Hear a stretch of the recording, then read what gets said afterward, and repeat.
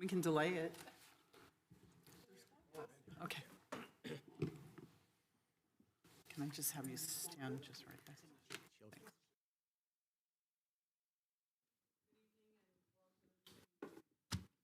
Good evening and welcome to the Santa Clara City Council Stadium Authority concurrent meeting. I'd like to call the meeting to order. Confirmation of a quorum, City Clerk. Thank you, Madam Mayor. Yes, confirming quorum. Thank you. We have one item for closed session this evening. City Attorney. Thank you, Madam Mayor. Yes, one item, conference with legal counsel regarding existing litigation, Milligan versus the City of Santa Clara, as more specifically identified on your agenda, and we'll be meeting in the Sparacino conference room. Thanks. Thank you. Do we have any members of the public that would like to make a comment on the closed session item? Do we have anyone here in the audience? No? Anyone online, Assistant City Clerk? All right. We will adjourn to closed session, be back at 7 p.m. for the regular meeting. Thank you.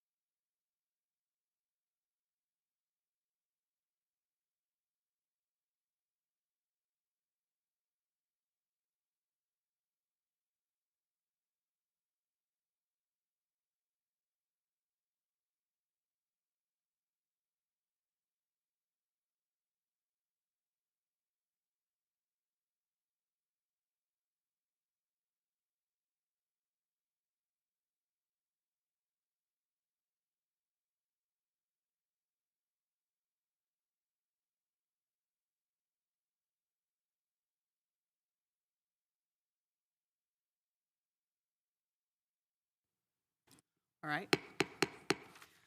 Good evening, everyone. Happy New Year, and welcome to the Santa Clara City Council Stadium Authority concurrent meeting. May I ask you to please stand for the Pledge of Allegiance and remain standing for our statement of values.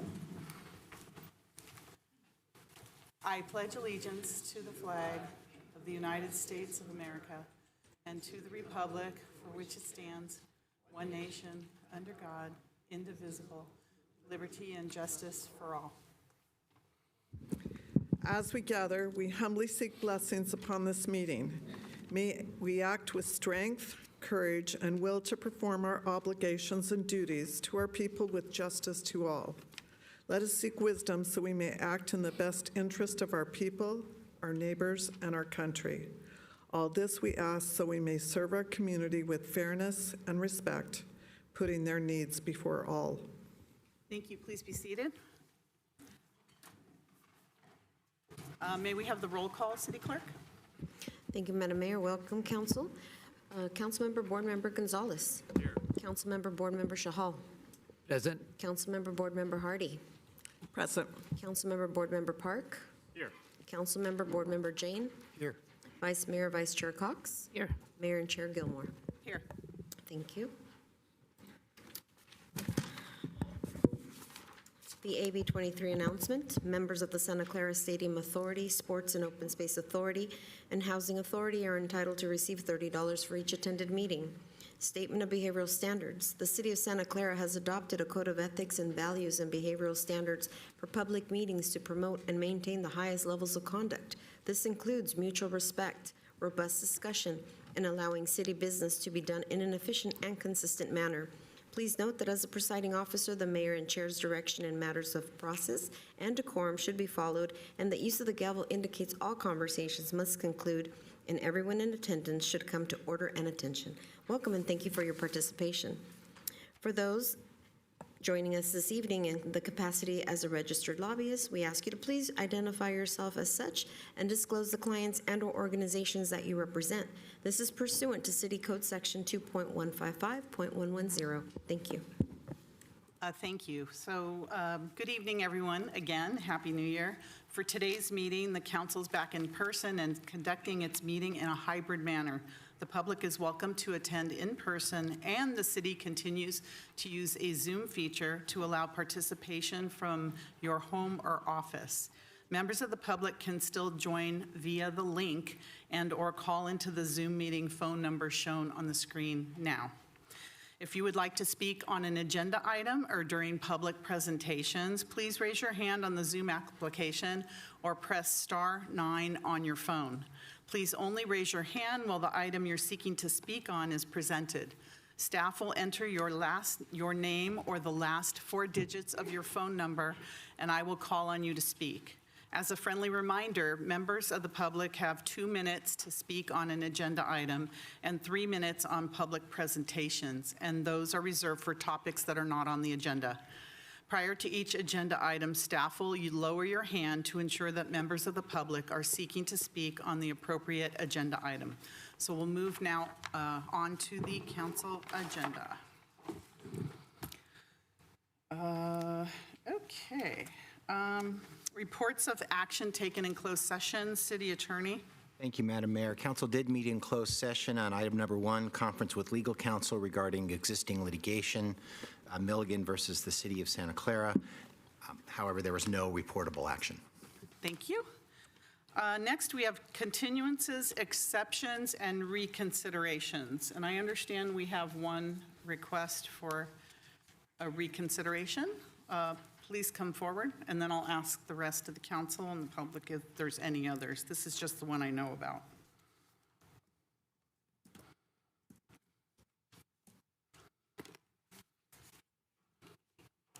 Welcome. There you go. It's All right, on. thank you. My name's Brian Darby, and I was watched, and I think I was at the meeting on the 17th of December, and it was a special meeting, and one of the things I was, towards the end, I watched it on the at home. There was a $20 million transferred from, I think it was the general fund, and I'm not understanding this, so please forgive me. I have it spelled out in this letter that I sent to everybody. for the campus center, for the Civic Center campus future needs. And I was thinking some of the things that the mayor brought up and some of the callers brought up was that it was out of cycle appropriation, public perception of site selection, and historical and civic identity. This is a lot better written than I'm going to talk about it. So I would like to, I was given this, and this helps out very much. The city manager, I believe, is city attorney, city manager? Sorry, city manager gave this, and this was helpful. It answered a lot of questions. But I would just like you to just reconsider that. Thank you. Okay, so City Attorney, could you please explain the process for reconsideration? And then I'm going to ask the City Clerk which council members voted in the affirmative for that item last December. Thank you, Madam Mayor. Under City Council Policy 042, reconsideration requests can be made by a member of the public, either at the meeting at which the item was considered or at the next regular meeting. This is the next regular meeting following your action on this item. So this proposal by Mr. Darby is in order. He's stated generally and provided you some written information regarding the reason for his request. You do have the prerogative now to make a motion which would need to be made, as you pointed out, Mayor, by a city council member who voted in the affirmative with respect to this item, to in effect, agendize this item for your next council meeting, because it can't be discussed substantively tonight, for discussion and possible alternative action. So tonight would be just the procedural decision that would need to be initiated by one of the council members on the prevailing side of that, to decide to reconsider the item, at which point we would agendize it at your next council meeting for actual substantive discussions. The city clerk did provide me the information, Mayor, as to who voted in the affirmative on that. I can share that. Oh, if you can share with that you. now. Yes, it was, Madam Mayor, you voted against. Member Cox, you were absent. At least for that item. The affirmative votes were from members Gonzalez, Hardy, Chahal, Jane, and Park. So either one of those could make the motion if there was a desire to reconsider. Anyone can second that motion. It need not be someone on the prevailing side. Thank you, Madam Mayor. Okay, thank you. So of the 5 members that voted in the affirmative for the allocation of those funds, is there any council member that would like to vote to reconsider? Councilmember Park. So I guess my question is, what do you want to reconsider? Do you want to not pass that? Do you want a vote of no, or do you want something changed? I guess I don't understand what you're asking to reconsider exactly. Let me ask the city attorney, is a reconsideration of the entire item?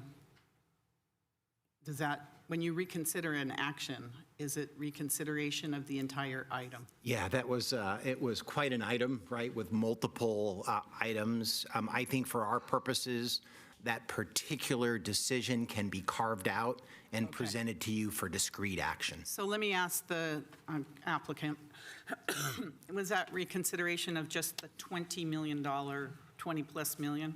Yeah, it was, as it was said, and what I was considering, it was suggested, I think about, Councilmember Park did bring it up, about putting it in a different fund so that it doesn't have the perception of it already being allocated for changing the venue of or for the development of a new city council or a city center.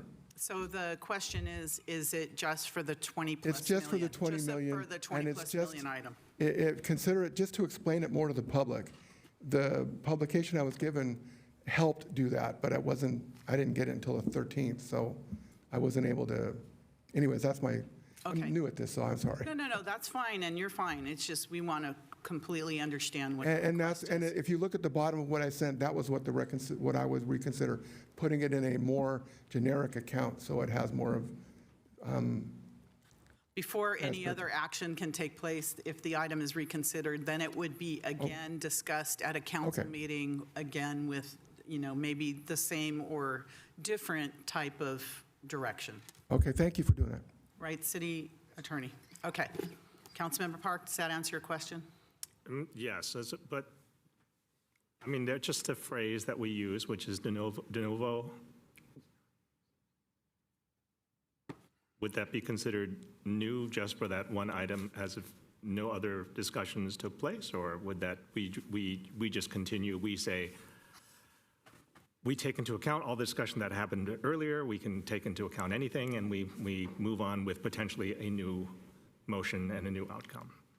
Yeah, this policy deserves some refining when we get through it and back to governance. But in effect, the reconsideration, this is just a procedural action.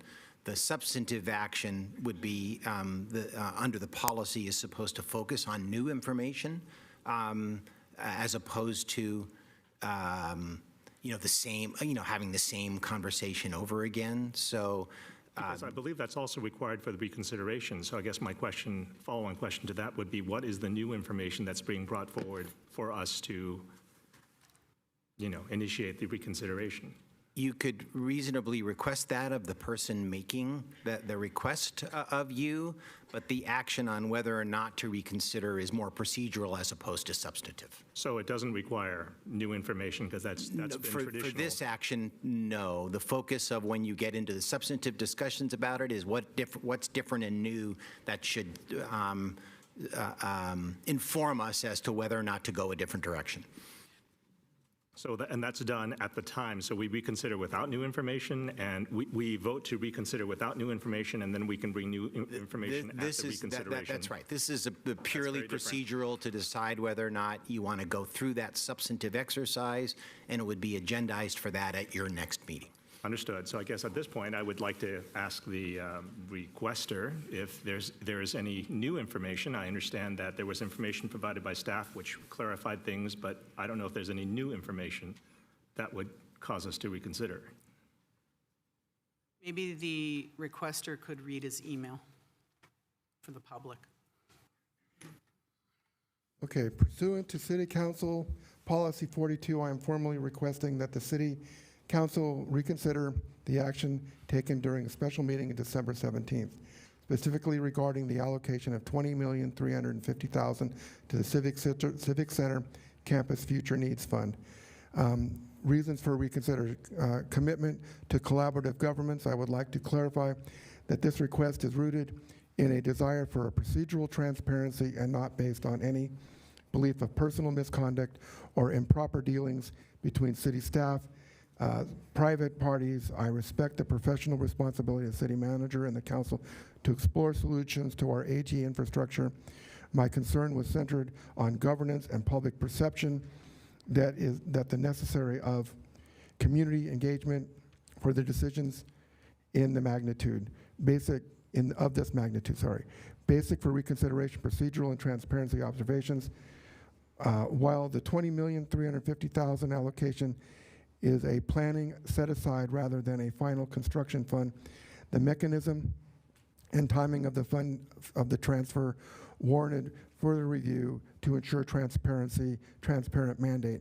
Out of cycle appropriations, this allocation was conducted outside of the standard biannual budget process, as it requires a 5-vote supermajority to serve as a procedural indicator that this was an out-of-cycle adjustment.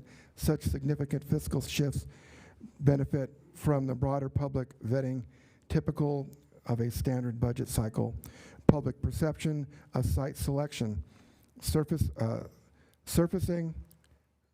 a specific multi-million-dollar figure for reallocation needs prior to the board public debate regarding site selection can inadvertently create a perception of a predetermined outcome, which was brought up at the meeting actually by a couple people. For the community to fully support a project of this scale, the process should be seen as open to a site neutral from the outset. Historical and civic identity. Santa Clara has a long-standing community commitment to reclaiming our downtown, earmarking funds for the potential move away from city historic core to a transformative decision.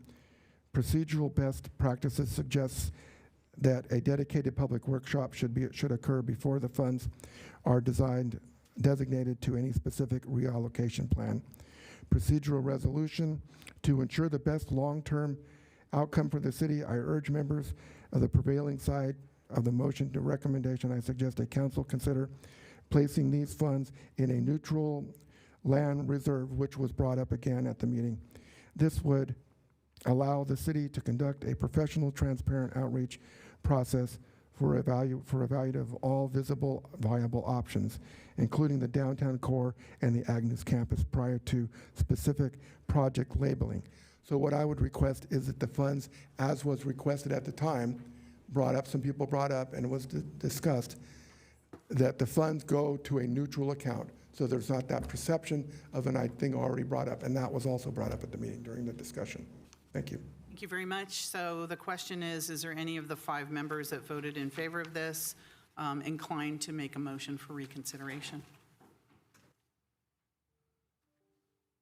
If not, council, no. Now, we have someone online. Is that for this item? Do we know what item that's for? There are 2 hands that are up currently. I don't know if it's for this item. So we're going to have to check. Yeah. All right. Daw? Go ahead, Daw. Is that for this item that we're discussing? Daw? Hello? Hello, Daw? Hello? Hi. Hi. Are you calling in for the item we are currently discussing about a reconsideration? Oh, no, I'm not. Okay, thank you. The second, I don't know how to pronounce that.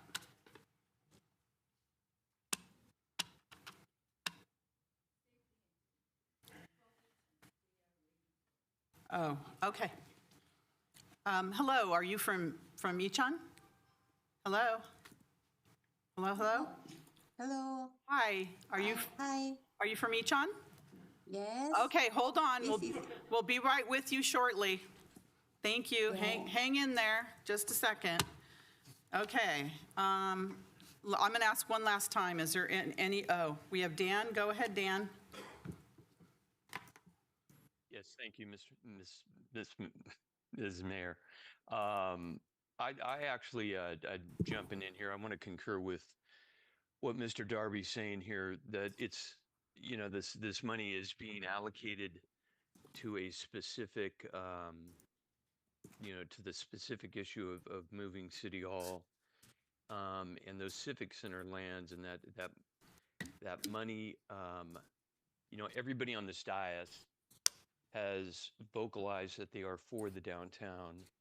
And I think that by restricting this money and putting it into a fund that is not about the downtown, or the downtown doesn't have a chance to access that money could be used for infrastructure for the downtown, to help attract developers, to make it less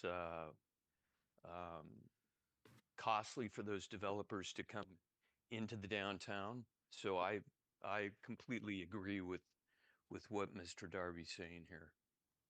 Thank you. Thank you, Dan. Do I have any other speakers on this here in the council chambers? All right, Councilmember Park. Yeah, just so City Manager and Manager's Office, if you could just refresh my memory. I believe that the monies were put into a separate fund, and the fund was given a name that was different from movement. I mean, this was based on the discussions that we had, and nothing stops those monies from being used for any of the things that have been brought up tonight by Mr. Ondrzejczak or... City Attorney, we're going into the actual item, so... Yeah, Madam Mayor, we're kind of on in the middle, on the cusp a little bit of that. The substantive, I think a factual inquiry with the city council member could be in order for purposes of assessing the reconsideration, but really no substantive discussions or deliberation beyond So that. factual inquiry, the name of the account that this 20 million went into. Yeah, that's right.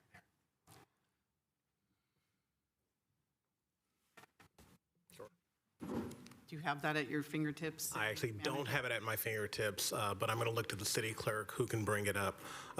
But what I'll clarify, not knowing the precise name, there was a proposed name that staff provided, which referenced City Hall renovation and improvement. It had relocation at the end of it. The decision that the council made was to remove the word relocation. So the funds were set aside for improvement of the City Hall, irrespective of site. And so those funds were dedicated for the City Hall, knowing that once the full evaluation of all options are made, decisions would be made at that We time. just needed to know the name of the fund. Do we know? Yes, City we Clerk? do. Okay, here we go. It was to be relabeled to Civic Center Campus Reserve. Civic Center Campus Reserve. All right, there you go. I'm going to say one last ask. Does anybody want to reconsider? All right, seeing none. Sorry, Mr. Darby. If I could, I would have. I think we are now going to move forward. Any other continuances, exceptions, or reconsiderations from the City Council or any member of the public? None? All right, moving forward. Let's start with our very first special order of business. For tonight's special order of business this evening, we are recognizing Dr. Yoon Hee Koo from the Korean Language and Culture Foundation and Udroit College Korean School located in Santa Clara. Together with the Icheon Office of Education, Dr. Koo supported the development of a virtual exchange program in conjunction with the Director of Education, Hee-eun Sun, of the Korean Language and Culture Foundation. The program included participation from the Icheon Office of Education and local students chosen from the Korean Language and Culture Foundation in Santa Clara and Udroit College. The virtual exchange program included sessions in which participants were able to share their stories and lessons in their culture. Dr. Koo will now provide us with a brief presentation on the program with the participants' experiences. Dr. Koo, please come forward for your presentation and welcome.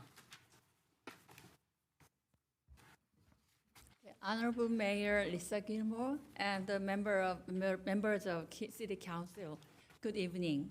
So I want to make sure actually our students should be recognized, not me, but it's, we have prepared a presentation about what we have done. So it is a great honor to present the Santa Clara's Icheon Student Exchange Program, a joint educational initiative that reflects our shared commitment to global education and international cooperation. This virtual exchange program was conducted over 3 Fridays, October 23rd, October 30th, and November 7th via Zoom. The program brought together 15 students and 4 educators from the Icheon Office of Education and 14 students and 2 educators from the city of Santa Clara, creating a meaningful platform for cross-cultural learning. Each session focused on a carefully designed theme, a comparison of American and Korean culture, an exploration of school life in both countries, and a student-centered activity entitled What is in My Bag, which encouraged personal storytelling and mutual understanding. Through these structured exchanges, students enhanced their global awareness, communication skills, and appreciation for cultural diversity. We are deeply grateful for the strong partnership between the City of Santa Clara and Icheon City, which made this program possible. At this time, it is my pleasure to invite Ms. Eun-sun Ho, Director of Education at the Icheon Office of Education, to offer her remarks on Zoom. Is she online? Yes. I don't see her online. Okay, I don't know if that's the first or the second one. Let's start with the first one. There we go. Hello? Hello, 안녕하십니까? Hello? 네, hello. What is your name? 네, yes, my name is Eun-sun. Yes, nice to meet you. Nice to meet you too, and welcome. Welcome. Yeah, I want to say Korean. 안녕하십니까? 새해를 맞아 이렇게 뜻깊은 자리에서 인사드리게 되어 아주 반갑습니다. 이천교육지원청 교육과장 허은선입니다. 될까요? Okay. 그냥 계속하세요. 작년 11월 이천의 학생들과 미국 산타클라라 학생들은 온라인 국제교류 공유학교를 통해 서로의 생각과 문화를 나누는 뜻깊은 시간, 배움의 시간을 가졌습니다. 언어와 환경의 차이를 넘어 성실히 참여해준 학생 여러분의 노력과 열정에 깊은 격려와 박수를 보냅니다. 안 되죠. 계속 가야죠. 이번 교류가 일회성 경험에 그치지 않고 앞으로도 이천과 산타클라라 학생들이 지속적으로 소통하며 함께 성장하는 교육적 협력으로 이어지기를 기대합니다. 여러분의 도전과 배움이 더 넓은 세계로 나아가는 든든한 밑거름이 되길 바랍니다. 감사합니다. Thank you so much. Thank you. Okay. The next one is the presentation. Well, thank you for joining us. Okay, next. We can unmute.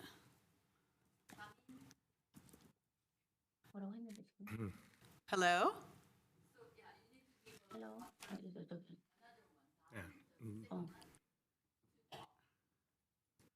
Okay, we'll have to unmute. What is the, Damin? Damin? Damin, go ahead, unmute yourself. Unmute, Damin. Oh, there we go, Damin. Yes, Okay, right. hello, hi. Oh, Gotcha. Yeah, I will translate.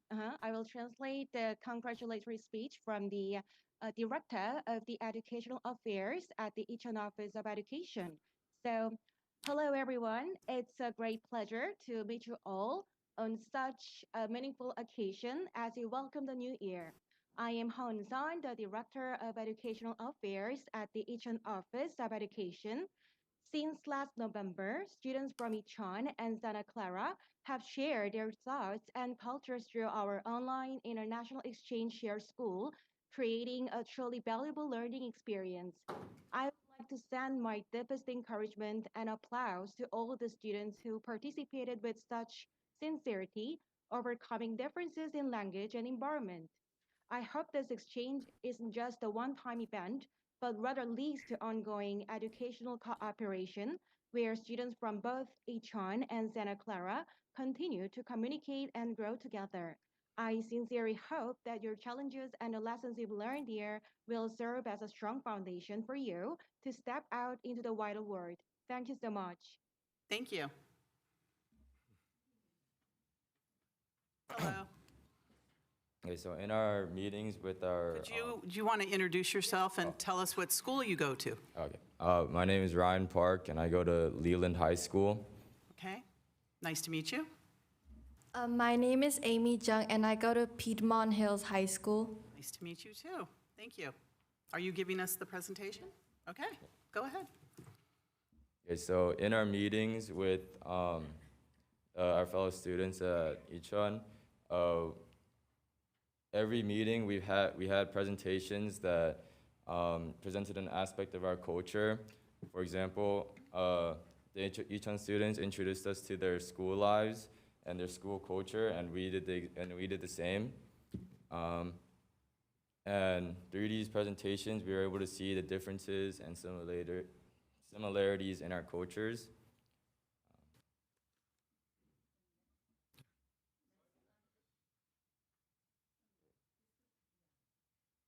And we also had weekly discussions on different topics.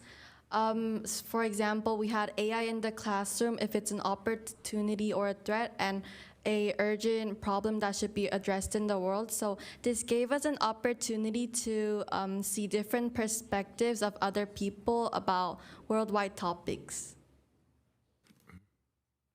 And my experience in this exchange program was really great, and I really hope to be able to do more programs like this in the future.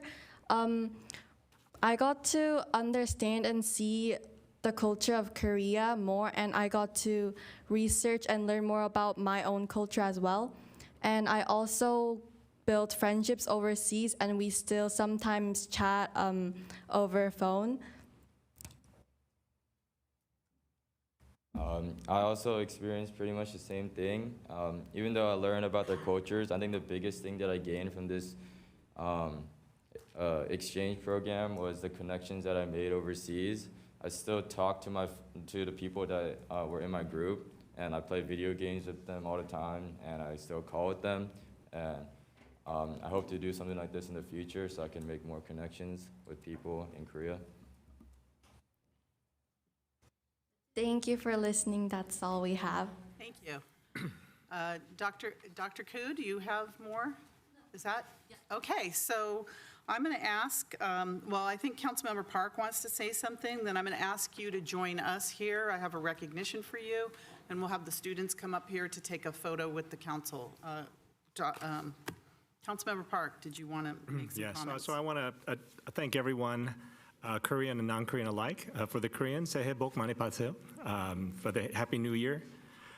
I also want to make a special shout out to the Icheon team. I think that the Icheon team put in so much time and so much preparation for these exchanges.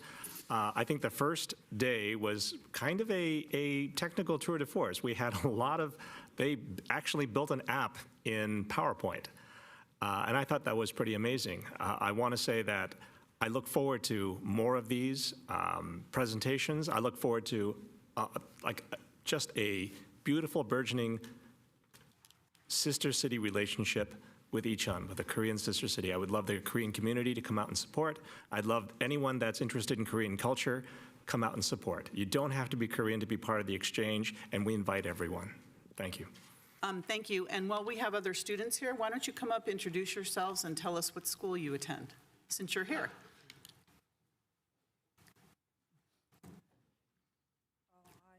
In the microphone. Hi, my name is Jiu, and I go to Leland High School. Thank you. Thank you. My name is Kyumin Sun, and I go to Bret Hart Middle School. Oh, nice to meet you. My name is Yubin, and I go to Branham High School. Okay. My name is Yana, and I go to Pioneer High School. Nice to meet all of you. Thank you for coming tonight. Now I'm going to ask you if you would like to join us up here with Dr. Koo and whoever else you'd like, Dr. Koo, so we can present you with the mayoral recognition. Yes. Please come forward.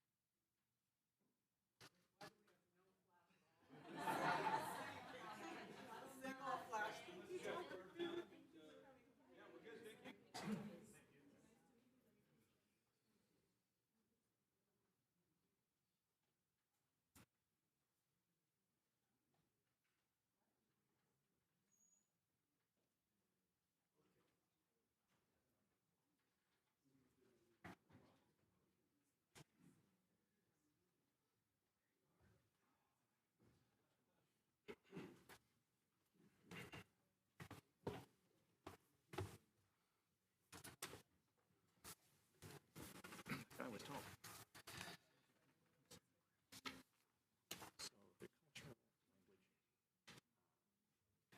Okay. Now for our second special order of business, we have recognition of city staff and team for Santa Clara's 2026 general obligation bond credit ratings for Phase 1 Measure I projects. I don't think I have anything to read, so I think it's you, City Manager. Yes, thank you, Mayor. Thank you, Council. Javon Grogan, City Manager. I just want to take a moment to share a significant accomplishment with the City Council and the community. And in doing so, I will recognize the team that was a part of the effort.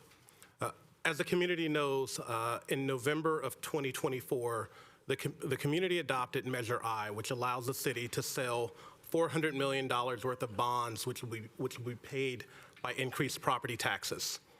Over the past several months, we have been engaged in a process to prepare to sell municipal bonds to raise funds for the first $100 million of the projects. A little bit later tonight, the council will consider an item in furtherance of that effort. Important to note that in order to sell municipal bonds, an agency must go through a very rigorous credit rating process by independent agencies that essentially do a very detailed analysis of our fiscal condition and assess our credit worthiness. It's my pleasure to announce to the council and the community that that process has been completed, and the city received a AAA credit rating from two independent bodies, S&P and Moody's. It is the highest rating that they offer to any agency, and frankly, it's a testament to all of the work that the City Council has done in your prudent financial management and the decisions and the work of our team. In awarding that rating, it's also important to note that S&P upgraded a prior 2013 certificates of participation debt that the city issued. It's really a strong statement about the city's fiscal health. They noted the city's efforts to restore reserves over the last few years to their pre-pandemic levels, which we all know provides critical protection for that future economic event that we all know happens on a cyclical basis. So with that, I just wanted to highlight the team. And for your item 7 tonight, we have a couple people here. So I'll just take a moment to recognize members of our finance team, led by Director Ken Lee. We also have Lynn Lamb here, Jensen Barra, and Randy Petrowski. We also have members of the city manager's office team, Liz Klotz and Mark Freitas here tonight that have supported the effort. And two very important outside consultants. We have our Bond and Disclosure Council, Jones Hall, led by Scott Ferguson, who's also in the audience. And then we have our municipal advisor from PFM Financial Advisors, led by Jaime Trejo. And so they're here tonight. I just wanted to take a moment to recognize them, and you will see them for your item 7 tonight. Thank you. Thank you and congratulations. And I also think the City Council needs congratulations as well, because we all work as a team. So we'll congratulate ourselves as well. So, but thank you very much. We're really excited. I know I'm really excited about the bond and the projects, and I can't wait to see. I know we have the best team in place, and I cannot wait to see the community to be able to see these projects come to fruition. It's going to be really exciting. So thank you very much, and thank you for all your good work. And we always knew Santa Clara was AAA branded always. So thank you. Thank you, City Manager. All right, we're going to move now to the consent calendar. All items are approved with one motion. You didn't till just now, Councilmember Jane. It went off. I did have my light on. Thank you very much, City Manager. It may be obvious to most people, but what is the impact of increasing our bond rating? Sure. Well, Really, this is a special order of business item, so should we take that up during the actual bond discussion? I don't know, City as Attorney, the does it chair, matter? mayor, it's like Okay. your prerogative. It's Go your ahead. prerogative. So, Go ahead, if it's quick. Sure. The most significant tangible impact is a better rate on the bonds, which saves us, frankly, hundreds of thousands of dollars, if not millions, over the entire bond issuance. And so it allows people that are looking at buying our bonds to know that we're of the highest credit worthiness. Thank you. Councilmember Hardy? I was on the consent calendar, and I wanted to pull 3E. Okay, so 3E, we're on consent calendar. 3E, could you please describe what that is? 3E, it's the action on the appointments to the city committees and outside agencies. I found some changes and some discrepancies that we will just need to go over. Okay, 3E. Anyone else? Consent? I'm going to pull item 3I, and that is the action on a standard agreement with the California Highway Patrol for traffic management-related services for Super Bowl 60. Let's see, do we have anyone else? Councilmember Chahal. I don't have anything to pull. I'm ready to make an motion. All right, let me ask the public. Is there any member of the public that would like to pull a consent calendar item or talk about a consent calendar item?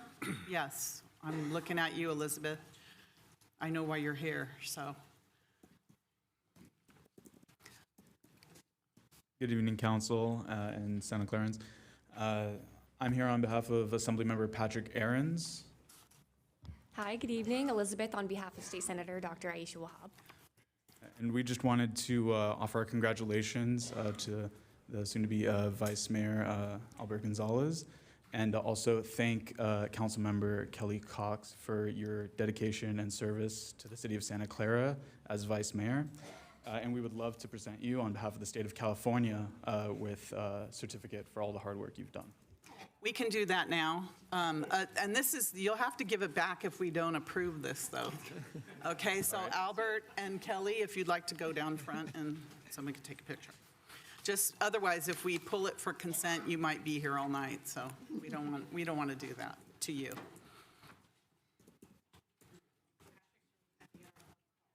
Yes, he is.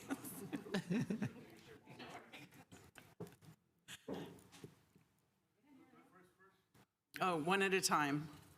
I won't make faces behind. I won't.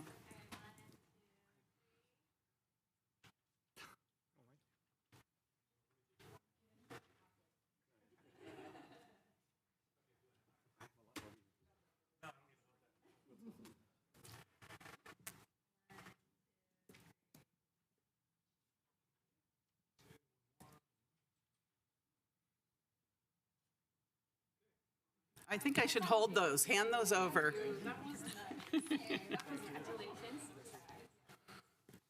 Okay, Councilmember Chahal. Okay, so I make a motion to approve consent calendar accepting item 3E and 3I. Second. Okay, we have a motion and a second for the balance of the consent calendar.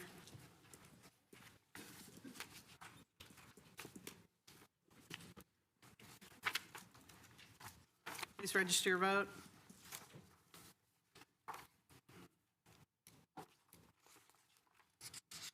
And that passes unanimously. Thank you.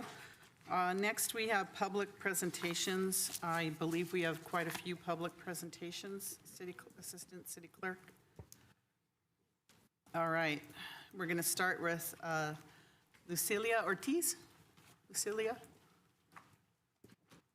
Followed by J.P. Connolly. Welcome.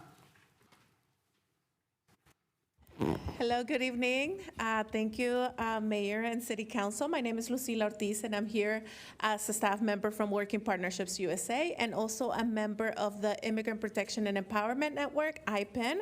And we're here because we wanted to call attention to a letter that was sent out by Gene Cohen, who is the executive officer at the South Bay Labor Council. We wholeheartedly support all the recommendations that are stated in there. We want to make sure that as we're thinking about hosting the big events that are coming up, such as the Super Bowl and the FIFA World Cup, that we're also thinking about the protections that are being included for the workers who are going to be working tirelessly to make these events successful. And also want to call out a special attention to some immigrant protections that we would like to put in place to make sure that the safety of these events is at the top priority as you're moving forward with that.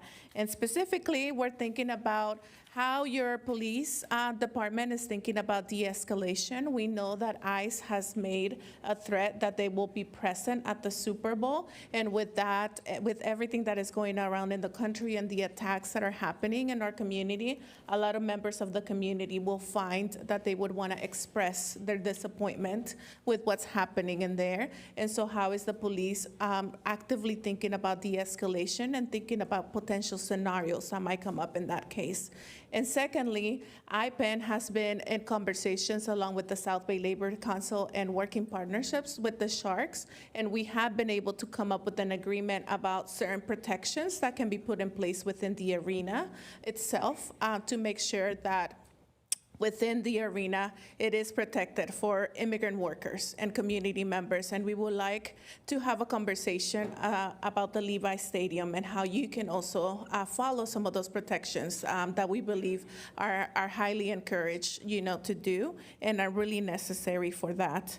And then lastly, we also want to think about other items, that are in our minds as we're thinking about immigrants in this period of time. We're thinking about digital security, and we're also thinking about how you can protect, city-owned properties in this time as well. We have reached out to some of you to have a meeting. We hope that we can continue to have a meeting with that. We're disappointed that the police chief decided not to meet with us, but we're hoping that we can continue the conversation together. Thank you. Thank you, Lucilia. JP, followed by Sheila. Welcome. Hello, good evening. JP Connolly with Silicon Valley Rising. And I think you guys will also be hearing from a number of our union brothers and sisters this evening. But I wanted to just add my voice in support. We advocate and work with workers in the community in all of the South Bay area, fighting for equitable standards and equitable economic outcomes for gig workers, for all kinds of workers. And we're really paying attention to the major sporting events that are coming to this community, particularly the Super Bowl and FIFA. And these mega events, they cost the public money, but oftentimes those rewards, those profits are privatized, right? So thinking about how do we have insurances that every person working every job in every city-owned facility during these events, how do we have transparent reporting, and how do we make sure that there's equitable standards, fair standards, that there's safety for all of those workers, and that we have some minimum transparent reporting requirements around all of those around all of those jobs. So I think really thinking about what are the employment standards in these major sporting events, and we wanted to just highlight the fact that this is a major priority for us and something that we really want to pay attention to. And again, also just supporting what was already noted by Lucila and others, but really just the importance of protecting all of the members of this community who are immigrants at a time when we see grandstanding on a national stage and we see escalating language and we see a situation around the country that's escalating. And so how do we make sure that we're keeping everyone in our community safe and that we're reaffirming our own local commitments to not cooperate with some of these threats and some of this intimidation. So thank you so much for your time. And I just want to conclude by saying that, if we're using public influence, then there should be public enforceable standards and not just promises. Thank you. Thank you, JP. Next, we have Sheila, followed by Jeremy.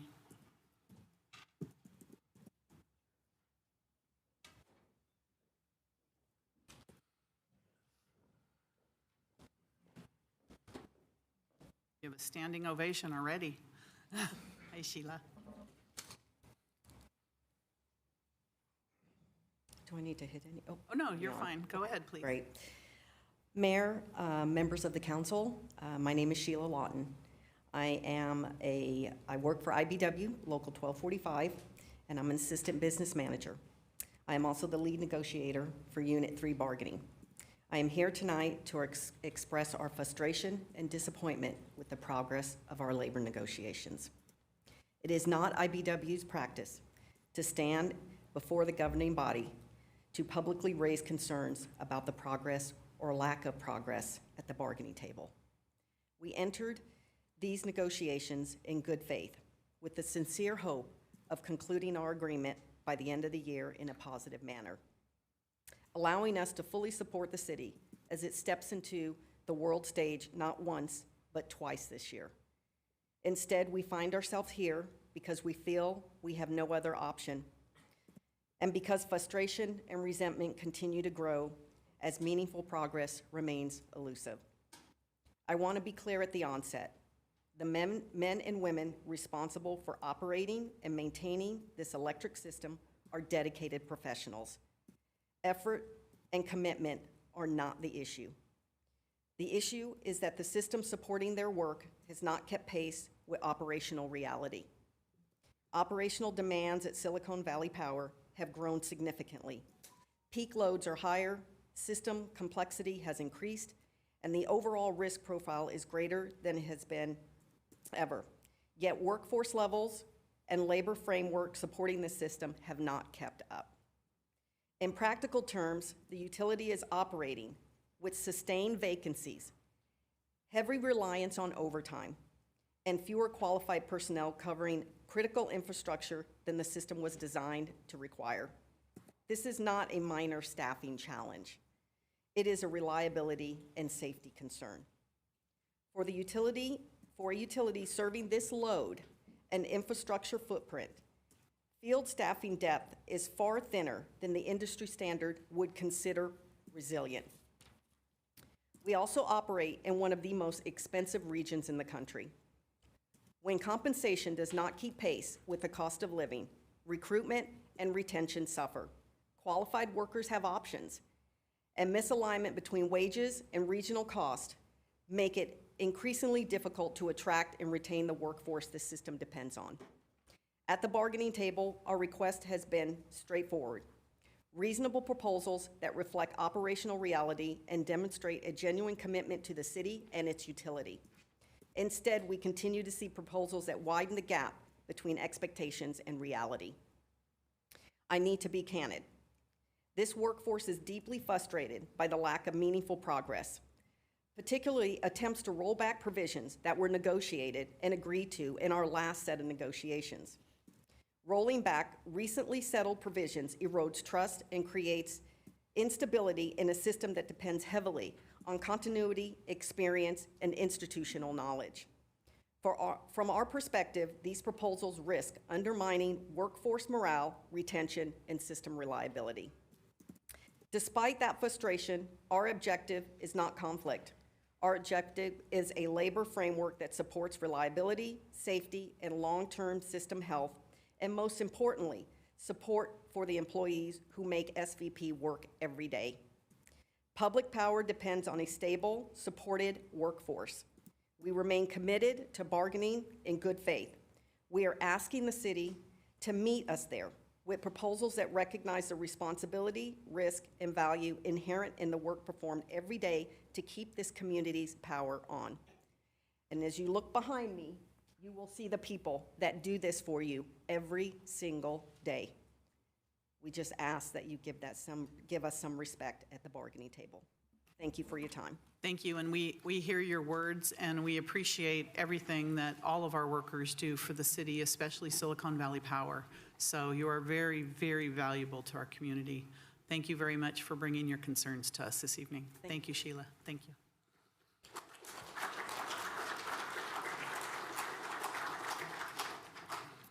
All right, next we have Jeremy, followed by John. Welcome. Good evening, Mayor, members of the City Council. Jeremy Burrows. I'm with Amigos de Guadalupe, Center for Justice Empowerment. We're also part of IPEN. IPEN has been advocating and coordinating with cross-sector leaders across Santa Clara County against the threat of mass deportations over the last year. And with major sporting events coming to Santa Clara this year, it is imperative that a response plan is put in place in the event of an immigration enforcement at or around these events. These are not normal times, and we need courageous leaders to demonstrate their commitment to community, not only in words, but also in action through policy and resources. When the federal government attacks the constitutional rights and the fundamentals of democracy, we are all under threat, and we also must stand with our most vulnerable neighbors. We've seen the gross abuses of ICE all around the country, and it is essential that safety measures are implemented to protect the immigrant community and workers in case of ICE presence That includes safe site protocols. We also push on Santa Clara Police to prioritize protecting the First Amendment rights and implement de-escalation training to officers. We also want to uplift South Bay Labor Council Chief Executive Officer Gene Cohen's letter that was sent with, we want to uplift those demands. And while the city of Santa Clara is on the world stage for the 2026 sporting events, let's stand up for our immigrant community by having protections in place so that we can demonstrate our values, that we look out for our most vulnerable and we leave no one behind. Thank you. Thank you, Jeremy. Next, we have John, followed by Mark. Welcome. Thank you. My name is John Curcio. I'm the business agent of IATC Local 134. Our union provides live event technicians for concerts, theater, and corporate events in Santa Clara County. The city of Santa Clara has provided a venue in which our workers have been able to gain employment to provide for themselves and their families. Our share of the work has been declining at the Santa Clara Convention Center. My hope is that we can work with the city manager to look at mutually beneficial arrangements in which our workers can regain a more equitable share of the work, at the same time create a safer work environment. Thank you, John. Next, we have Mark. Mark Hager. Welcome, Mark. Thank you, Mayor Gilmore. My name is Mark Hager. Thank you, Council and City Manager, for enabling this process. I am the steward of IATSE 134 at the Santa Clara Convention Center.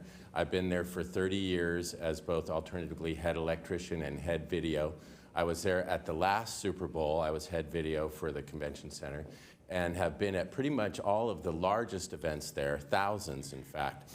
There are certain things that I know about the Convention Center that nobody does, and in fact, because things that I would do didn't happen. And I want this council to know that you guys can make a difference right now. I came up before this council before in 2008, and there was a strong commitment that because of for all these issues that we would work out these things, similar to as we were at Team San Jose. And everyone in this council has a very good and strong basis for understanding the values that Santa Clara represents. And I think that people may not understand just how deep this community is here. I went to Bellarmine and studied at Santa Clara University. My wife is a teacher at Cabrillo Middle School, and she's also in the 49er STEM program. All these things are what the community union members do that's extra. And we bring all this, and right now, what John is proposing is very specific, that moving on, we would like to see the city manager encourage the convention center to come up with specific agreements with us right now. Because right now, we don't have specific agreements. We do it each with different shows, and the city actually leaves money on the table because we have to come in with different payroll companies like Island Creative or Talent Fund, which are out of the city, and all these things. That's one of the reasons why Team San Jose decided to consolidate it. But beyond that, there's just the quality of service and the long-term commitment that each of us has, and I can share with the city manager or anyone else. I've been taking pictures of shows of non-union shows at the convention center where I've seen some serious, dangerous, and also some damage to the building caused by people there who aren't just not the same level of experience and commitment that we have had for so many years.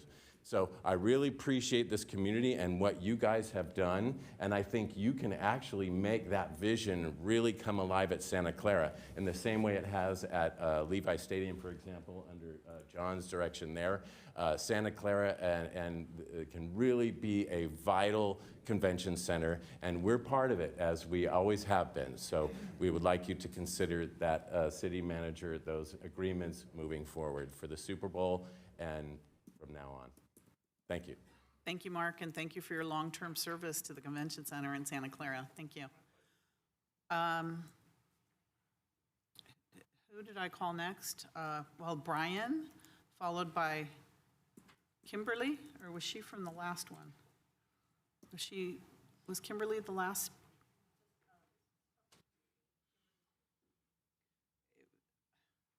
I have Kimberly, Dea, then Jack, David, and iPhone. Is that correct? Okay. Brian? Thank you. First of all, I want to let you know I really appreciate you taking the time to hear me out. And that's one of the reasons I like this city. And I appreciate everybody giving us a chance. One of the things I wanted to bring up, I spend a lot of time on the phone because I can no longer travel out of state because of health issues and stuff, to advocate for people with disabilities. I try to advocate for people with mental illness and people who are unhoused. One of the things that comes up is that people of all ilks, individuals, I'm sure you felt it too, don't have a say in what happens at the state or federal level. If you look at several studies, there's a Gillens and Page study, for example. They looked over 20 years of data with 1,800 different policy issues, and basically individuals advocating for their local, state, and federal agencies and political bodies have pretty much zero negligence, that doesn't help. And it's actually was a dynamic cross-reference study. I recommend reading it. Since Citizens United, corporations have been able to spend unlimited amounts of money in super PACs, and that oversees what we do. Eventually, people with money win. Rich people, and it's not once in a while, it's 99% of the time or more, probably over 100% in some places. To listen to the new math our leadership now puts out at the federal level. It is a big problem because we're trying to advocate not only for like people who want to have a fair wage and a fair living. I want a planet for your children. I don't have children myself. I want a planet for your children to grow up. I can't imagine anything more existential. Presenting even the thought of attacking a NATO member because you want the North Atlantic when you already have that should trouble all of us. I'm on the phone and writing email every single day because it's that important, and go to offices and stuff, because my father fought in World War II and saw things. I wish I could remember the particular camp, but he helped liberate a couple of camps there. And he was never, ever the same. Like all the people that fought in that war and all the wars since then, nothing will compare to what happens if we have a nuclear exchange. Nothing. There won't be anything left, period. And we're closer now than even in '62. We're closer, and that should drive everybody. I don't know what the answer is, but I think it at least needs to be talked about. Thank you. Thank you. Kimberly, followed by Daya.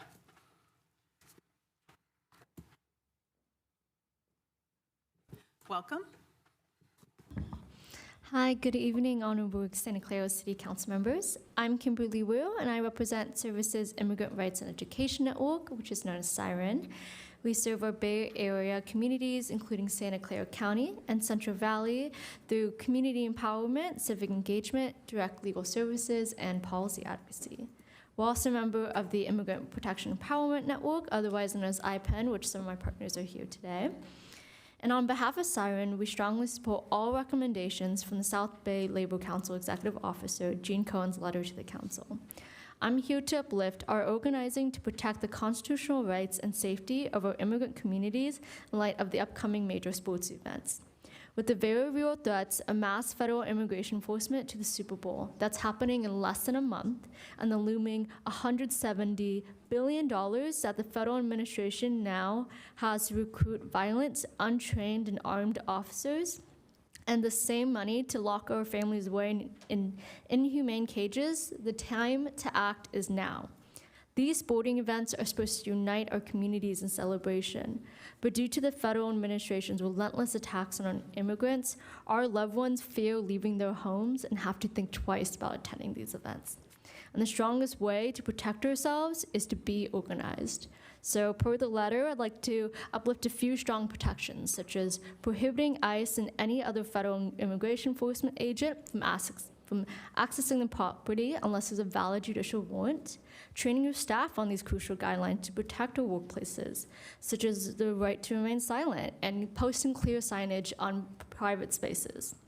prohibiting federal immigration enforcement activities on city-owned and city-controlled properties, which was a policy unanimously passed today in San Jose and also last year in Santa Clara County, as well as our neighboring San Mateo County. And most importantly, affirm your commitment to our communities.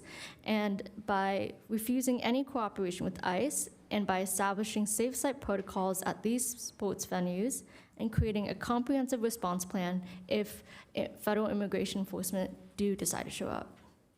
The Super Bowl performer Bad Bunny's theme uplifts that we are welcome here.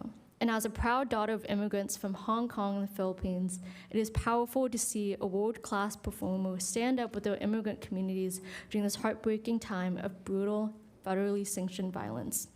And it's time for our Bay Area elected officials to join us on the ground in solidarity with all our immigrant communities and to be brave to implement crucial protections and support the immigrants who have built this community.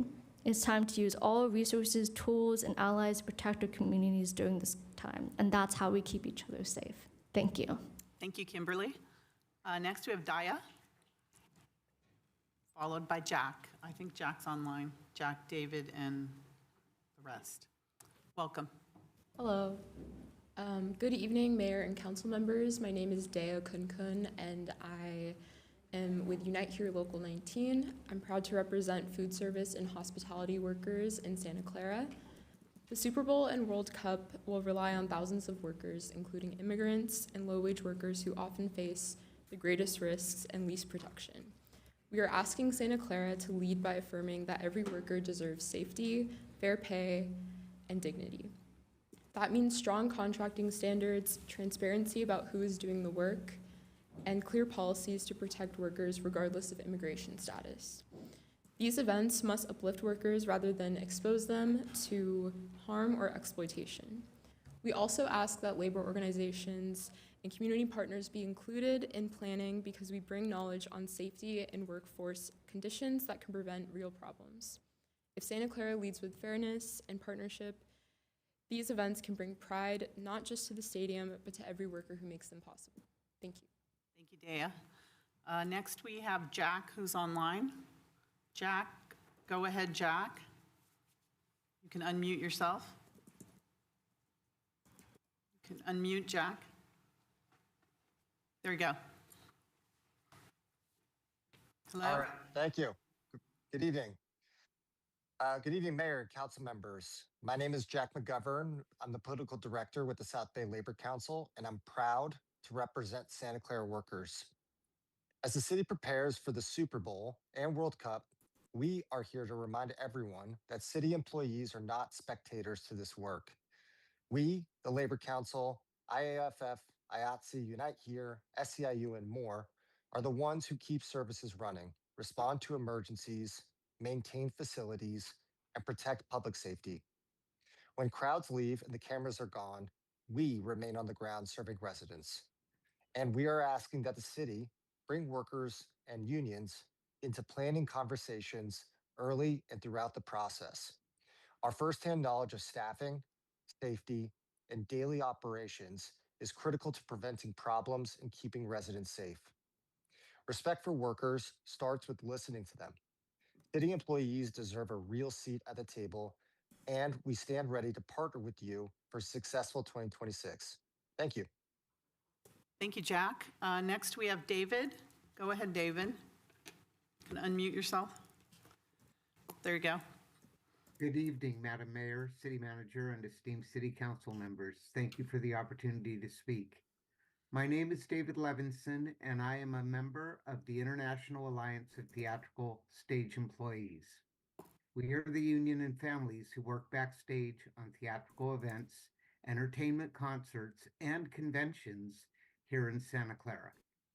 We work for the 49ers at Levi Stadium, as well as many other corporations here in the Santa Clara County and the City of Santa Clara.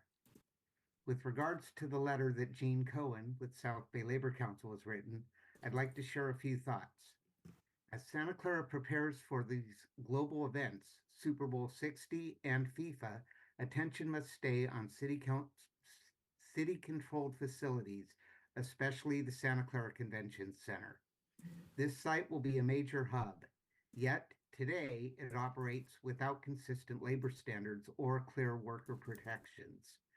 Workers are asking the city to set expectations now, including fair wages, safety rules, and a structure that brings employees and unions into decisions that affect how these venues operate. Strong standards will prevent avoidable staffing shortages, safety problems, and disruptions during event operations. Santa Clara cannot leave its own facilities out of planning. Workers want to partner with you so that every city site runs safely and smoothly in 2026. We thank you for your leadership in ensuring that trades are represented and labor peace is kept. Okay. Thank you, David. Did we cut him off or? Okay, very good. All right, next we have iPhone. Go ahead, iPhone. Hello, this is Linda. Oh, Linda. Hi. I should have known, Linda. Go ahead. You get me every time. Go ahead. This is totally off the normal topics, but I wanted to, let's see, I wanted to complain a little bit. I live on San Juan Avenue in Santa Clara. The street needs repaved or at least slurried because there are lots of cracks. And in those cracks are growing weeds. They're growing in the street, they're growing on the sidewalk and in the curb area. And I believe that is all city property, not individual people. The weeds can definitely be taken care of by hitting them with hot boiling water, or you can use whatever oil you prefer. But the weeds will make the cracks worse, so they should be taken care of soon. Second issue, which is sort of along the same line, city calendars. You've been great. I love getting those city calendars because they have vital information and I can always look up the numbers. Yes, I can do it online also. But for the last 2 years, I have not received a city calendar. I last year went to the city hall and got one. This year, I went to the city hall and got one. But after talking with 3 different people of the city, it's like everybody says it's not our fault. We've done everything we should, but the whole block has not received the calendars. So I would like to have it looked into. Apparently, they have the post office gets them, but has not delivered them or something. But the fact that it worked fine for several years, multiple years, more than 30, and now for the last 2 years has not been working. I would like somebody to look into it. Thank you. Thank you, Linda. So the city manager has heard cracks with weeds, San Juan Avenue, and they have not received their city calendars. I'm going to ask Linda that you send your actual address to the city manager's office so we can make sure you get your city calendars. And I have had a lot of calls from people who rely on those city calendars. You can come down to City Hall in the lobby and get a calendar for anyone out there listening that hasn't received a calendar. So they're available at City Hall in the lobby. I checked today. All right, thank you. Next we have Victor. Go ahead, Victor. You're muted. Go ahead. Unmute yourself. There you go. Hello. Good evening, Mayor and City Council members. My name is Victor Costa, and I'm the political organizer for SIU Local 521. We represent over 70,000 public and private sector, nonprofit, as well as family child care providers here in California. As Santa Clara prepares to host the Super Bowl and the World Cup this year, these global events will rely on thousands of workers across construction, hospitality, security, and public services. Many are immigrants and low-wage workers that deserve safe workplaces, fair pay, and strong protections. SIU Local 521 stands in solidarity with our union siblings and with all city workers, including our first responders and public works staff, who keep our community running every day and will have to shoulder the burden of increased demands and pressures to make sure these events are successful in 2026. We urge the city to bargain in good faith, respect its workforce, and secure contracts that retain experienced employees and protect our public safety. We also urge the city to adopt the recommendations provided by Executive Officer Gene Cohen of the South Bay Labor Council to ensure we take care of our neighbors who take care of us each and every day. Thank you so much. Thank you. Betsy, go ahead, Betsy. You can unmute yourself. Hi, good evening. This is not the most important one you'll hear tonight, so I'll make it quick. Betsy Magus, speaking for myself. Where did it go? I got an email recently about some city event. It had driving and parking information, but it didn't have anything about bicycling or transit. And I would just like to request that the city make it a policy to include information about bicycle parking and nearby transit anywhere it's publishing and announcements with driving and parking information for cars. It'll help to include and serve the 25 to 30% of people who don't drive or don't have access to a car. It reminds everybody that there are ways to get around besides cars to help reduce pollution, traffic, and parking congestions. And it makes more people aware of where access without a car may be difficult. And best of all, it isn't costly, complicated, or controversial. You can probably get it done with a simple memo. Thank you. Thank you, Betsy. Is there anybody else? I don't see anyone online. Is there anyone else in the audience that would like to make a public presentation? Okay, seeing none, we're going to move on with the council agenda. So we're going to start on items that were deferred from our December 16th meeting. The first item was action on recommendation from Governance and Ethics Committee for updates to Council Policy 043, official travel by city council members, deferred from December 16th, 2025 meeting.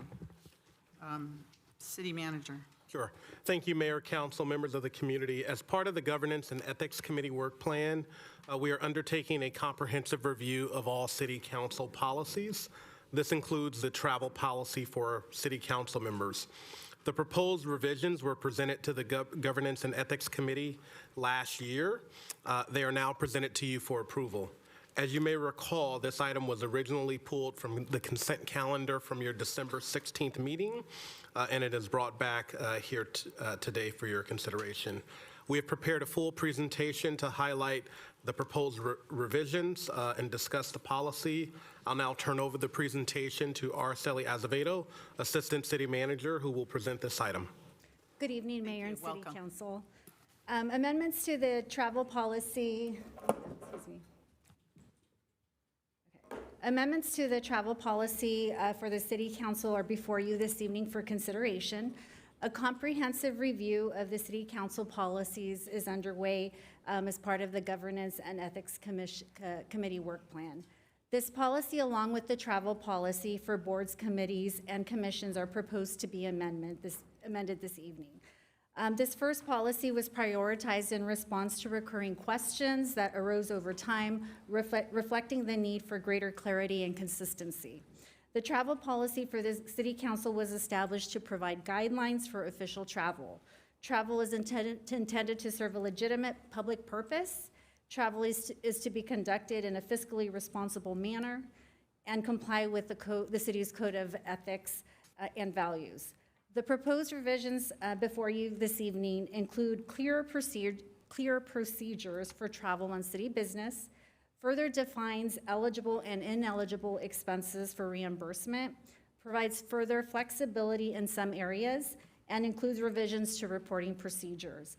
As we made revisions to the policy, we did consider other policies from other public agencies, including Fremont, Mountain View, Palo Alto, San Jose, and Sunnyvale. We did want to provide as a reference the city's budget for the mayor and council as it relates to travel. As part of the adopted biannual operating budget, the City Council did approve this budget for fiscal years 25, 26, and 26, 27. So for this fiscal year, there's approximately $61,000 budgeted. For next fiscal year, approximately $69,000 is budgeted. This slide also includes the types of conferences and events that the City Council has attended and continues to attend. In the next few slides, I'm going to go over some of the key proposed revisions that we are recommending this evening. So we are retaining that travel be authorized if one or more of the following is met. Travel relates to the council member's official duties, committee assignment, or legislative priority, is a professional development opportunity relevant to city service, providing representation promotes and may advance the interests of the city. We did remove the reference to the city clerk and the police chief as the city manager directive 29, which is the employee policy related to travel, applies to them. So the policy currently has 4 types of travel: local, in-state, out-of-state, and international. We've included the mileage or areas that are covered under each type. And then what we've included in this chart is what the current policy specifies with respect to the number of council members that can go to a specific event, the number, and then what we're proposing. So as you can see, for each of them, there is a limit for in-state, out-of-state, and international. We are recommending that there be no limit. We did review other council policies, as I mentioned, for other public agencies, and some of them don't have the limit. For example, City of San Jose does limit to 5 people for out-of-state travel only, but the other ones are silent or don't have any reference to specificity on the limitation. So by removing the limitation, we did establish how we're going to handle if we receive multiple requests. So in such cases, attendance priority will be based on budget availability, committee or legislative assignments, the order in which a request was received, and compliance with the Brown Act requirements. And that's, for example, if there's a committee scheduled on that date, we want to make sure that there's a quorum to ensure that that committee can take place. So this does represent a change from the existing policy, which currently the decision is made solely based on seniority. This requirement for City Council approval was also removed to align with common practices at other agencies which do not require this level of authorization. If a council member is interested in attending a conference or event, a written request stating the purpose of the requested travel, including the benefit to the city, must be submitted. Upon approval, staff will complete the pre-authorization travel form that is required and assist with making travel arrangements as soon as possible to ensure the best rates. We also included further clarification on reimbursable expenses, which include lodging, which may include the night before and the day after the event, meals up to the per diem rate established by the U.S. General Services Administration, or also referred to as GSA. The Governance and Ethics Committee did recommend a change to what we initially proposed. For the first and last day of travel, the staff recommended reimbursement of only 75%, which is consistent with the GSA. However, when we presented it before the Governance and Ethics Committee, they did recommend that it be 100% payment of 100%. Eligible transportation expenses has also been defined in the policy. For example, in the past, rideshare services was not included, so we wanted to make sure to include that in the policy. The existing policy precludes individual retention of rewards received through airlines and hotels. The rewards are to be used for official travel and or turned over to the city for future travel to the extent possible. This hasn't been the case in practice under the current policy, and we've learned that it's difficult to control. So for example, if someone checks into the Marriott and they're a member, They may receive the points, and they wouldn't necessarily have to report that to the city. And also, if they did report it, it would be difficult to transfer that to the city because it was assigned to the specific individual. So the time to submit itemized receipt is proposed to be changed from 15 days to 30 days to provide more time for council members to collect and gather the receipts and provide that to staff so they can complete the paperwork.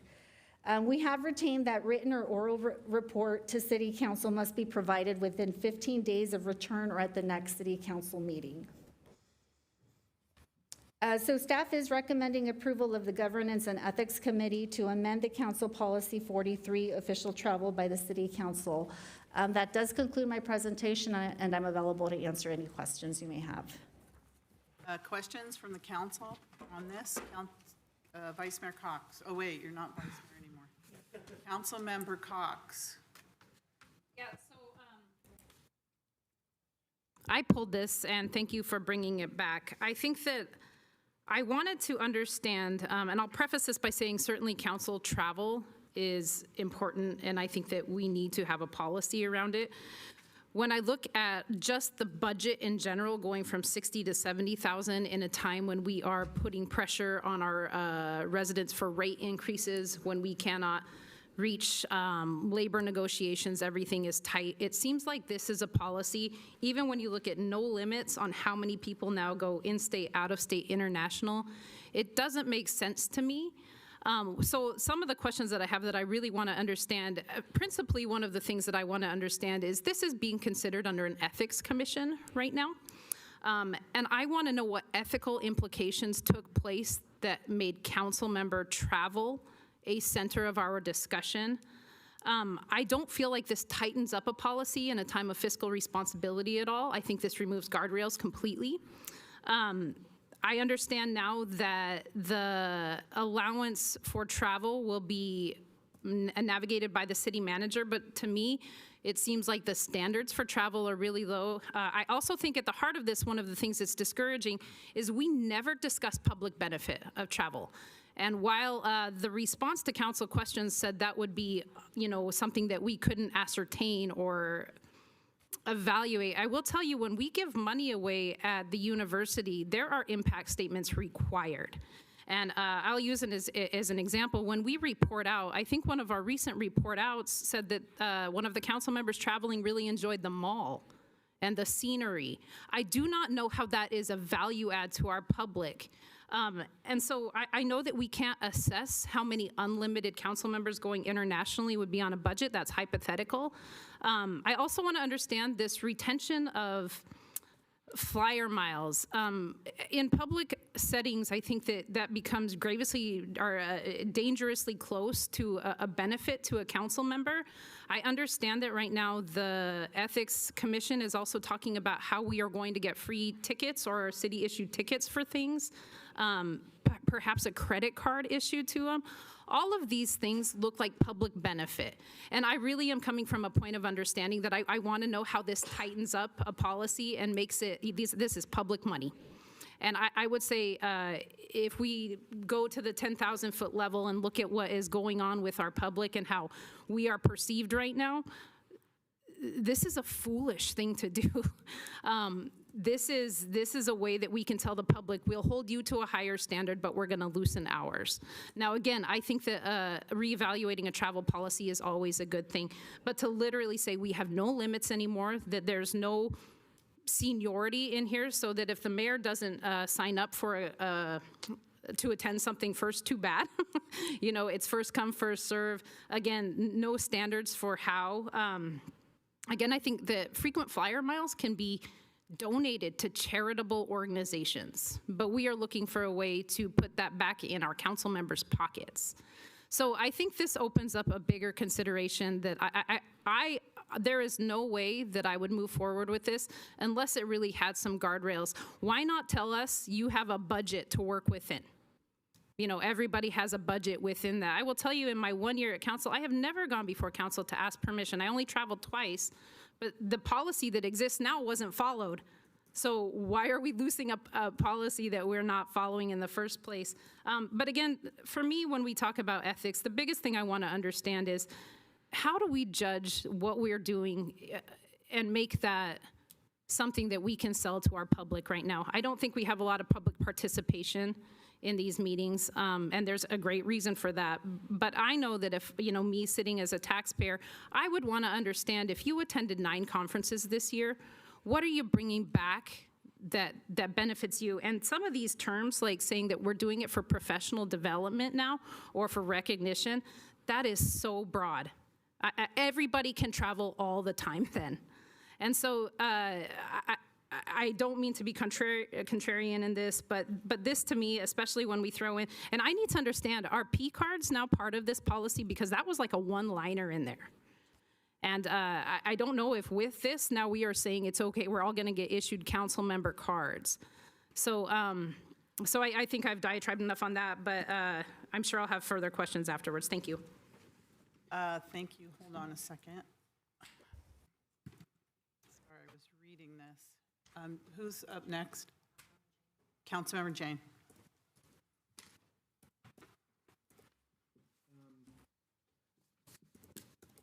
I think the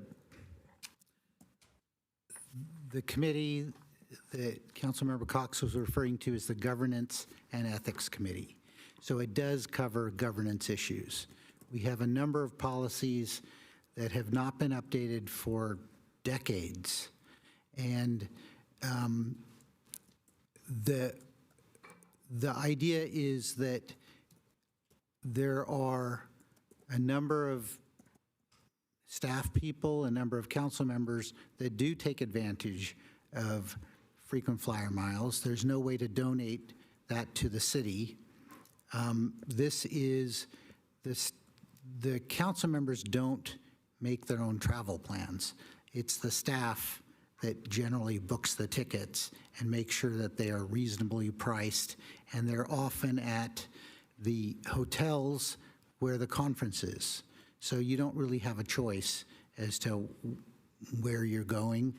I have always advocated that we should be sending more of our commissioners to conferences because they're volunteers.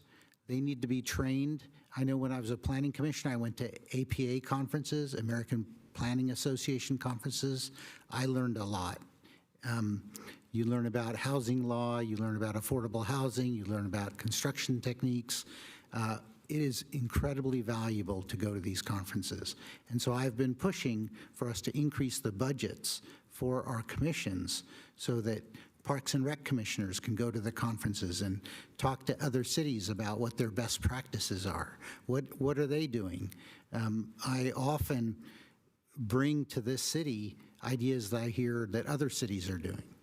So I find that it is incredibly valuable. I don't know how, when the last budget for the council was increased, last year it was 60,000. Was it 5 years that it hadn't been increased? I don't know. The data's not there here. But I think that it's incredibly valuable. Council members put in a lot of time. We're not terribly well compensated for the amount of time we put in. And I think that connecting with other council members in other cities is incredibly valuable. So, and I chair the Governance and Ethics Committee, and we were the ones that had proposed these changes. So, full disclosure. City Clerk, is there anyone else? I have a question about the pre-approved authorization and the P cards, because I did notice it it was in the first staff report. I don't know if it was taken out of this one. And because the last conference I went to was the League of California Cities, and when I went to check into the hotel, normally I give my own credit card for the incidentals and bill the city, which most of the time I never do, but bill the city for my incidentals. And they said when I checked in, oh no, it's, you don't need to put your credit card, your city credit card's already here. So when I checked out, I used my own credit card for the incidentals. So what is the process now? Did it change before we actually changed our policy? Is the proposition to give council members these purchase or credit cards for pre-approval? And then what is the process? Who makes the decision as to which council members get to go to which conference? Where is the decision made? So those are my questions. I think you have a few questions. Anybody else on the council? I don't, okay. There you go, Araceli.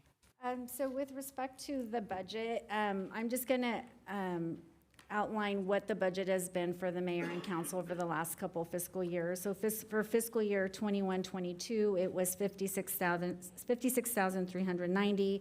Fiscal year 22-23, $64,765. Fiscal year 23-24, $58,442. Fiscal year 24-25, $66,743, and in the presentation I provided 25-26, $60,633, and 26-27, $69,293. Now, when we looked at the actual expenditures for the last 2 years, it did come under budget, so approximately $25,000 to $30,000 was spent out of the adopted budget. So you are not traveling as much as you are authorized to travel. So I do want to point that out. So even though it appears to be high, the history doesn't show that you're actually using all the budget. With respect to the ethical policy changes, our intent was not to really address the ethical piece of it. We were just trying to make changes to the policy to provide further clarification because there is some ambiguity. When we submit the packets to the auditor's office for review, because the policy is not clear in some areas, there have been some questions. So our attempt was to try to provide clarification on that. So for example, using Uber, there's nothing in the policy right now that specifies that you can receive reimbursement for an Uber driver. So that was our attempt. With respect to the retention for frequent flyer miles, the policy right now as it exists is you're supposed to return those to the city or use them when you attend other events if possible. That's what the policy says, if possible or to the extent possible. So it's not currently being done. As I understand it, hasn't been done. When we look at the policy for city employees, it is actually not done. I talked to the auditor's office, and historically they have not collected those miles. It's difficult to control, it's difficult to manage. And the reason for that is because we decentralize our travel. So every department has a representative or representatives that handle travel for their respective departments. And it's difficult to control that because employees also transfer from one department to another. The only way to actually fix that is if we had an application or if we had specific business accounts or corporate accounts to all these different airlines or hotel services. But that could be challenging because that creates an extra layer of work, and if we're trying to centralize it, we don't have any 1 or 2 people that can handle that for the entire city, and we do have quite a bit of travel that goes on throughout the organization. I'll just add to that. One of the conversations we had when we looked at, when we discussed setting up corporate accounts, we almost would have to set up a corporate account with every airline and every hotel brand, because when we book travel, the staff that books travel obtain various quotes, for example, for airline travel, and they pick the most reasonable, cost-effective travel package.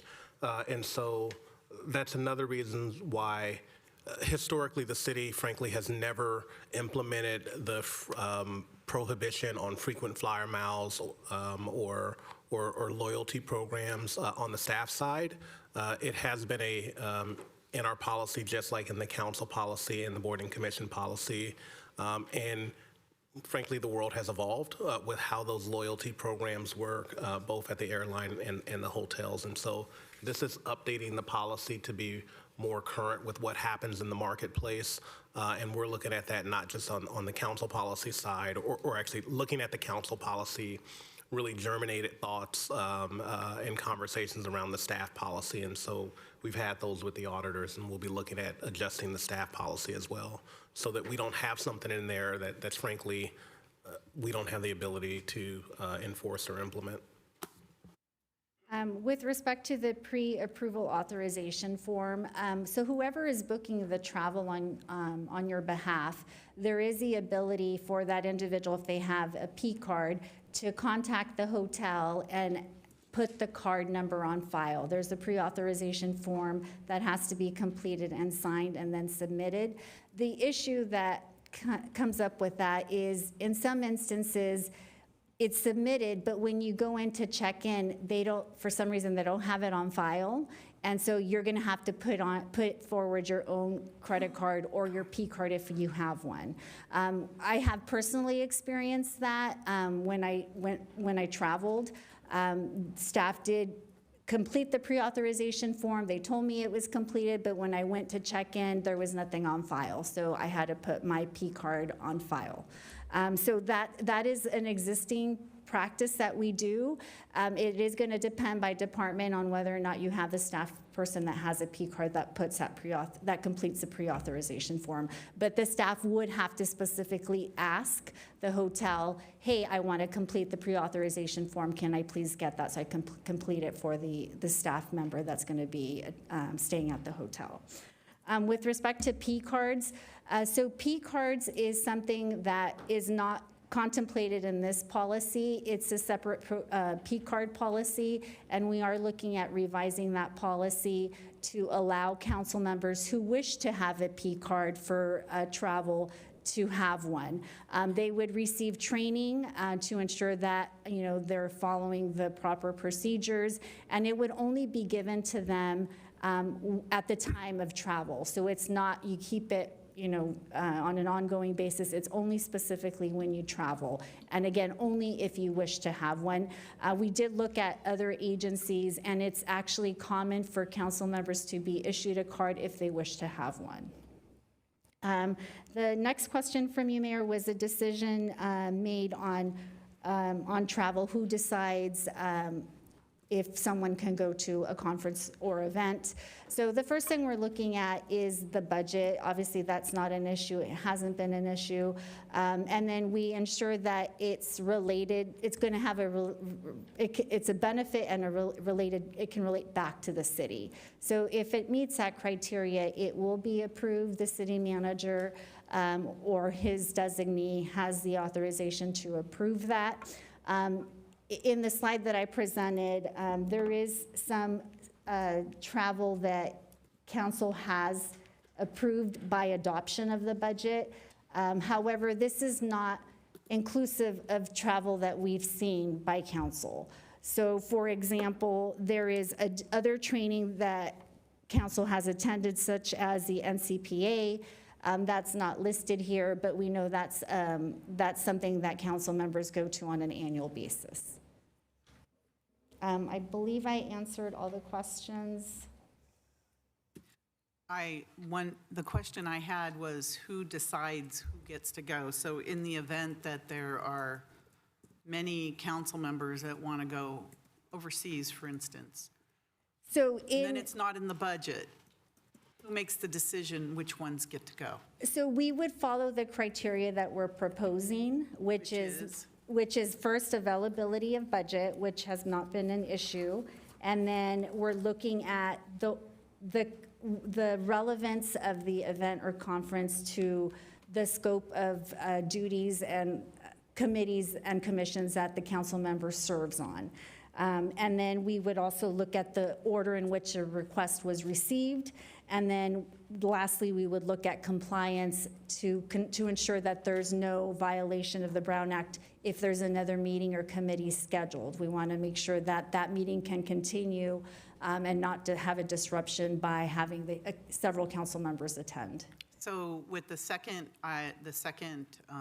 category you put was Yes. that if it's relevant to the city, but according to the policy, pretty much every conference is relevant to the city in some way, shape, or form. So it sounds like a first come, first serve sort of issue. I mean, we are looking at committee or legislative assignment. Right. I would clarify that I wouldn't interpret this as a first come, first serve, because with no limit on the number of council members, as long as they're available budget, any council member could raise their hand to attend. Yeah, City Manager asked if the budget wasn't available, then who, what's the decision on who gets to go? So if the budget was not available for everyone, Not for everyone, for only so many, like there's a limited amount. Let's say we had a conference and 5 people asked to go. We don't have the budget for 5, but we have the budget for 3. We would then step down to what's listed on slide 5 that discusses we would look at committee or legislative assignment, and then we would look at date of submission, and as well as Brown Act compliance. So if you happen to be on a committee and that committee was scheduled to meet and you would miss that meeting, we would navigate it that way. And if there was sufficient time, we always ask for sufficient notice. We could always put an item on the city council agenda, note that there's been a request to attend this. We don't have sufficient budget, and ask for direction. Thank you. Is that it, Araceli? Yes. All right. Councilmember Cox? Thanks. So I think, I don't want to get into the hypotheticals, and I don't, again, want to say that travel is not important. I think that the commissioners traveling would be incredible. I do think there's a huge value add in learning opportunities for people, but if we look at this right now, what we have is unlimited travel with a limited budget. And I do not know how we make decisions around that. And so what we're saying is when it gets to the critical point, then we have to start considering who and when.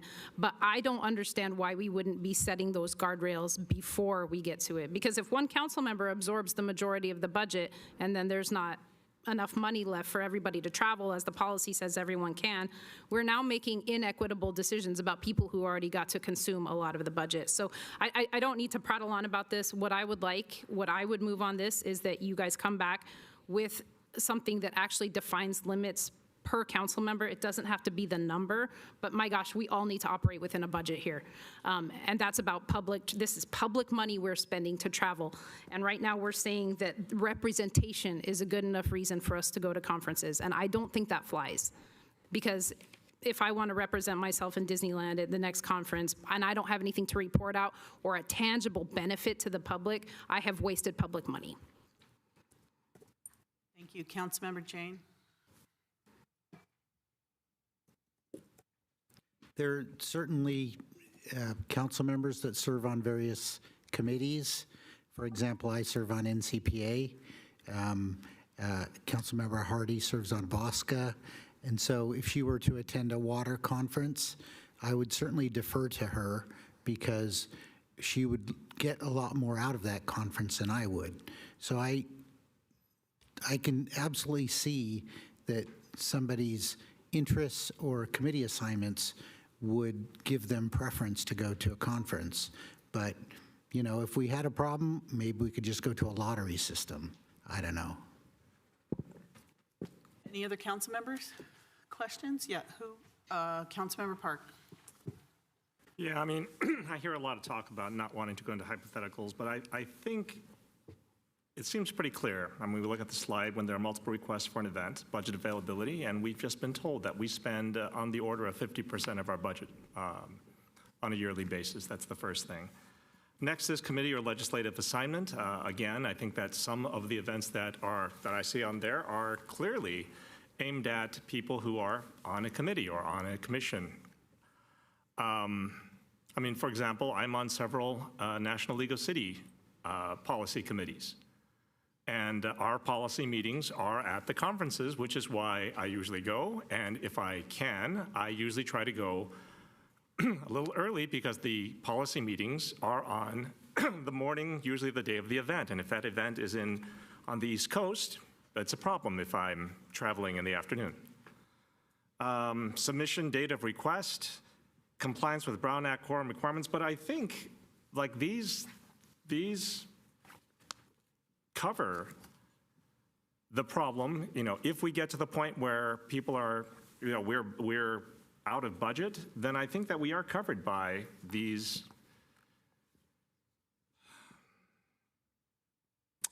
these conditions. I think we're covered by that. Like, I routinely am adopted by the city of San Leandro and the city of Pacifica because all of their council members are there, and I'm oftentimes the only council member at National League of Cities. I mean, I was very happy that Councilmember Hardy joined me, or I joined her at the Salt Lake City because we had a lot of fun. We went out, we talked about things. We were able to look at infrastructure. It's not about enjoying the mall for the mall. I don't think I bought a single thing at the mall. It was about, this is an interesting thing that this city could do. These are interesting ideas that we could have that preserve the creeks, because we have creeks here in the middle of an urban retail setting. I mean, I think that there were lots of ideas that we got simply by being in a different, having a different perspective. And I really enjoy my time with the council members from San Leandro, with the council members from Los Altos Hills, because we get to talk about lots of different things, and we get to talk about what we're looking at in the cities, in the places that we're in. We often go on the local trips, and the local trips are entertaining, that's very true, but they're also very informative. I think Councilmember Hardy told us about visiting the Olympic Village. I mean, these seem like they're enjoyable, and they're meant to be enjoyable, but it also shows you how other cities are maintaining their infrastructure, well after the infrastructure was built, how they're keeping track of things so that athletic fields and swimming pools aren't going to waste. I mean, these are really big, important things. I find it interesting that we get multiple questions about the same thing that I think are covered here under when there are multiple requests for an event. Thank you. City manager? All right, anybody else on the council? Councilmember Cox.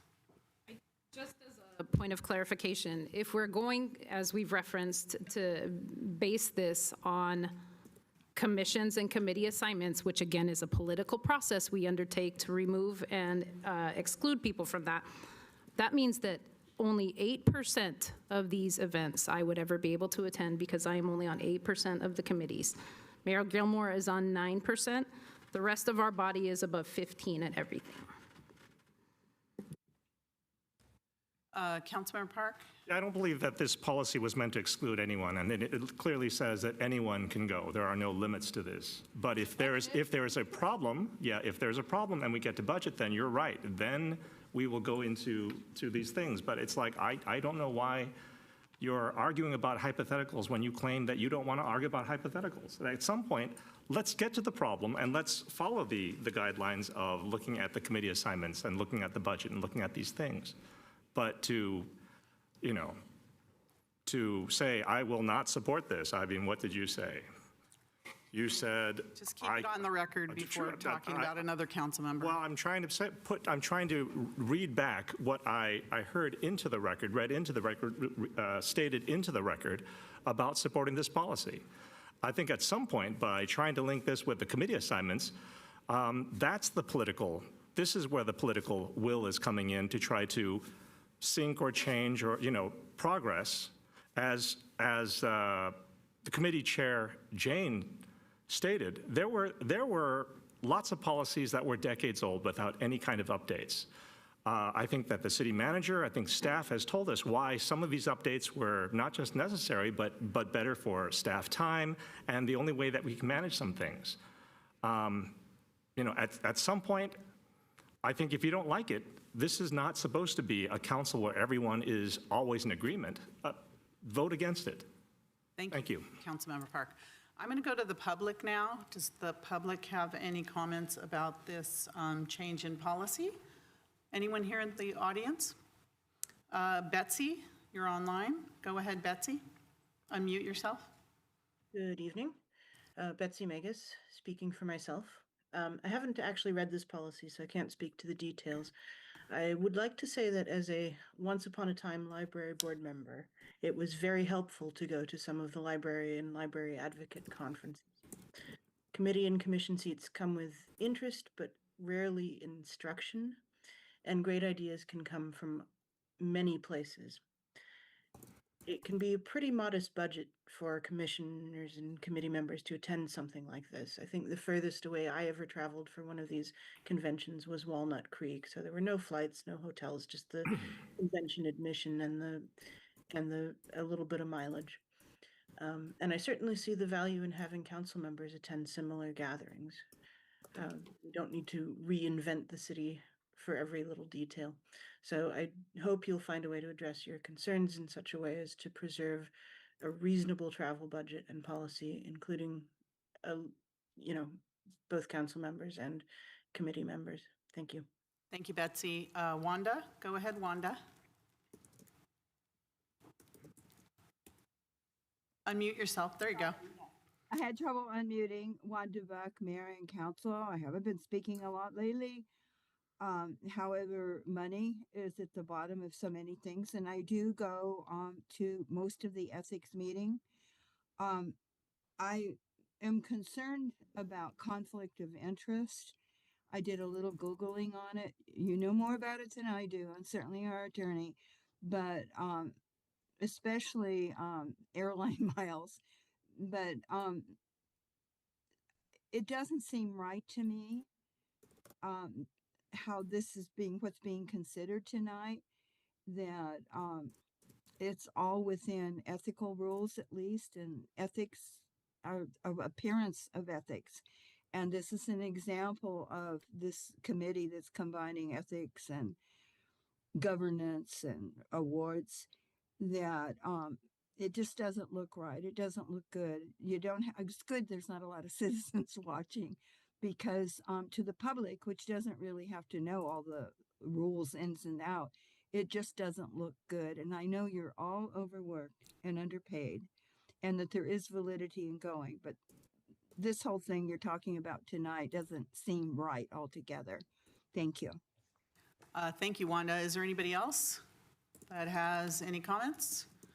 Okay, Councilmember Gonzalez.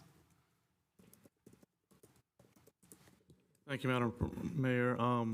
Just going to read something that's in board policy for Santa Clara Unified, which says, emphasize continuous learning evident through participation in governance workshops with the SBA and fostering a district-wide vision with specific policies covering areas like civility and equity. I think when we look at the work of the council and how we get to our decision-making, the more input, the more learning that we do at League of Cities and things like this is very important. I think that the old policy as far as limiting members to 2 or 3, depending on whether it's in-state, out-of-state, and outside the U.S., I think is something that is not conducive to council learning and coming up to speed. If I have certain input or certain information that I've learned from one of the League of Cities information workshops or something, and the rest of the council maybe didn't attend and they don't have that information, it puts us at a different level as far as some of the things that we may need to help us make decisions. I think that it's important for us to get as much information as possible. And really, I know that many of us work and have a difficult time getting to conferences and different workshops, but the more that we do for the benefit of the public, I think is really, really important. Penny wise, pound foolish. This is a small amount, but we definitely got to use it wisely and make sure that we can do it together. I think this is we're talking about one fund. Other entities throughout the state, whether they use sometimes you have individual board members or council members that may have their own pot of money. That's something that exists in other entities. I don't know. I've seen it work both ways, so it doesn't really. I don't think one way is better than the other, but I think that this is something that we have and can utilize to hopefully work together to learn as much as possible. I think the League of Cities and some of these other committees' assignments, as was mentioned in the policy, which somewhat limits you to your committee assignments and things. I think we should all learn about power and the big the big enterprise area that is SVP, but obviously there are certain folks, certain council members who are on those committees, and they're learning about that and going to those conferences, which is fine. But I just think that this is something that is much more in line with my thought as far as what we should be doing, and I want to be supportive of this, so I'll make a motion to for the staff recommendation. So that was a motion? Yeah. I would like to second that. All right, good. Councilmember Hardy. I will just say I was more than willing to make the motion. I appreciate the time that the Governance and Ethics Committee put into this. It was originally on consent, and that's probably where it would best live. I know I make the decision. We do not make our own travel plans. That is, staff does that for us. And I know that I don't ever put that on my private points or anything. And that's a decision that I've made. But I don't have a big concern with it as long as we're not the ones making our specific travel plans. So thank you. I'll support this. All right, so we have a motion and a second. Any other council member comments? Okay. I have some comments about this. First of all, our last council policy allowed all council members to go to any of the League of California Cities conferences or the SVP conferences. Anybody could go and be paid for. So that isn't the issue. But the policy that's being changed right now is it's sold as some kind of administrative convenience. But let's be honest about it, because part of it was in the very small details, was that the council members, if wanted, would be issued a P card, a credit card with money on it, pre-approved with no pre-transparency to the public. And I think that our public reads news articles about politicians and credit cards, and I'll tell you, they don't belong together. They really don't. I can't imagine our city proactively creating something like this, because I think that really we've got it backwards. We have it backwards. And, you know, throughout all of our times in the city, we'll have a council member or two who, you know, abuses our policy, who goes on many trips, who spends a lot of money. It's not new. So I think that in the private sector, when there's a problem with expense abuse, you add controls, you don't remove them, and you don't solve accountability problems by reducing accountability.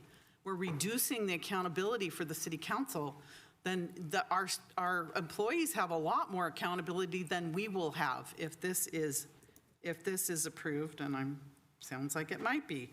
If someone genuinely can't float their expenses, and we're talking about transportation and food, if they generally can't float their expenses for a few days, the problem isn't a city credit card with no spending limits. It's that we have to have travel policies that actually make sense. That's the way we deal with this. Right now, with P cards, the charges happen first, and then the questions come later, if at all, if it's public at all. By the time we see the credit card bill, the money is spent, and that's not how we should handle taxpayer dollars. And I'm telling you, it's very revealing that it's coming from the Governance and Ethics Committee, where a lot of the members who will benefit from this relaxed travel policy. And that's not oversight for me, that's self-service. That's exactly what it is. And what's really bothering me is that it's our city manager who's going to choose who goes on these trips. And if first come, first serve, or you can align to a council committee, the residents of Santa Clara are not going to benefit for this change. I mean, we have residents choosing between groceries and rent. We have potholes that need fixing. Look at San Juan has weeds with with cracks, weeds and cracks right now. Every dollar we spend on questionable conference travel is a dollar we're not spending on people we represent. So if a council member can't wait for a legitimate reimbursement, maybe they shouldn't be taking that trip. That's a fact. They shouldn't be taking that trip. And if they really need to go, travel advance with clear documentation is more important than a credit card. So I have to say, I'm voting no on this policy. I know if my colleagues want to support this, I'm asking them to explain to council members why explain to residents why council members' travel convenience is more important than fiscal responsibility. The people watching at home and that will hear about this deserve an explanation. Really, they deserve an explanation because all council members available to travel to all conferences at any time. And if you just need more money, come back and we'll probably give it to you in the budget depending on who you are, is not fiscally responsible and it doesn't serve our residents. It's self-serving. Councilmember Park. Yeah, so I hear a lot of that. I first want to clarify every council member will benefit from this policy. I also want to repeat what Assistant City Manager said, which is P cards are not considered in this policy. And in fact, I will say I had not even heard about P cards until this came forward into governance and ethics. This was brought to us by staff. The governance and ethics members, maybe we referred to updating policies, but I don't recall that this being specifically brought forward by a committee member. And I have no problem removing all references to P cards if that's the objection. I have no problem removing all references to P cards from this policy if that's what it takes, if that's actually the real objection. You know, I am bewildered that something that staff brought forward and staff thought was sufficient, was good enough to put on consent, is we're spending so much time on this. The accusations that we're getting, I mean, at some point, I have not even considered some of the badness that being brought to my attention that I'm learning about, you know, from people who obviously know about badness more than I do. I will be supporting this, but again, if there are references to P cards in here, I have no problem removing that if there is will on this council. Anyone else? City Manager? Sure. Thank you, Mayor. Just two quick points. It was mentioned earlier in regard to who administers this policy. I actually was going to make a note then, but Assistant City Manager Azevedo stated correctly that your policy, like frankly most of the policies you adopt, place the responsibility with the city manager or their designee, right? And so it's important to note and just clarify for the record that as a city manager, I don't review or make decisions on your travel policy. I don't think I've ever been asked about council member travel in my time here as far as deciding who can go to what event. Those decisions are delegated to your administrative personnel in the mayor and council unit to implement policies, and they're more than capable of doing so in managing the budget. I think also it's been mentioned how this policy came forward. That question was asked earlier today, and we provided written responses on the record that were available to the public. So it's important, I think, just to note that for the record here.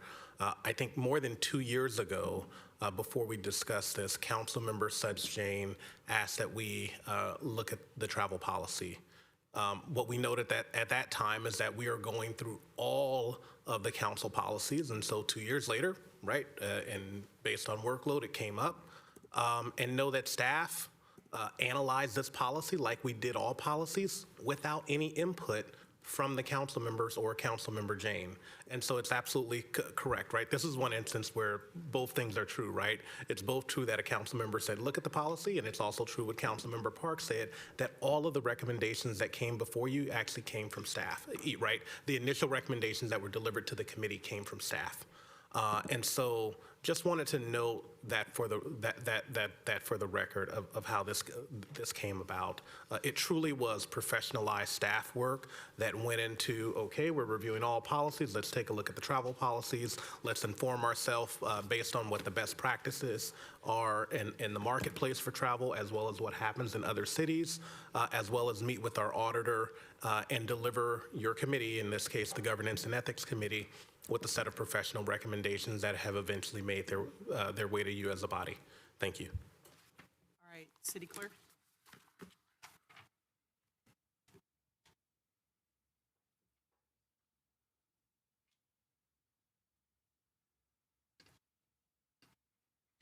So the motion on the floor is staff recommendation. Thank you.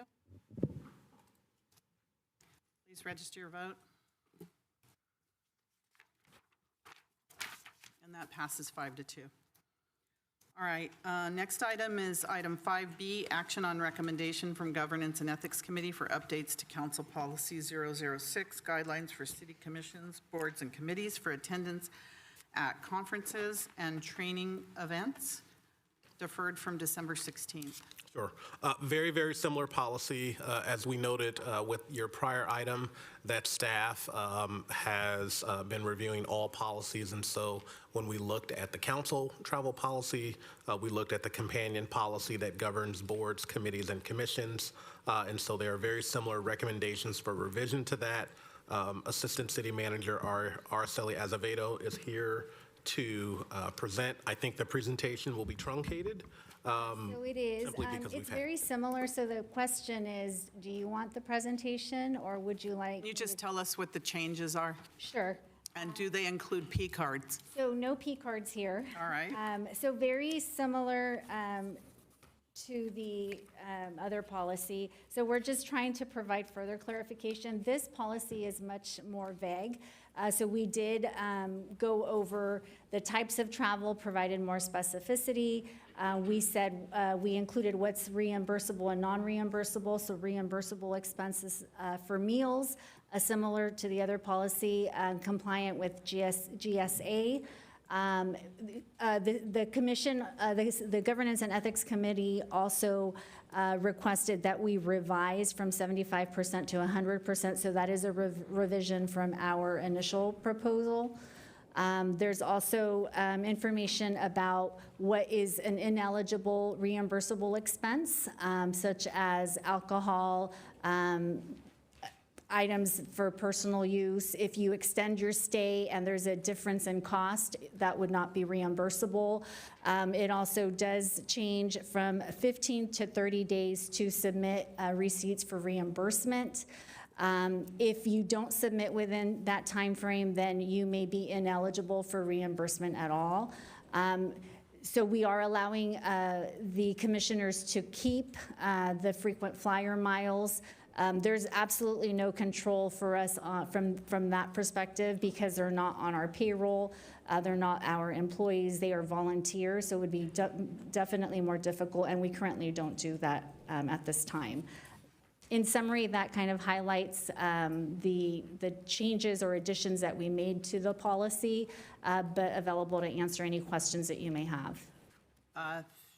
City Manager? Yeah, just to piggyback on that, in our prior conversation, and there was a public comment about the benefits of commissioner travel and a reference to the budget. That's not as a part of this item, but certainly we'll go back and look at the budget for your of commissioner and board travel for your upcoming budget discussions.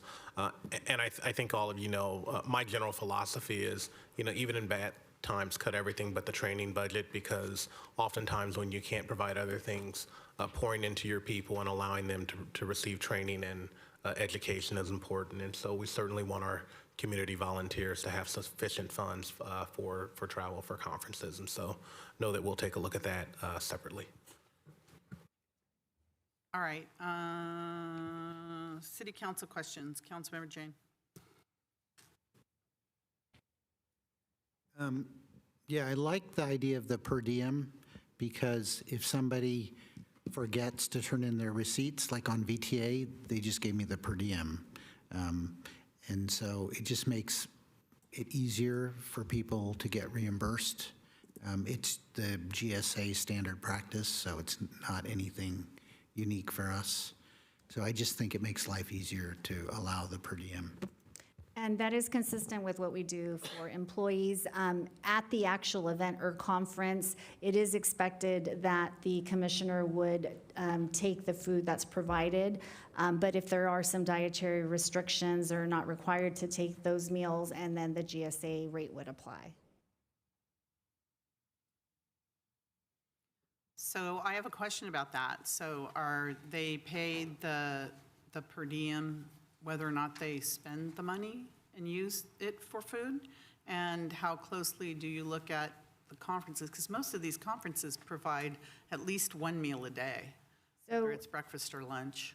We are required to look at the schedule for the event or conference. So generally, when you look at the schedule, it'll specify whether breakfast, lunch, and/or dinner are provided. So we do look at that as part of the package when reviewing what we submit for reimbursement. So absolutely, we look at that. And if for some reason, let's say lunch is provided, but breakfast and dinner are not, they would only receive the GSA rate for breakfast and dinner, not for the lunch. Whether or not they Whether or not they use it, yes, that's consistent with how it's applied for employees. And how it's applied at other agencies as well, so that's consistent. All right. Any other questions from the council? Any public members? Do we have anyone online? No? All right, council. Councilmember Gonzalez. Make a motion for staff recommendation. Councilmember Hardy. I'll second it, and for the same reason. You don't need to turn your line on to second, Yeah. but thank you. We have a motion and a second for the staff recommendation.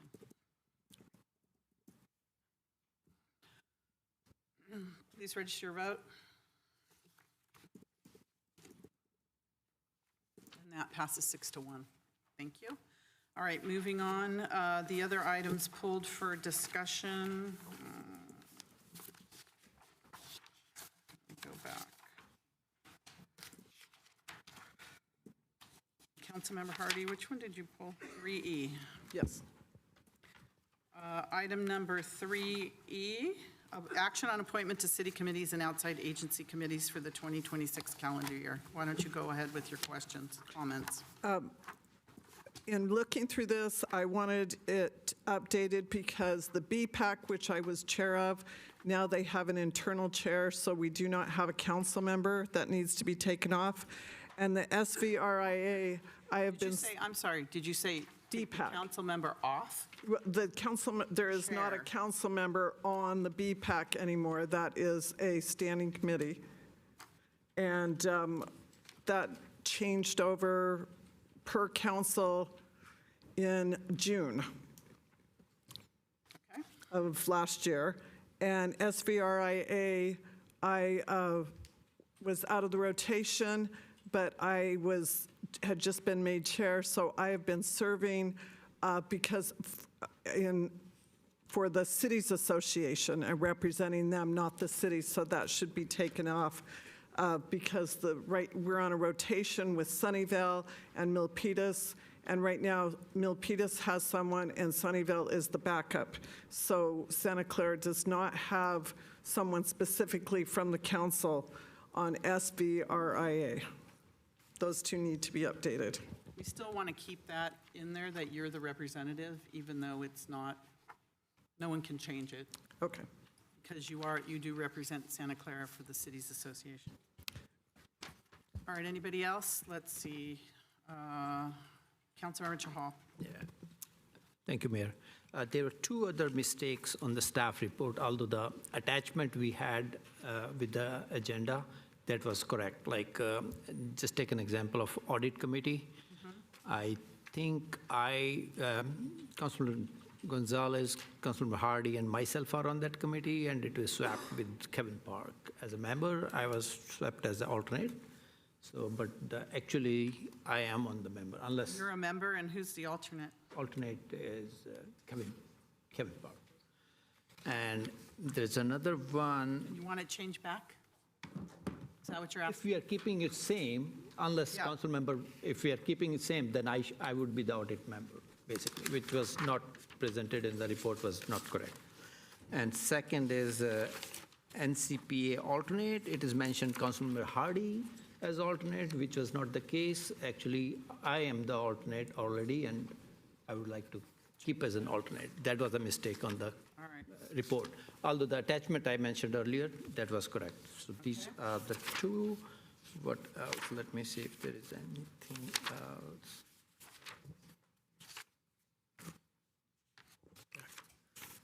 I think that's it. Those are the All two. right. Anyone else? Okay, do we have any members of the public that want to speak on these committees? All right, Councilmember Chahal, Oh, I can make a motion to approve with those changes. do you have those changes, City Clerk? So I have the correction to the BPAC to remove the council member. The That audit. council member, excuse me? Sorry, go ahead. Councilmember Hardy is the SVRIA representative for the city of Santa Clara. Is that correct? Through the Cities Association. It's on there, but we can add through the Cities Association. Through the cities association. Okay, and then audit committee change reverse back to Councilmember Shahal as the member and Councilmember Park as the alternate. And I did not get the second one you mentioned. The last one is that attachment is correct, but for NCP alternate, Councilman Hardy's name was there, whereas I'm the alternate. You're the alternate. So I'm the alternate. Yeah. Councilman Hardy was not an alternate earlier, and she doesn't want to be an alternate.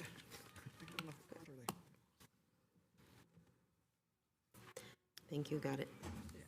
The attachment in the agenda is correct. Okay. Yep.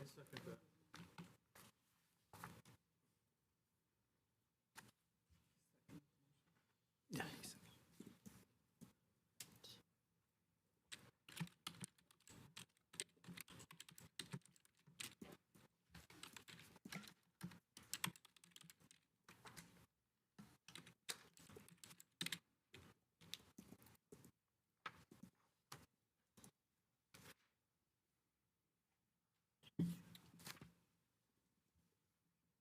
Please register your vote. And that passes unanimously. Thank you.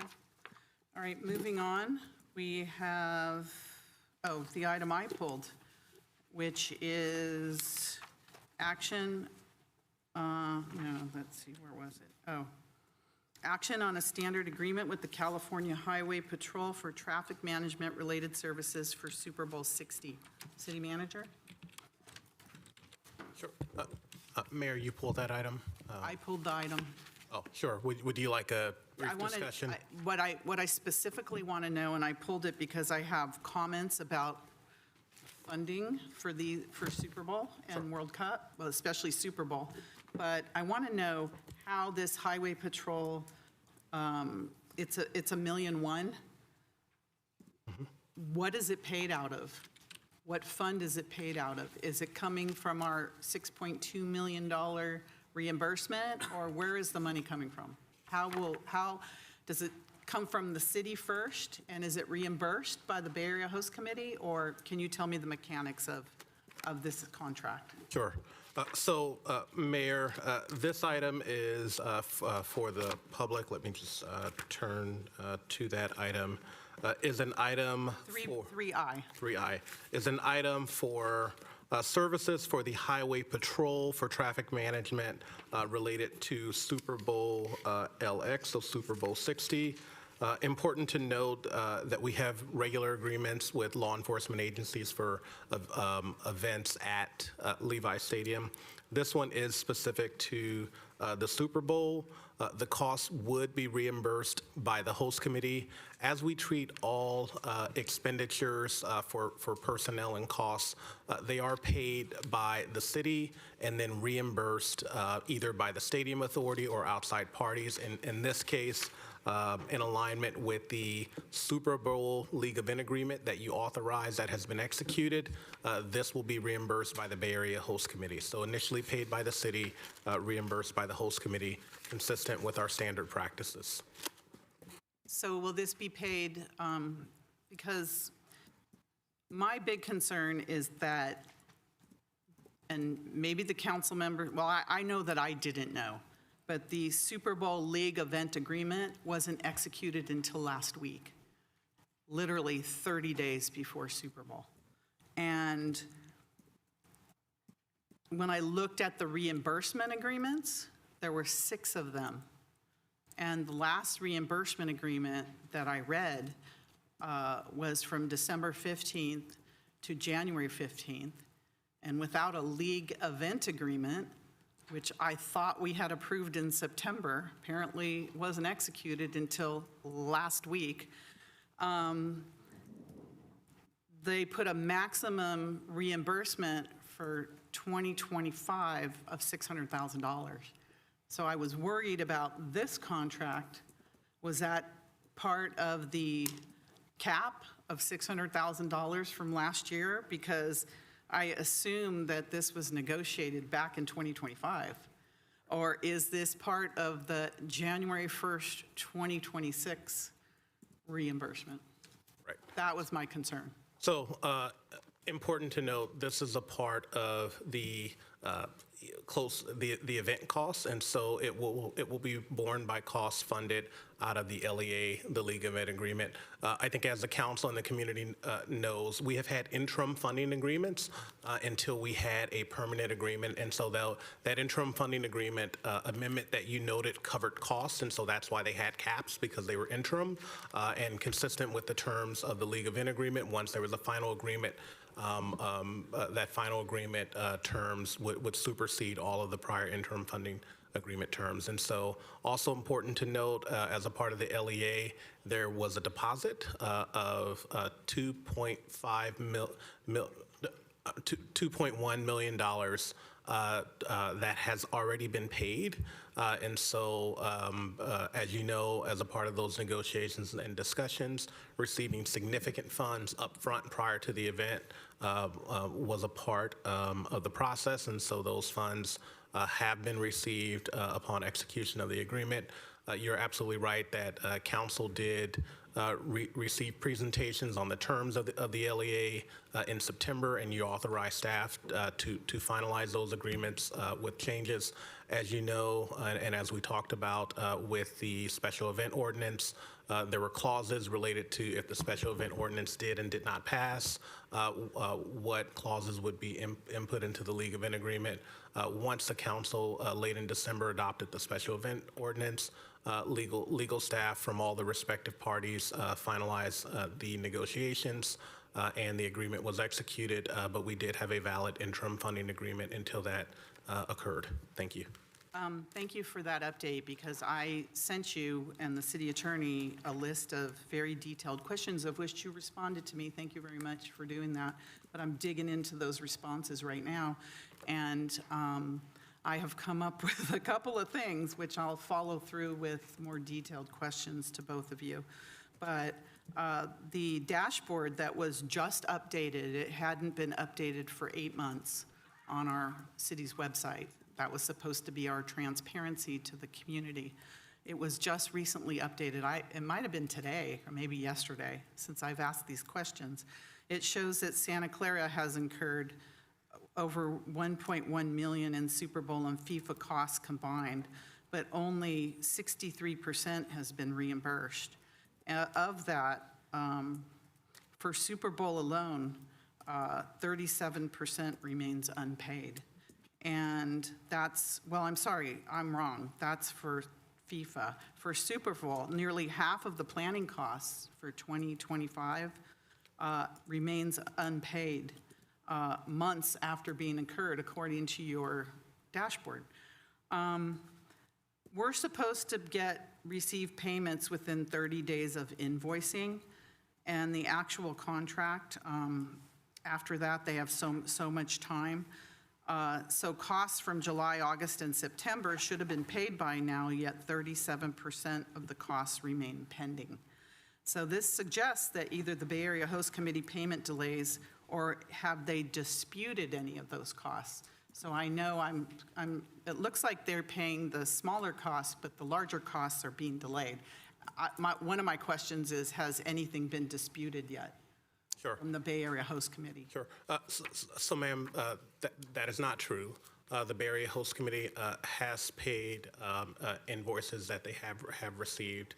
I do know that there are ongoing conversations around travel costs for a very small amount. That was in the, for Right, the yeah. previous years, Yeah, but I according to don't- your own dashboard. Right.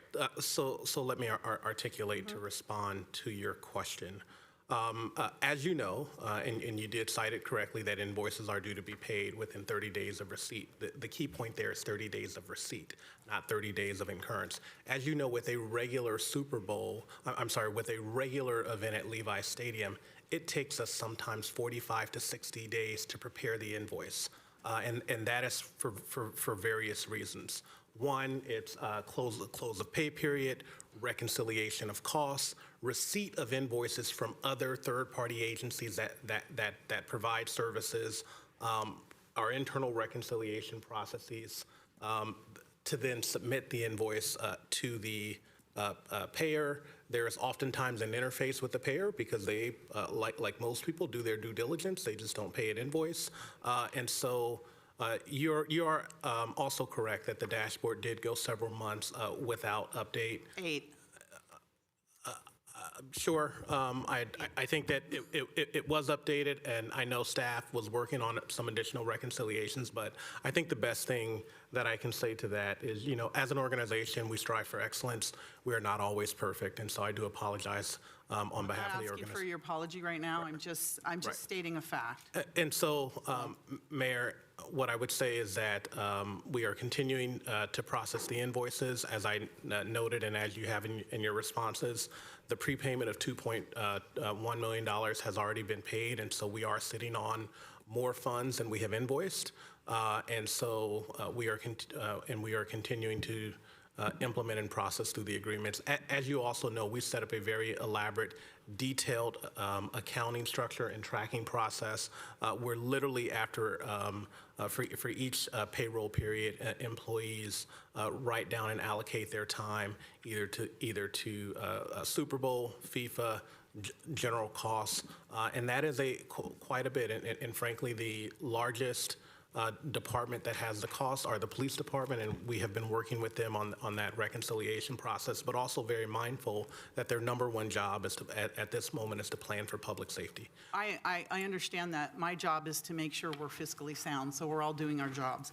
I'll continue on. So right now, because the dates all pivoted because you didn't sign the agreement until last week, but the convention center deposits, they were due in November, but now they're extended to January 2nd and January 16th.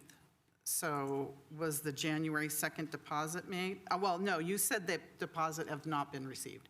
So what I've done is I've took the answers to your answers to my questions, and I've compared it with the dashboard and with all the agreements.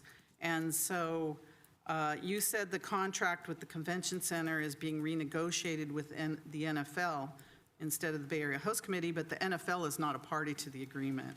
So that should trigger a contractual breach and interest at 15%. You also revealed to me that the Stadium Authority has spent $1.13 million since May 2023 on event-related costs. Because I asked you, what have you billed to the Stadium Authority? Because we are the Stadium Authority. And it's over $1 million so far, because that will eventually affect our performance rent that comes back to the general fund. And these costs are not shown on the public dashboard. And you have said in your report that these costs will not be fully reimbursed by the Bay Area Host Committee. So I'm very concerned about that. And then there's a 2.4 million overhead payment. I don't know what that means or where it's going, or does it relate to are we going to get reimbursed in the Stadium Authority? These are questions I will put specifically in writing to you and the city attorney. But the Madam Mayor, dashboard. if I might I know. interrupt, this isn't the item that's on the agenda. I appreciate Well, it's these. part of the cost reimbursement, right? And Yeah, you- but not for the contract that's in front of you. So Okay. I appreciate the questions, and I know they're All important right, ones, so and I'm not trying to here's avoid the bottom them. line, city attorney. Yeah. Here's the bottom line. Yeah. We are not getting paid back promptly. We are floating money in our general fund. And I'm concerned when these big payments come in, like the 1.1 million for the CHP, we're going to be floating that money. And when are we going to get reimbursed? So the fact of the matter is, I think the fourth quarter stadium financial report that we continued from December was not on our agenda tonight, so I would have brought it up there. But I didn't find any opportunity to bring this up, and it's very timely, so I'm with you, are we Mayor. going to get paid back in a timely manner? I'm not saying they're not important questions. I'm just saying it's not on this item. I understand, because I'm trying to monitor myself too, because I get it. Okay, so I'm very concerned about the city floating this money for this contract, and when are we going to get repaid? Because the repayment schedule, according to the dashboard, is not what I'd like to see. Sure. I think it would be inappropriate on this item to respond to all of those questions, but I think you Well, have. you don't, yeah. Mayor, with all due respect. You went on and on and on about a response, so I don't know what else you can say. Well, sure. I think there were a number of factual inaccuracies there that happy to clear up with additional. I only took them from your responses that you gave me today. Absolutely. Not sure if it was a misinterpretation or a not understanding of the information that was presented, but a number of the statements, in particular, the one about unreimbursed costs, was discussed when the league event agreement and the FIFA assignment and assumption agreement came before the city council. Those costs that you mentioned are all general administrative costs that are billed to the Stadium Authority for both regular events, and a large part of that cost, as we discussed, certainly in numerous public sessions, were the cost to negotiate the agreement. Our legal attorney costs, both for inside and outside counsel, time for my executive director's costs, and as noted in the responses Even that though were it's provided. not subject to this item, city manager, their costs. Right. Their And the costs for these events charged to the Stadium Authority. That is absolutely. They are costs for these events charged to the Stadium Authority. That is absolutely true, but as well as a part of included in those responses that you were provided today was an example. For example, the staff time to generate the cost, to generate the responses to your questions are not paid for by the host committee or any outside party. They're billed to the Stadium Authority, as with all of our general and administrative costs. All of the staff time, part of that $1.1 million, you'll recall, we had numerous policy-setting conversations here with the council and negotiation sessions.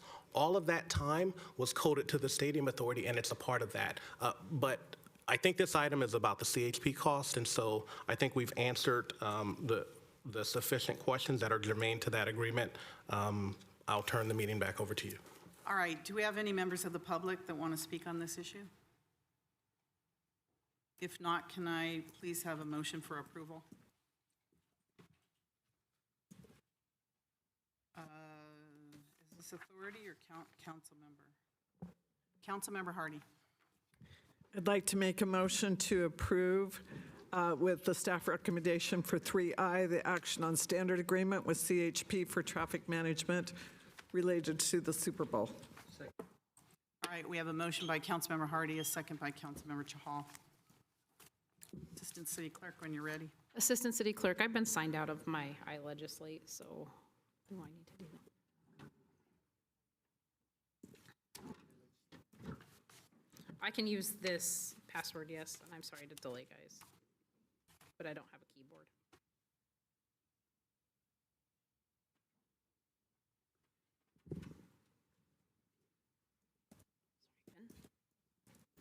Please register your vote. Here.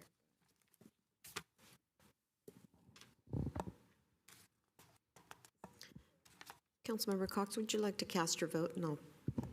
Thank you.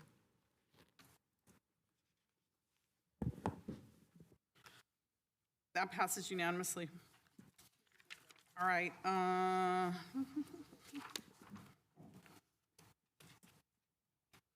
All right, next we have item number 6, action on resolution for an exception to the 180-day waiting period to appoint Dave Staub, a retired annuitant, to serve as temporary extra help.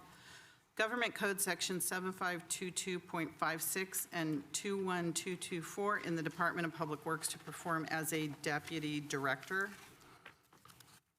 Sure. Oh, Mark, do we need a truncated report? Thank you. Sure. As you know, there's CalPERS requires a 180-day separation date before a retiree can come back and work for the city. We're asking for the exemption for that, 180 days for Dave Staub, who recently retired as Deputy Director of Public Works. Craig Mobeck, the Director of Public Works, is available as well to answer any questions as to what his specific duties will be doing. But as a rehired annuitant, Mr. Staub would not be eligible for any benefits from the city, and he would be limited to 960 hours of work for the year, and his term as a rehired annuitant would be limited also to 2 years. Thank you. Questions? Councilmember Hardy?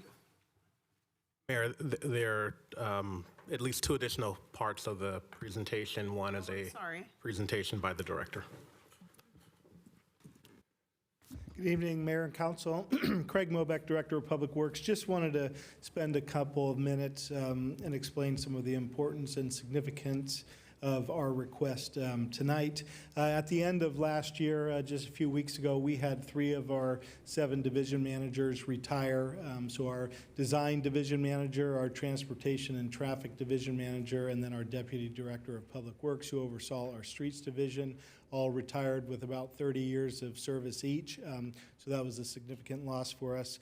And over the course of the last year, we also had retirements in our environmental program manager position, as well as our street superintendent position.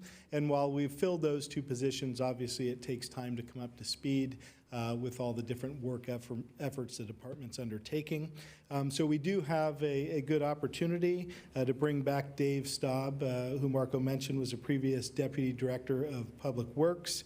And he would be assigned to help out in a variety of different areas, which include Super Bowl 60 and FIFA World Cup, special events that are currently being coordinated and considered, landfill monitoring and regulatory agency coordination, streets division capital and operating budget preparation and management, wetland mitigation proposals that we're receiving from related companies, cleanup campaign coordination and resource management, solid waste rate analysis and updates, department emergency operations support, working with HR and implementing new safety programs, training and mentoring our new staff, as well as other tasks that we deem necessary.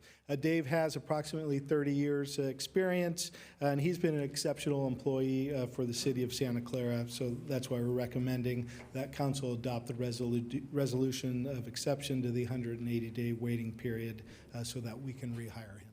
Sure. And just lastly with this item, it was on one of the prior screens, but staff makes these recommendations very sparingly.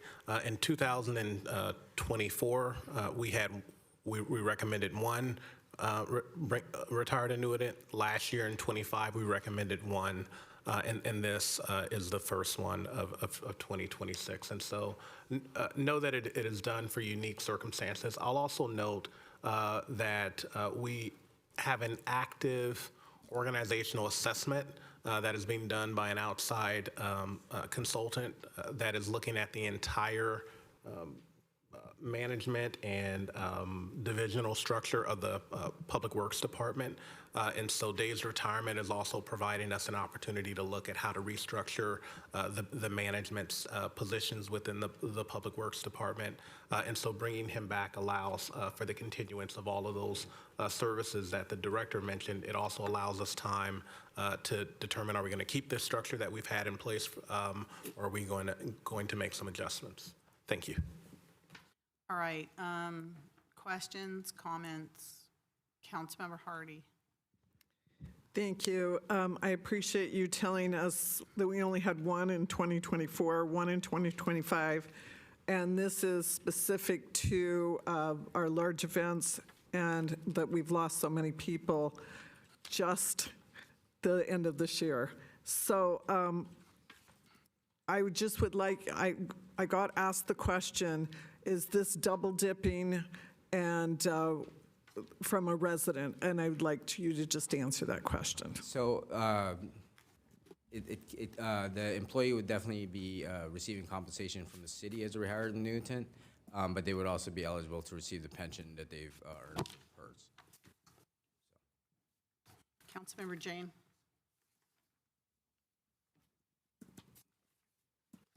Yeah, I think this is relevant to this topic since you mentioned it. You said that 3 out of 7 division managers have retired after 30 years.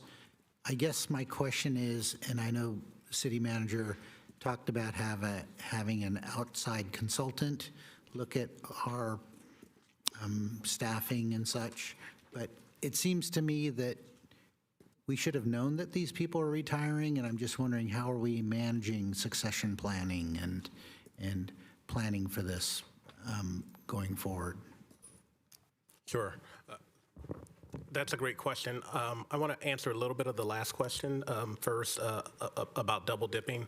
One of the reasons why CalPERS has an hour limit is to avoid the full impact of the double dipping. And so this position would be limited to what's shown on the screen, 960 hours. So they may be receiving their pension, but they would not be working for us full time. And to add to that, they would not be eligible for benefits from the city as well.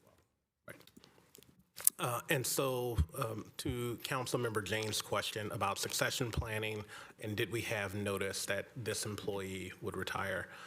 With this particular employee, we did have some notice that they would retire. I will say with all city employees, there's no requirement that you provide your employer with sufficient time to undertake a recruitment, right? Sometimes we hear someone's retiring within a month, within 2, or even within 2 weeks, and so there is no way to force an employee to tell us that they will retire in sufficient time.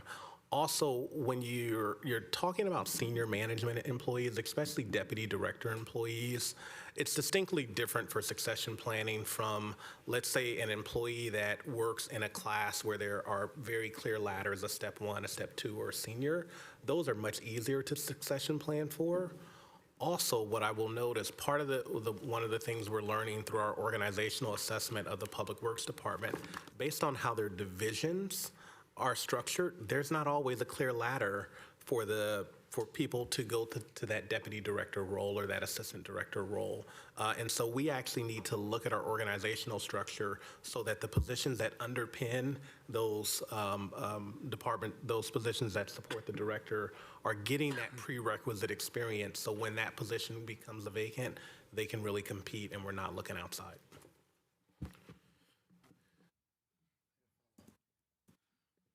How do we, if someone's only going to give you 2 weeks' notice and they're that high level, I'm trying to understand, how do we maintain the institutional knowledge? What are we doing about that? Yeah. So more of a global answer with that. So not everyone will give you short notice, and this particular position did not. We knew that I don't know exactly how many months, but for some time that it would come at the end of last year. That said, how do you succession plan is really your question. There's a whole academic professional process around that. But what you do is you have those ladders as we talked about. You make sure that your employees have well-rounded experience. Oftentimes, one of the things you will do is that you will have, let's say, 4 division managers. You don't let everyone stay division manager for their entire career, right? You rotate your division managers so people get experience in all the different facets of that department, so that when that director position becomes vacant, they just don't know their division, right? As well as certifications, training, desktop manuals, and things like that. And not to mention, we do participate, we run our own leadership program here at the city. We also participate in county and other regional leadership programs. And so we take our first line supervisors and we send them to training so that they have the training to become a manager when those management positions become available, and various things like that at different levels in the organization. Thank you. Councilmember Cox? So I'm, again, understanding a little bit about the succession plan, and I don't know if it was explicitly stated that we were only given 2 weeks' notice, or if that was a hypothetical situation that we can't maintain it, but we're talking about a 20-day turnover here. And so it's my understanding that Mr. Stabnow can collect full pension and the salary at the same time. And so I think maybe it would be helpful to understand a little bit about why the 180-day waiting period is in place, because I would assume that it represents some of these concerns. And again, was there no conversation then when this was brought up about continuing the employment period through these events? Because in this instance, then, are we essentially paying more out for these services than we would have? And so, and then again, I just wanted to be clear, did we say this was the only exception we've approved? Because I thought in the staff report, it said this was the second 180-day waiver we've approved this fiscal year. For fiscal year, correct, but there was only one in 2024. For the calendar year, only one in 2025, and then this is... Wait, so is that advantageous in some way to call it a calendar year when you're pitching it one way? And yeah, okay. And I think fair point on the calendar year and fiscal year. Okay. No ill intent on that. The point is that we very rarely, out of the more than 100 people I think a year that separate from the city, we very rarely bring back a retired annuitant. What was the point of that statement? Couple parts to your question. One was, are we paying more by doing this? No, in fact, you're paying less, right? Let's say that an employee retires, you have sufficient time, or employee just separates and you hire a new employee, you're paying salary plus benefits for that new employee. For this particular employee, to bring them back as a retired annuitant, we are only paying salary, no benefits. Now, your other question is, are they receiving their pension? Is this particular employee receiving their pension? I don't have that information. We don't have that information. That is typically the private information. Now, they are eligible to pool their pension. Not everyone that leaves city service immediately decides to pool their pension. And so there is a process through CalPERS where you pool your pension. And so, as you know, because it's a pension, we are not paying that pension, right? We have paid into that pension for the life of their time here. And so their pension is and that pension check is being written by CalPERS. Now we have a annual payment that we pay CalPERS for our entire pension system, but we are not paying both the pension of this employee and their wages. We would only be paying wages. So perhaps I framed that wrong. Is it potential that the employee benefits financially more from doing it this way than retaining employment? Now, if we don't look at it from what we do, and again, if we're looking at this 100-day waiting period, is it specifically to make sure that somebody would not take advantage? And I'm not suggesting that at all. Totally. I think we need these services. All of that is true. And then I just wanted to verify the date. It was a management analyst. No, I don't care. I have October as the last time that we approved. Yes. One of these, which is this fiscal year as well? This fiscal year, not this calendar year. Okay. Yeah, you're right. Okay, important and very good question around, is this advantageous for a particular employee? I will say that is exactly why CalPERS and frankly all pension systems has this rule about double dipping, right? Now, CalPERS has exemptions. Pension systems have exemptions. This exemption is in particular, I actually think designed to be used for the type of employee we're using it for, right? A senior level employee or an employee with a unique skill set that it is advantageous to the employer to keep them on for a short period of time, right? And so CalPERS provides a 2-year limit on that. We are not, and I know the employee is not looking to work for the entire 2 years, and so this allows us to get through the critical service need that we have and retain their service. I think also important to note is that you have people, especially in municipal employment, that may retire and take a second job, right? With a non-governmental entity, they may pull their pension, they may not pull their pension, right? And so I don't know the particular personal decisions that was the impetus for this employee to retire. I think that the department head could probably speak to that more, but I know that they've worked for us for over 30 years, and so it's time for them to retire in their normal path and calculation. And just retiring now places us in a significant operational deficit. And so I know that the director, came to me and said, "Hey, I know we rarely do this, but it would be important to the department if I could convince the employee to stay on for a little bit to do this waiver. Are you willing, city manager, to take it to the city council?" And that's why it's before you. It's really before you because the department, upon the knowledge that the employee was going to retire, saw the operational need and asked that it be brought before the city council. Thank you. Do we have any member of the public that would like to speak on this issue? No one online? All right. Councilmember Park? Yeah, I thank you very much for that. I heard what you said. Is this important enough to bring to City Council? I think this is a discussion that should be done prior to the retirement, prior to, and again, I share Councilmember Cox's concerns. I mean, I think that this is advantageous to the employee. I mean, they're getting basically their old salary with no benefits because they got their benefits. They get their pension as well. I think that's the pretty big benefit. And for everyone that's listening, I mean, I want you to know that with public service and pension, you get, with old traditional CalPERS, you get 90% of your highest salary, and with modern CalPERS, you get some little bit less than that, and you can retire at the age of 55, 50 if you're in what's that? Public safety, that's correct. And again, this is exactly why CalPERS has these waiting periods, right? But that's not really what the issue is. The issue is,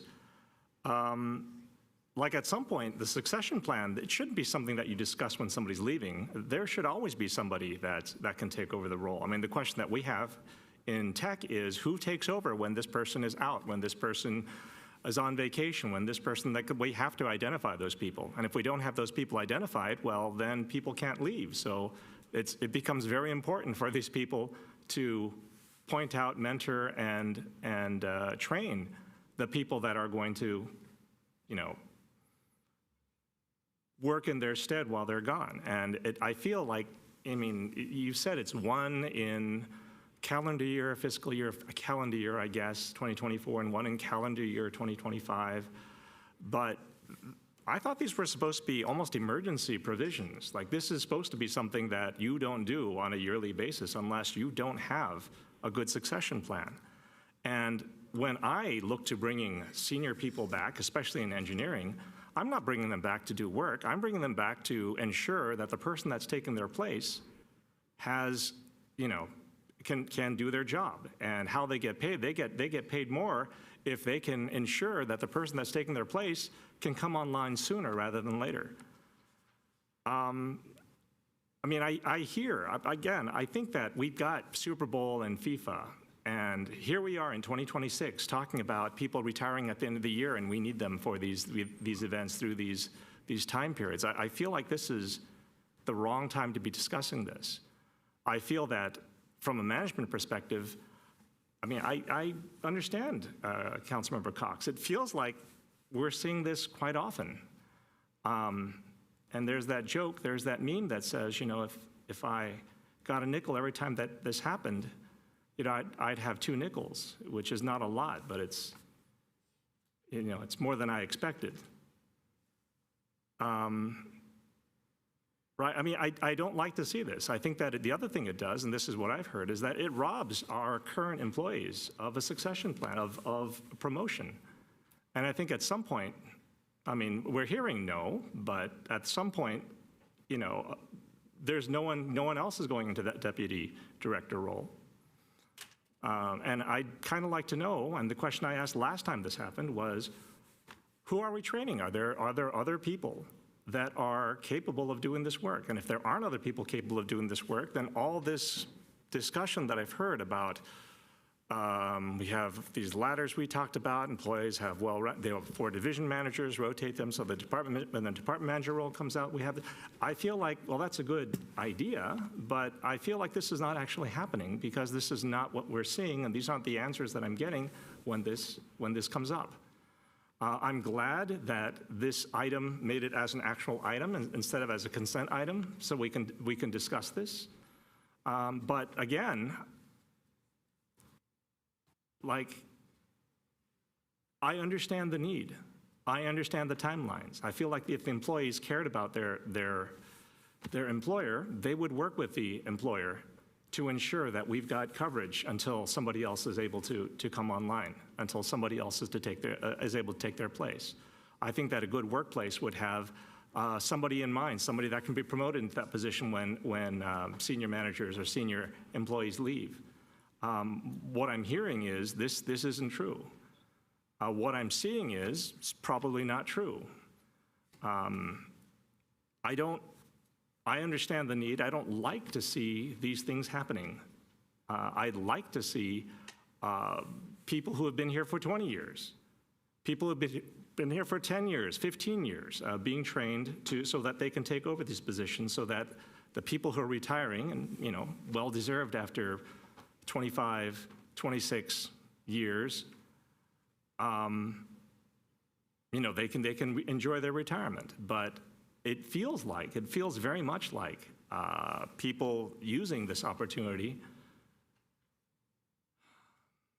to get a job, to get additional pay, not have to look for a second job during retirement while they're collecting pension. I mean, that's what it feels like.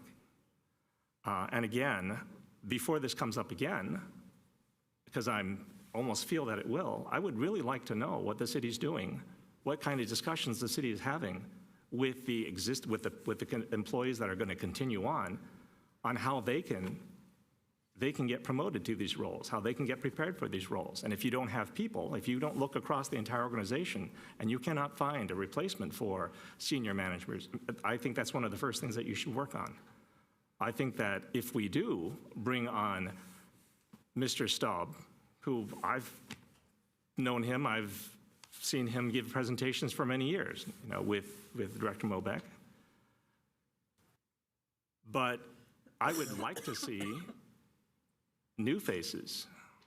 I would like to see people, you know, who are still in the prime of their careers going into these positions. Thank you. Okay, did I go to the public? I can't remember. Did I? Okay, so Councilmember Jane.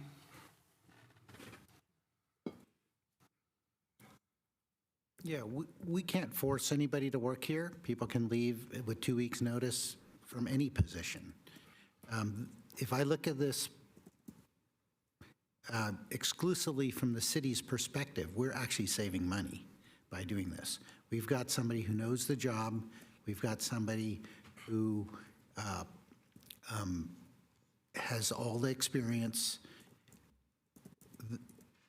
We're not paying benefits, we're just paying salary. So the city actually comes out ahead, regardless of whether the employee, you know, takes advantage of getting double dipping, you might say, but they have all the right to do that. They have the right to, any retiree from any of our positions can go out and get another job, and they will double dip, you might say.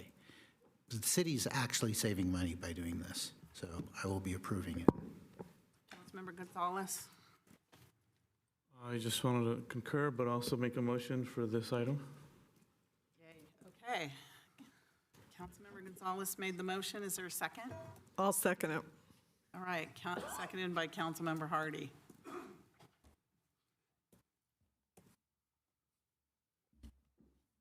City Clerk, when you're ready.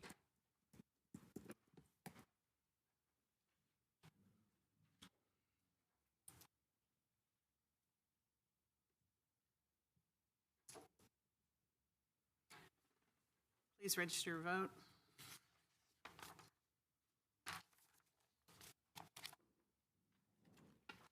Councilmember Park, your vote, please.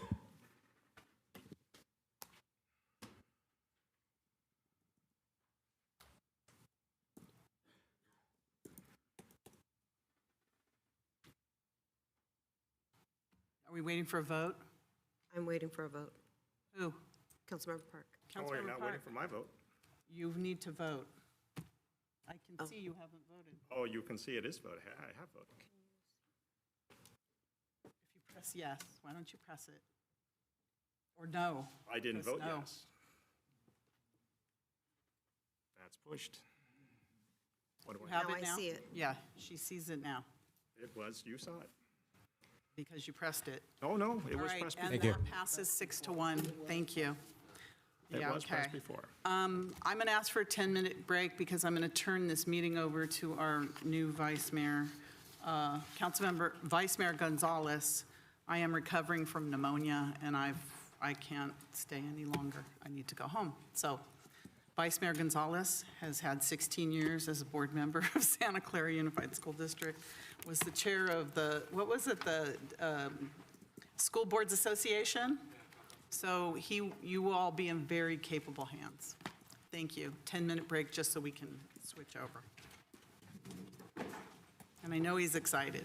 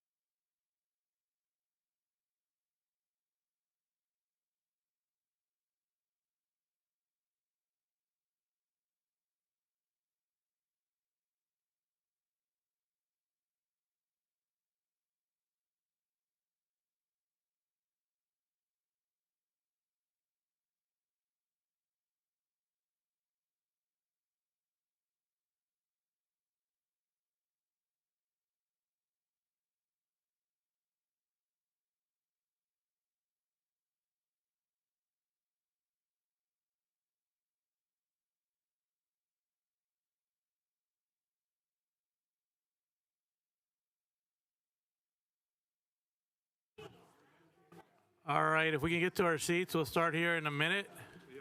1 minute.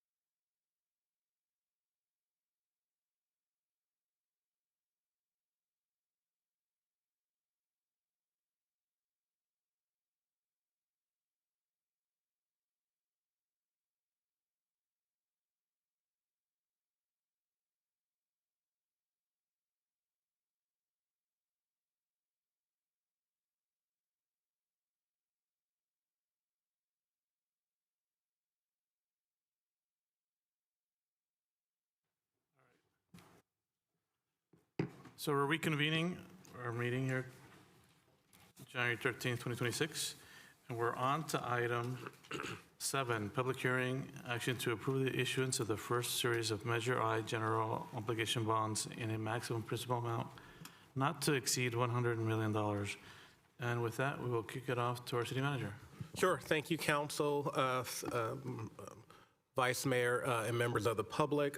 This item tonight is in regard to issuance of $100 million of Measure I bonds for the initial phase of projects. Tonight's public hearing includes recommendations for the council to consider a resolution to issue those bonds, and we anticipate that bond sale occurring in early 2026 this year. With the City Council approval of the proposed issuance of both Series A and Series B general obligation bonds, staff will be proceeding with finalization of the financing process, including completion of the recent credit rating reviews, preparation of required legal documentation, and structuring the bonds for sale. I'm joined here tonight by Mark Freitas, our Deputy City Manager that we hired to help facilitate and manage our Measure I process, as well as Finance Director Ken Lee, Liz Klotz, Assistant to the City Manager, I think she's online. Together they will walk through the proposed first series of bonds and the recommendations that are before you tonight. Mark? Thank you for the introduction, City Manager Grogan, appreciate that. Good evening, Vice Mayor Gonzalez, members of the council. Yes, today, this evening, we are presenting on this public hearing item with regard to the implementation of Measure I.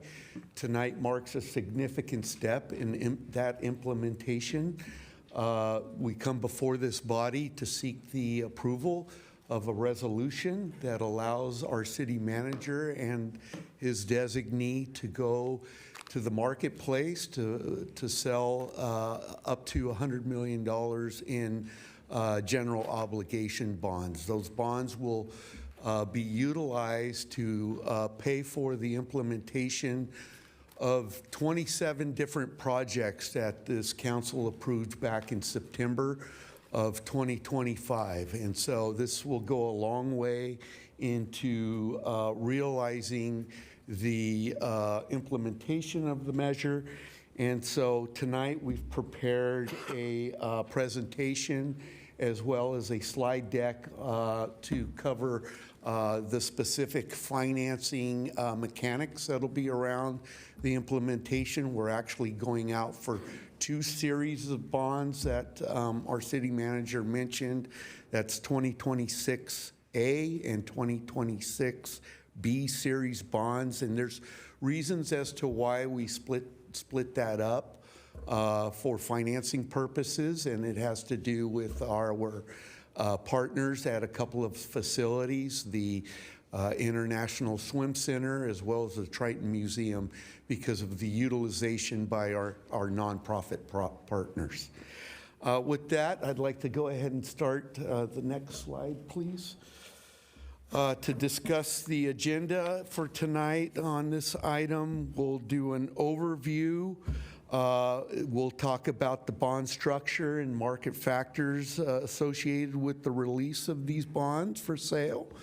We'll talk about the bond documentation, what the timeline we anticipate for the actual issuance and sale of the bonds. what the fiscal impact will be in terms of any general fund impacts, and then the report to council recommendations. Next slide, please. On the overview, going back a little bit in time, we just want to give some perspective of how we got to tonight. Back in November 5th of 2024, the voters in the city of Santa Clara approved Measure I. It is a public facilities infrastructure bond measure. Another key date after the voters approved Measure I, in June 24th, 2025, the city authorized an ad valorem property tax levy for fiscal years 25-26 for the repayment of the debt service on the general obligation bonds that are expected to be released and issued in early 2026. Another important date was August 27th of 2025. That was the day that the project list for the 2026 general obligation bonds was presented, reviewed, and unanimously approved by the city's Measure I Bond Compliance Oversight Committee. That project list was then brought forth to the City Council on September 16th of 2025 and included a total of 27 projects that the council approved to move forward with. And then in the fourth quarter of our fiscal year 2025, we anticipate coming back to council to report on the updates of Measure I's implementation. Next slide. So on this slide here, as you'll see, we have two series of bonds. We have what's Series 2026A, the tax-exempt general obligation bond used to finance municipal capital projects. And then we also have a Series B 2026B tax-exempt bond that is 501c3 general obligation bond used to finance municipal capital projects that will be used by eligible nonprofits for charitable purposes, ensuring compliance with the IRS requirements. And so if you recall, these 6 categories, project categories, are the categories of the 27 projects that our council has approved back in September. And these are the series of bonds that will support the funding for the different categories. And you'll take notice on the Series 2026B, that will be for our, mainly for our aquatic center, both the Phase 1 and Phase 2 of the work that will be happening out there, as well as the Triton Museum. And so that's why we have those two series of bonds, is because those two locations are used heavily by our nonprofit partners. Next slide. So on this slide here, we start talking about the different types of bonds, the par amounts, the premiums. And so with that, I'd like to invite Finance Director Ken Lee to come and talk about these other items and the financial mechanisms that are part of the bond issuance. So with that, I'll hand it over to Ken. Thank you. Thank you, Deputy City Manager Freitas. Good evening, Vice Mayor, City Council. Ken Lee, Director of Finance. Appreciate the opportunity to talk about the bond series recommendation before you. As the Deputy City Manager mentioned, on this slide, some of the more technical numbers, these are required to be disclosed as part of our official statement, sources and uses. So a total bond project dollars of $96.6 million you see there in the line item project fund. And I'll get into some of the specifics on the bond issuance. Whenever any bonds are issued, there is a par amount. In this case, the assumption here is 5% because the market is somewhat less. we would receive a premium there on those proceeds. Those would be used to pay for interest expense. So the numbers, the premium line item there and the interest expense line item there match. The par amount the bonds issued would be issued to the extent that it would cover our project fund and our closing costs. And so in total, when you consider both the premium, the closing costs, $104.6 million. These are subject to market conditions at the time of issuance, so these are estimates. When you look at the total debt service over the life of the bonds, 2 years for the Series B, 30 years for the Series A, we're looking at total debt service all in of $160.4 million, right now estimated at a true interest cost of 4.17%. The chart on the right shows the payment of debt service over time, and so you can see there front-loaded the first 2 years, reflecting much of the language that was approved by the ballot, the largest debt service payments to be made here in the front end, and then you see an even distribution at a much lower level. That's in anticipation of a second tranche and a third tranche, so that debt service on an overall basis for the $400 million would be close to level. On this slide, I did want to highlight and thanks to the city manager earlier for the recognition around the city's credit ratings. We did apply for 2 credit ratings on these bonds, Moody's and S&P Global, as you see the table on the right. Those are the investment grades that our investment community views the bonds against. We did receive the highest rating here, and I joke with my daughter that this was like the final for me in terms of a rating presentation, and we got the AAA.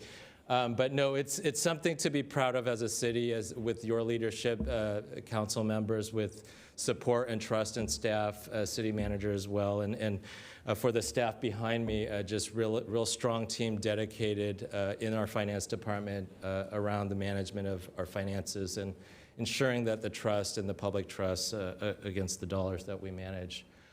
So what does that strong credit ratings represent? And I know Councilmember Jane asked the question earlier, and what it really does is when we go out to the open market, we've had independent assessments of our credit worthiness, our financial health, and that is an appeal to investors to look at, to weigh market risk, returns on that debt, and in the net effect, it lowers borrowing costs. So the interest costs between a AA and a AAA, working with our financial advisor, roughly $2 million plus over 30 years. So that's $2 million that our residents are going to save as a result of our management and your management leadership. The credit strength does include, and so both Moody's and S&P, right before the holiday break, reviewed our presentation, our materials, and they reviewed our general fund reserves, our cash positions. They do a quantitative analysis on our city's finances. They look at property tax assessment, so that is the basis for the repayment of these debts. So how is our assessed value? How has it grown in the past? What are our projections in the future? What developments are in the pipeline? And then they do a qualitative review of our city policies, our management. In fact, how we end the year every year. Are we in the black? Are we in the red? And what are the disciplined decisions that you as a city council make to boost our reserves and to enhance our finances? So a team effort all the way around and something to be really proud of. Shifting gears a little bit here, our interest rate environment. Someone like me follows the headlines every day, and so if you've read the headlines around the Fed Reserve this week, potential for turmoil within the market as we get close to our issuance date. And so you take a look on this graphic here. This is a tax-exempt kind of duration, 30-year duration, taking a look at 1 year ago versus today or right around now. On the short end of it, on the short end of the curve, we see that rates are down, and you've seen that the Fed had reduced 3 times in 2025. They're expected to vote and review the rates again later this month prior to us going out to the market.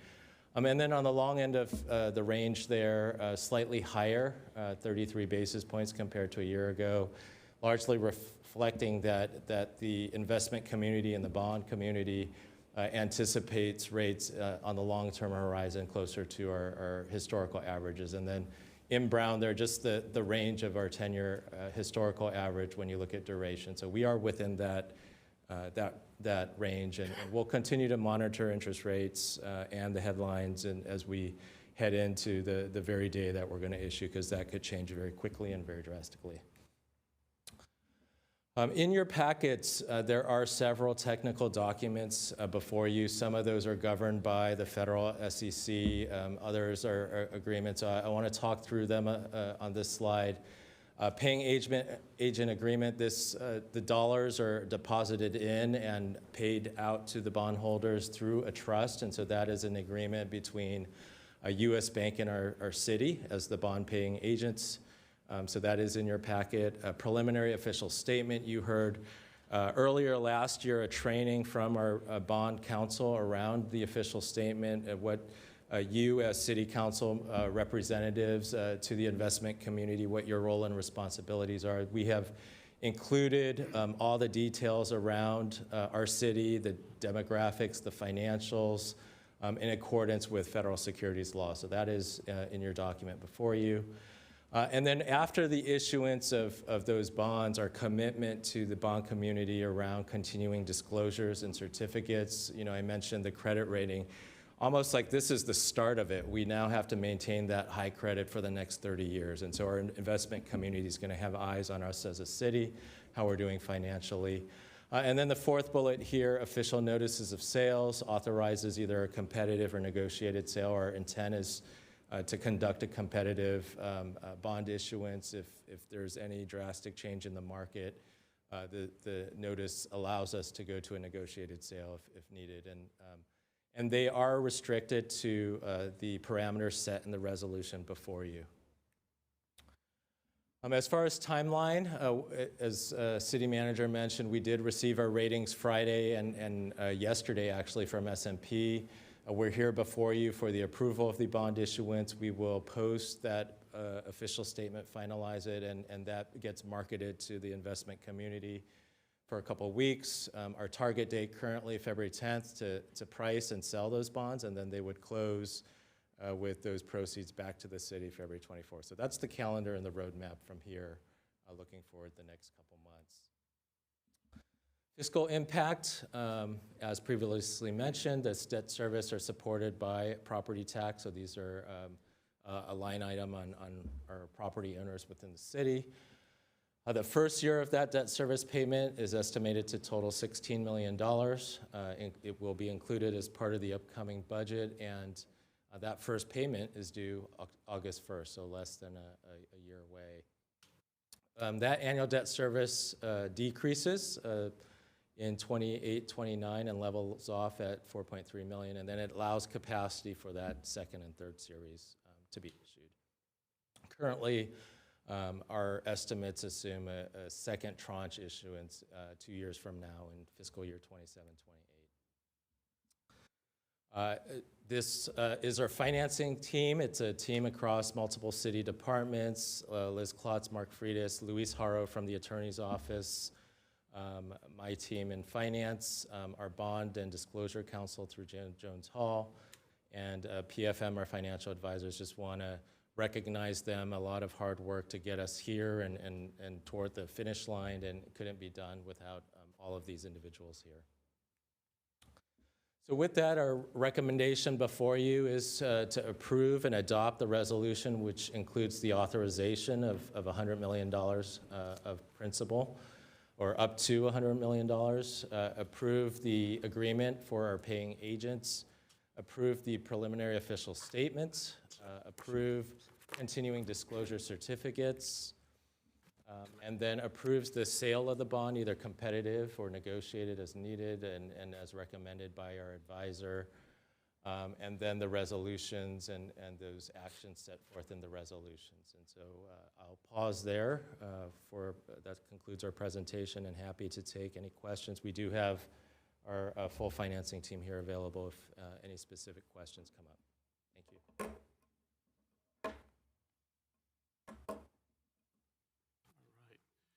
And we'll open it up to council questions.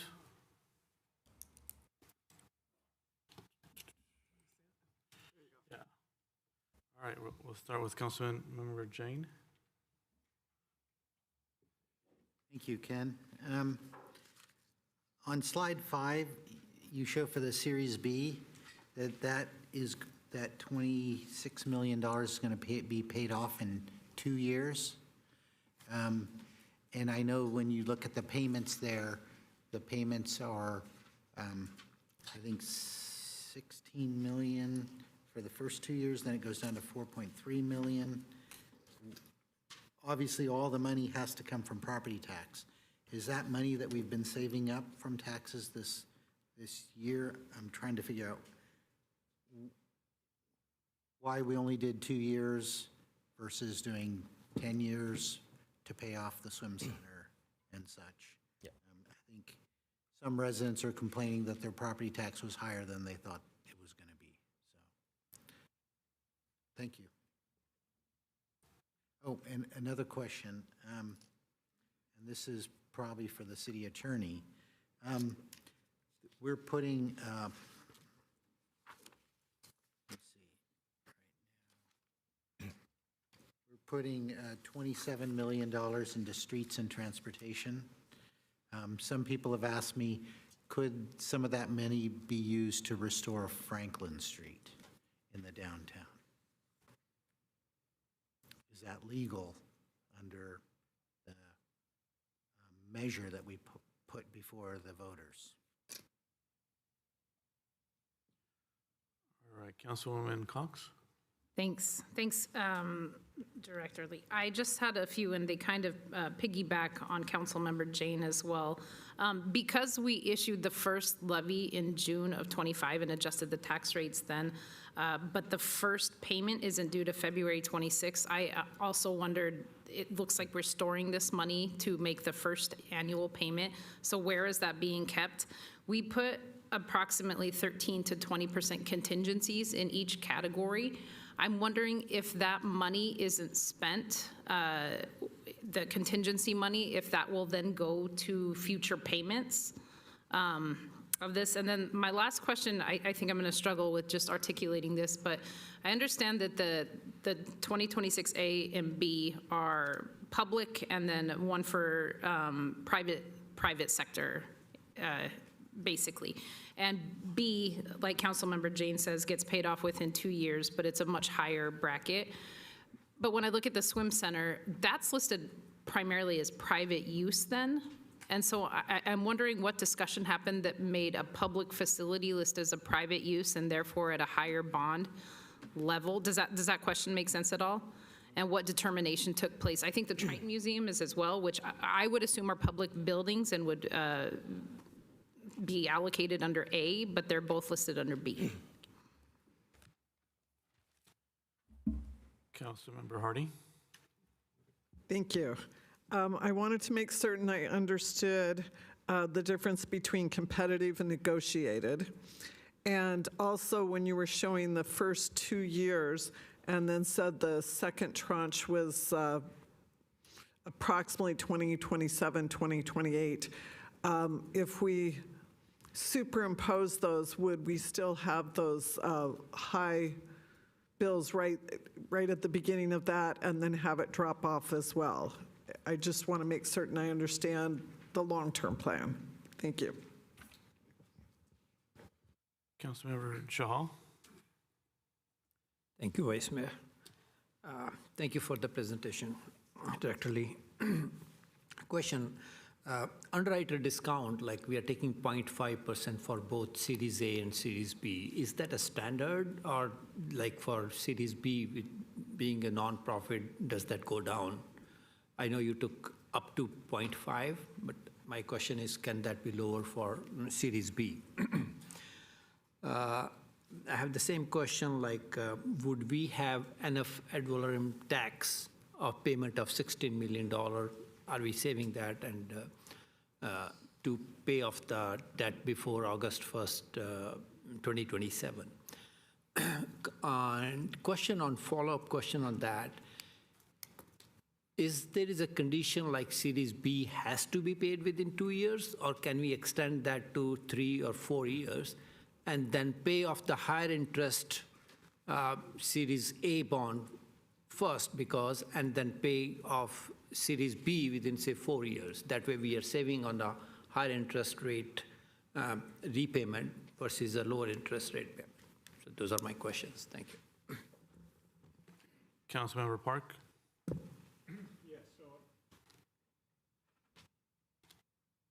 I've noticed that you make it very clear that we have to maintain these ratings for 30 years. Otherwise, what changes and what are the difficulties there? I have a question about effective money. I mean, we had a Councilmember Jane asking if funds could be used for a very specific purpose, which may not have been the intent in the beginning for Franklin Street. But I mean, I think that we approved a $400 million bond to cover $600 million worth of infrastructure debt.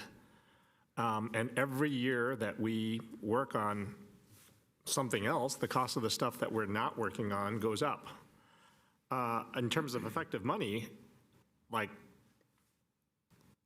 we have $400 million, but for the projects that we're doing, I mean, we can assign a cost to each of the projects that we want, but are we going to actually cover $400 million worth of infrastructure debt that we've identified? Like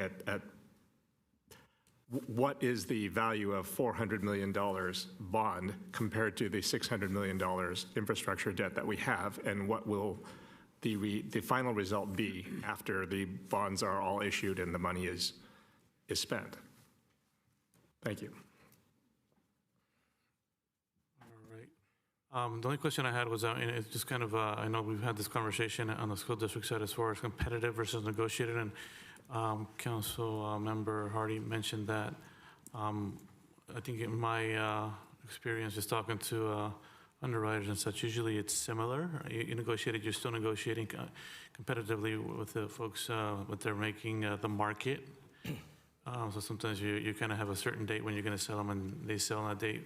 Versus competitive, sometimes if you have the state selling, billions of dollars of bonds, you might have to pull back. And maybe that's correct. You can let me know. And I think those are all the questions that we have on this.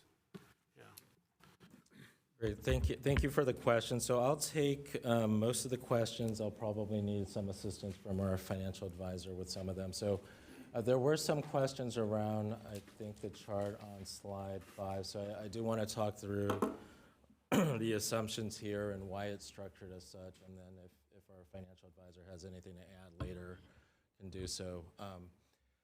So with regards to the Series A and Series B, these are both tax-exempt bonds, and they're governed by the IRS in terms of how and what they can be spent on and how the subsequent improvements can be used. And of course, legal, if you guys want to chime in if I misspeak. But knowing that we do have facilities used by nonprofits, our swim center is a great example, or Triton Museum's another example. We worked with our bond attorney to make sure that we would comply with all our IRS laws and rules, because under the Series A, with some of those activities, they wouldn't be allowed under IRS rules. So with the Series Bs, it's a separate marketed bond series. It's specific for nonprofits, 501c3. There would be a requirement for us to do an administrative review and certification of that 501c3, and to the extent that those nonprofits didn't comply with that, then there would be some risk to those bonds. And because of that administrative burden, we did structure B to be paid off first. So once those bonds obligations are paid off, you no longer need to kind of comply with those IRS rules. It creates some flexibility for the city in terms of how those infrastructure assets are used and with what groups, and it would save us on our administrative expenses. There were some questions around the front-end loading of this, and so it was always contemplated under the full $400 million to have a debt service level that would peak around the $23 to $24 million range, with the first year of debt service around $17 million. So we are actually under the assumptions that we had used when we brought the ballot to the council and to the voters, and so, but very much with the assumption that you would issue a second and a third tranche somewhere anywhere from the 2 years out. Those tranches would have subsequent debt service payments that would be layered onto these. And so when you add those second and third tranches of debt, your debt service payments are smooth and level out over time. The council did approve a tax levy in June, and that was for a tax roll where we would receive property tax revenues in December, starting in December and through April. So some of those dollars will start to flow through. So we're not in full possession of those dollars needed to make that full payment. But that was the exact reason why it was important to put that on the tax roll, so that we would get the dollars to be able to make that first payment in August of next year. If we delayed, or if the council decided to wait one more year, because those proceeds are received in December and or the following year, we wouldn't have the cash to make that first payment. So by doing so early and within the constructs of the ballot measure, we're actually saving interest costs by having the cash available over time. Now the structure here, 2 years versus 2% versus 4%, Councilmember Chahal on the rate of the tax.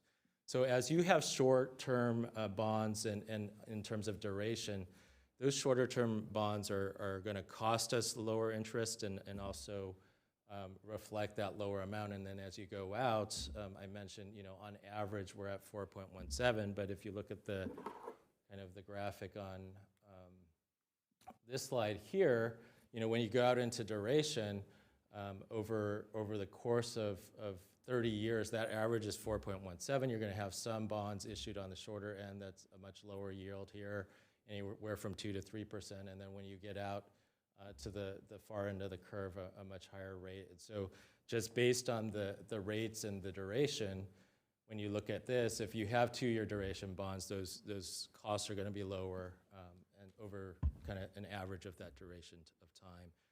And so I just kind of want to point out, so the reason we structured kind of Series B to be paid off front end entirely due to that administrative and flexibility need for some of our facilities.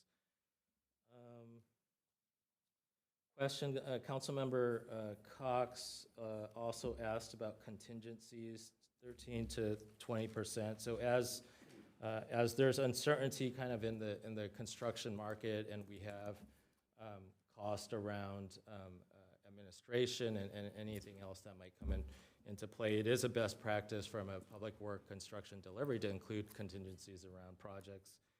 To the extent there are dollars at the end of kind of the bond projects, and we've completed everything we've told the public, it will be an option for the council to use those dollars toward other projects. I know Franklin Street was named, and as far as legal use of the bond dollars, capital public infrastructure is kind of the broad, but there is within the resolution and within the ballot a process in order to change the increments within those buckets, a unanimous vote of the council, a review and recommendation to our Citizens Oversight Committee. So there is that process that is established to the extent that there's a desire and feedback to change those buckets. And I don't know if the city manager wants to also add. Sure, Ken. I'll just piggyback on that. But in response to Councilmember Cox's question about would we use any of the bond proceeds to pay down the debt, the answer is we're not envisioning that at all. If there are additional contingency funds left over from this first tranche, those would either be applied to other compliant projects within the expenditure plan or to advance the projects that would be funded by the next phase, so phase 2 of bonds. We could begin those projects earlier and actually delay the issuance of that second phase of bonds. But we do, and we have been working on contingency plans as we go forward to make sure that we are never in a position where we are not spending the bond proceeds, but they would all be spent on projects. And then Councilmember Park asked a couple questions. One was the impact of the ratings, what happens after 30 years. And so once you issue the bonds, these are fixed rate bonds, and so it's based on having a AAA credit rating. Now, the holders of those bonds, to the extent we have a downgrade or a lower bond rating, I mean, there is a perception and obviously the perception of risk against what they originally borrowed at a AAA level. Now, what would happen is, to the extent we went out to the public market again to issue bonds, let's say in 2 to 4 years from now, And if we weren't at a AAA, we're at a AA plus, that would come at a higher cost to the open market, more interest to bear for the same amount of principal that you would issue. But over the time, over the 30 years, it is a goal as an agency, as we have continuing disclosures, if we want to continue to maintain strong financial management discipline and principles as we are holders of this debt, so that we're signaling to the investment community that these are bonds that are secure, followed by great management principles that you should invest and continue to hold our bonds. And so there's a market kind of ramification, and if our financial advisor has other thoughts, welcome that in a minute.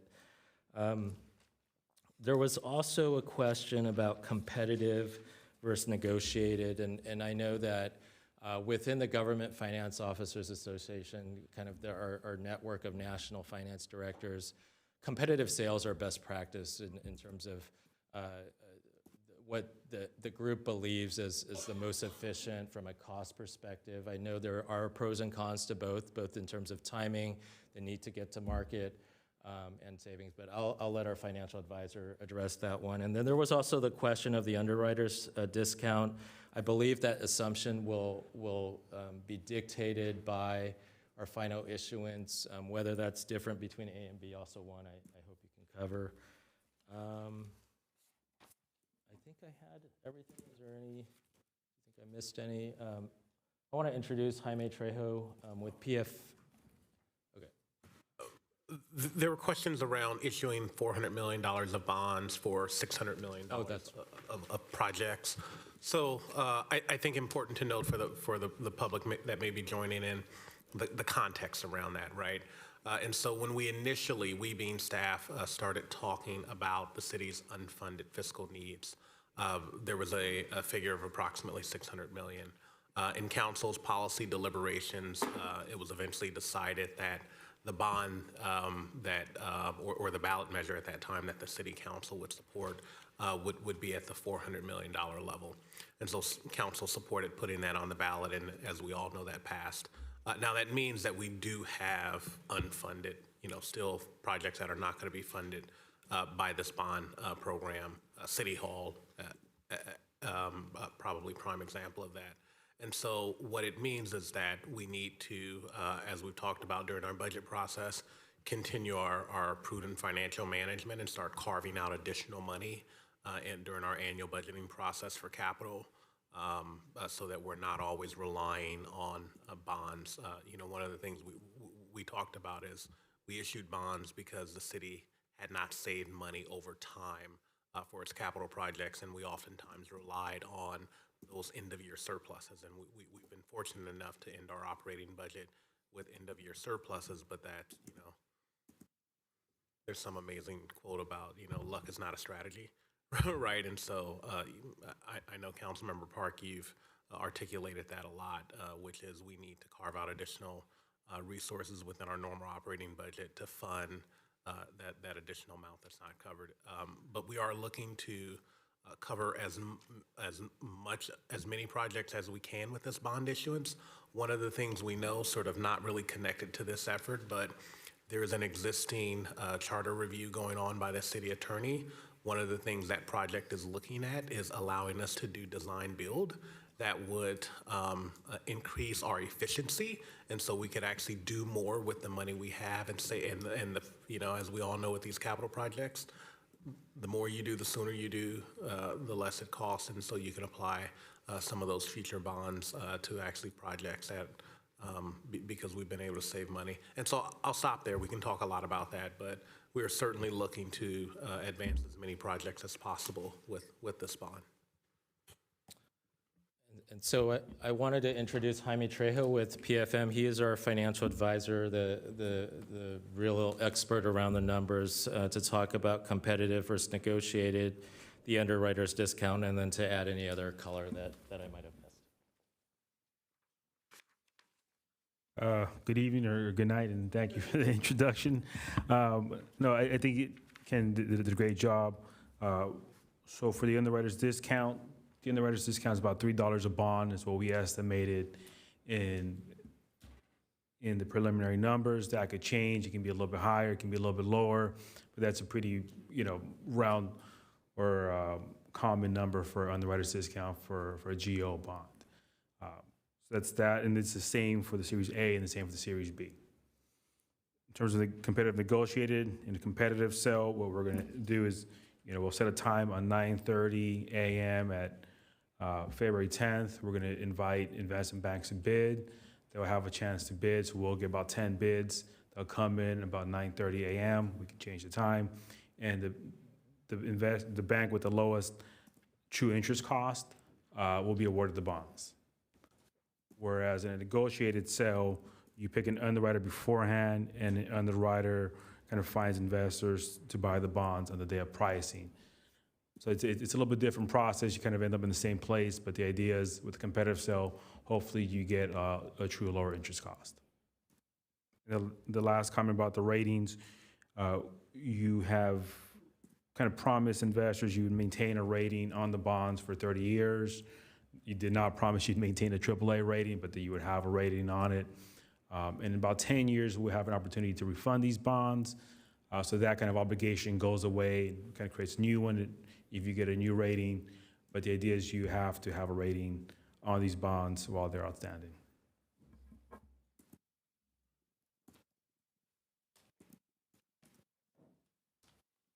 Well, it answered all the questions. Any other questions from council members at this time? So we'll go to the public. And we have a couple members of the public here. And I'll just bring up Tim Towers, who has been a long time bond oversight committee member for Santa Clara Unified.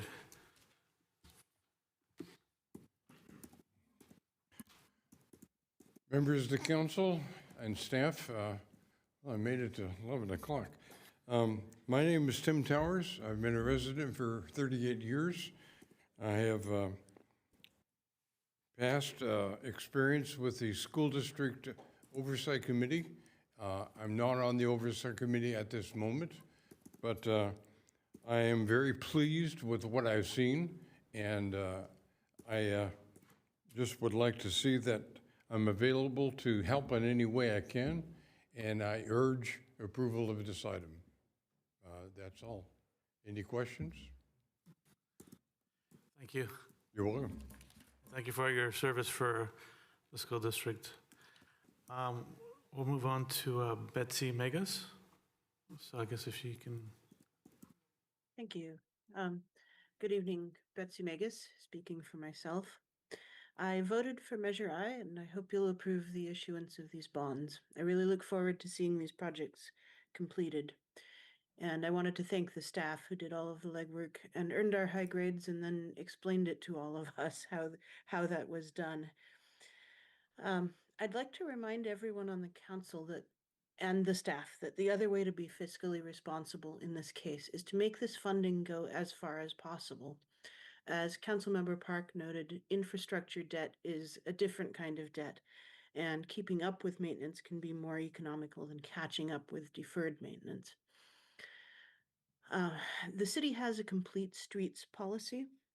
It was created in part to conform to the funding requirements for VTA 2016 Measure B and the MTC and OBEG funding ecosystems. It was also created to acknowledge that the most economical time to add things like curb cuts and stripe a bike lane is in conjunction with paving work. We have several bikeway concepts on the website now that this council has approved, but that are waiting for construction. Pavement upgrades are the ideal time to implement those plans, provided the designs are ready to go. Please don't skip these kinds of upgrades just because we're focusing on filling in potholes and funding the repairs ourselves. And on a similar note, for the storm drain projects, please coordinate with the paving projects so we're not digging up freshly paved streets when we put in storm drains. Thank you very much, and I look forward to seeing some of these projects come to be. Thank you. All right, with that, we'll come back to the council. Any comments? Mr. Chair, Before you go to council deliberations, if that's everybody who's spoken in the public, you might want to solicit a motion to close the public hearing.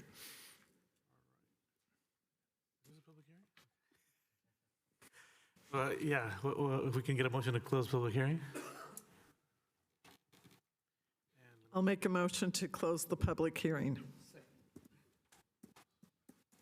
We have a motion on the table. Assistant City Clerk?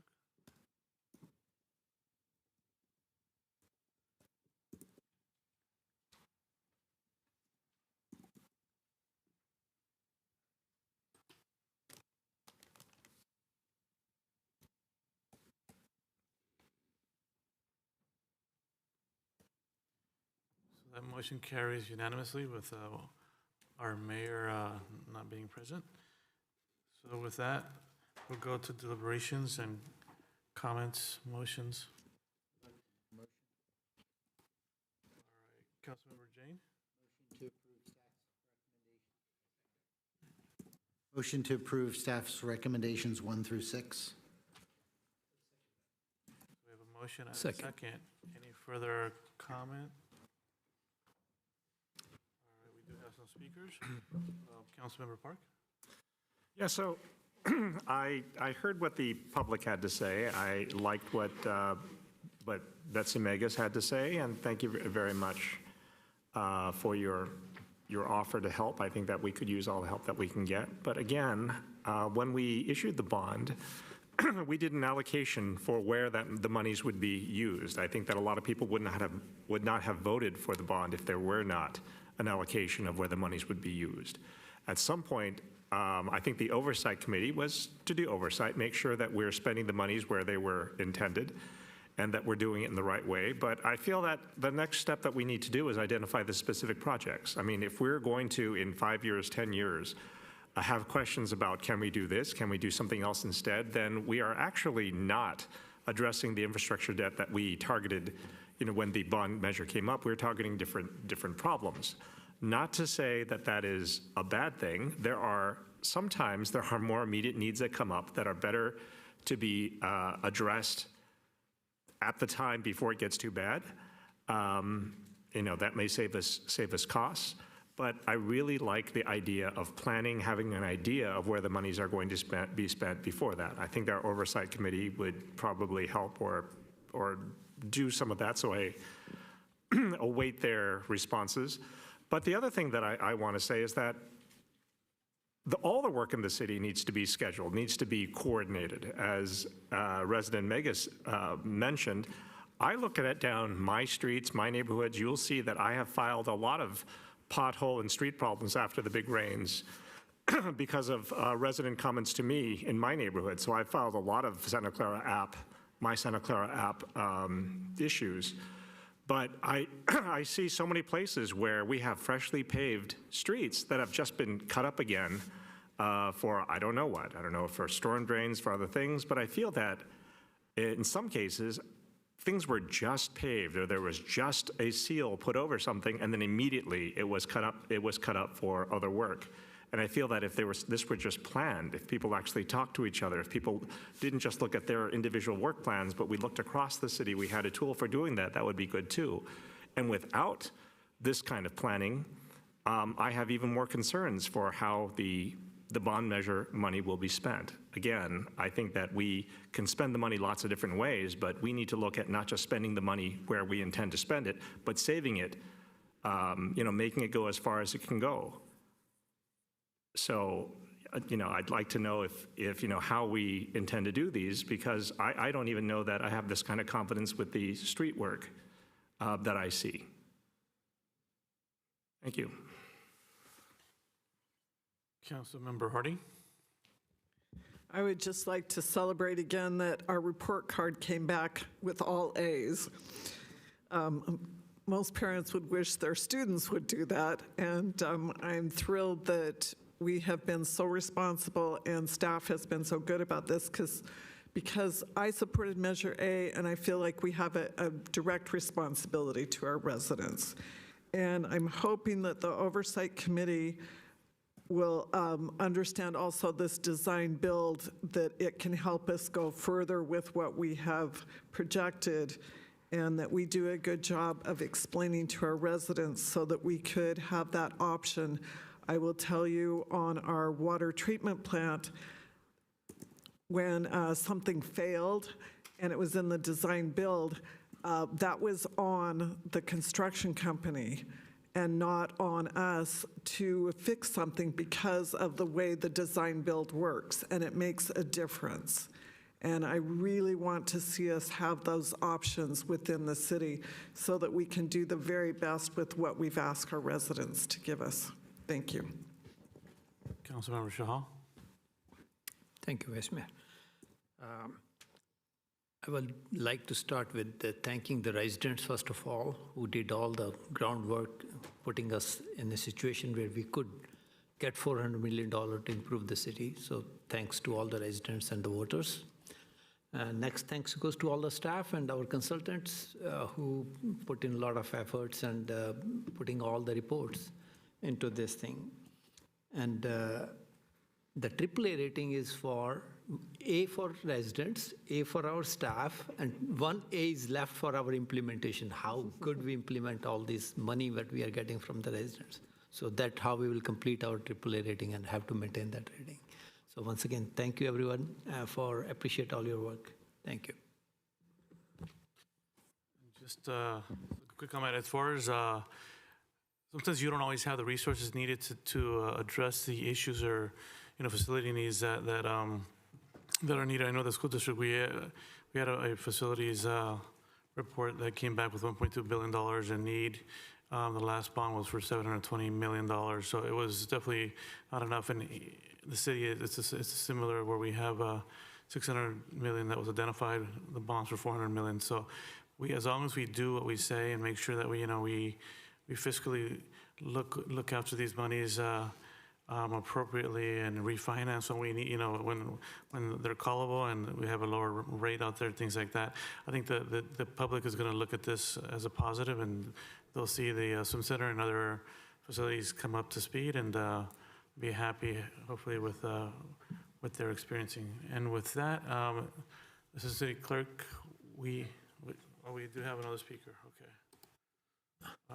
Councilmember Shahal? Thank you. Yes, I missed one part of it, which I noted on my notebook. I think one thing we should be very clear of is regular update to our residents. How, on the regular interval, whether quarterly or 6 monthly, that what progress we are making so that we earn their trust the way they voted for us, and that would be good. So regular update to our residents. Thank you. All right. And Councilmember Park? Yeah, I was just going to say, we seem to like dashboards, and dashboards provide a lot of information for people to look through and send you questions. Maybe we could have an implementation dashboard for the bonds and how they're spent and what they're being spent on, and they can link to projects. I'm sure that this has been brought up and thought about before, but I just want to hear some confirmation. Good evening, Councilman Park. Great question. That is absolutely one of the priorities that we've been working on, is both the web page for Measure I, to where the public can go to find out information about the projects. We're also developing dashboards for all 27 projects that were approved by this council back in September. So that is absolutely ongoing right now, and we hope to release that in the next few months for the public to be able to utilize that. That's going to be a key platform for us to communicate with the community and stakeholders on progress of projects, status, costs, and where we're at as a total Measure I program. And then we'll be able to go deeper into each project and obtain additional information and progress for all of 27 projects. So we are working on that item, and we'll be having those going live in a few months. Well, I'm glad to hear that. I think that the dashboards, especially if they're kept up to date in a timely fashion, would be very good for residents to not just see what is going on, but also get trust, transparency here. Almost feel like we could do that with everything, like even street repaving and things like that, but that's not the topic of this this agenda item. Thank you. All right. Assistant City Clerk?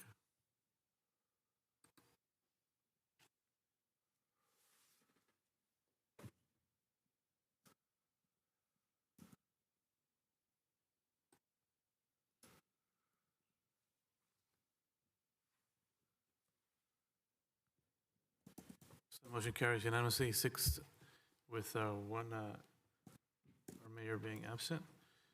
So congratulations.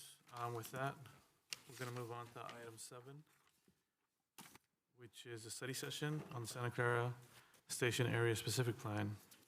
And with that, Yeah. Cox? Thank you. I'll be recusing myself from this due to my employment with the university and the potential conflict of interest because of the property owned by the university. I will be gone. Yes. Okay, thank you, Vice Mayor Gonzalez. The Community Development Department is here with various partners to provide a study session on our long-range plan related to the station area. There is no formal action that is being requested of you tonight. However, we would love feedback, and as you know, these sessions we provide so that we can receive your early feedback into these important long-range plans. The station area is a transit-rich site that is also the terminus for the BART station as part of that Phase 2 project. It is critical for the city to have a preferred land use plan for all development near transit. Staff has collaboratively worked with the task force, a resident task force, VTA, the Metropolitan Transportation Committee, as well as the Association of Bay Area Governments. Afsha Hamid, our Community Development Director, is here to present the presentation. She is also supported by our consultant from WRT. Afsha? Thank you so much. Good evening, Mayor, council members, and members of the public. I will just get right into the presentation. So first, the introductions. We have tonight Leslie Xavier, Rebecca Bustos, both from the Planning Division. We have VTA staff, Melissa Cereso, who is the program manager, Robert Swark, he is the transportation planner. We also have Ian Lynn, who's a transportation planner. I would also like to give a shout out to MTC ABAG for their support. And then the consultant team is here, James Stickley with WRT, Digasha Rawat with WRT, and we also have Dana Bowser, who did the economic study, and she's with Strategic Economics. So at a high level, a focus area was identified in the 2010 general plan. And in the general plan, there are 4 focus areas that were identified: El Camino Real, Stevens Creek Boulevard, Santa Clara Downtown, and the one we're speaking about tonight, which is the Santa Clara Station area. And what's the benefit of these focus areas? Well, in the general plan, the council envisioned these focus areas, but council said, come back and develop a more fine-grained, granular approach so that we can do more focused development with more intensity, because council envisioned more jobs and growth around these areas, because this is really a transportation hub. So we aligned ourselves with what the region was thinking at the time and continue to think, and then these would also allow us for future grants and growth and development. In 2022, the city entered into a cooperative agreement with BTA, and this agreement is really important because it set the roles and relationships for how we were working with the VTA, and importantly because there's a $900,000 grant that we are working on implementing with the VTA. And then in December 2022 and April 2023, the council appointed an 11-member station area task force. And then in 2023, through an RFP process, WRT was selected because of their expertise, especially around station areas. So again, a very high-level overview. The station area consists of 244 acres bound by De La Cruz, Reed Street, Martin Boulevard, Franklin Street, and El Camino Real to the southwest. Also of note is San Jose Mineta International Airport. Costco is here. We have the downtown fabric right here. And then we have our very important educational partner, Santa Clara University. So as said, this is an important transit hub, and Council's vision for this area will guide future development. So while the general plan gave the broad guidance, we are now developing the more granular approach. And so the objectives for this area are to address the changing needs of the community. Significant changes in transportation, jobs, and housing are anticipated here. Aligning with VTA's the regional goals, VTA completed a transit-oriented community study back in 2019, and it emphasizes maximizing development potential. Community vision, a new specific plan will incorporate the community's vision for diverse perspectives and to shape a vibrant transit hub unique to Santa Clara and guiding future development. The plan will guide public and private investments for a 25 to 30-year horizon. This will also advance the Santa Clara's general plan, promote multimodal transit, and importantly, compliance with the Climate Action Plan. So tonight, the agenda is laid out, and I will not read it number by number. I think it's pretty apparent, but I do first want to step back and talk a little bit about VTA's role in this project. Our consultant, WRT, will cover these agenda items. So first, the project has regional interest. MTC and VTA, through a federal government grant, has provided the funding for this project, a total of $900,000. So VTA is partnering with the city on the overall project, and the city is the project lead. We manage the project day to day with the use of the consultant. The city council has study sessions and reviews and provides input and feedback to us. City council is the ultimate decision-making body on this and will also adopt the final plan. The Planning Commission also plays an important role, and they're the recommending body to the council on this. VTA is a funding partner, and they're also a strategy partner, and they're working with the city. The draft version of this plan will be brought to the VTA board before it is adopted by the city council. VTA has been very collaborative throughout the entire process. This slide orients you on the VTA's role in this project. VTA is the lead agency for the BART extension, which is anticipated to be here by 2036. So VTA is the congestion management agency, and because of this role, VTA, through state law, has a required role in working with local jurisdictions on land use and transportation. VTA also has policies, and those policies are displayed here on this slide. They are for transit-oriented development and transit-oriented communities. And included are those underpinning policies here. And now I will introduce James Stickley, who's the principal in charge with WRT, and Dika Shahrawat, who's the project manager. And then towards the end, I will come back and talk about the Planning Commission and the next steps. Thank you. Great, thank you, Afshan. Mr. Vice Mayor, members of the council, it's a pleasure to be here this evening and to present our progress to date on the station area specific plan.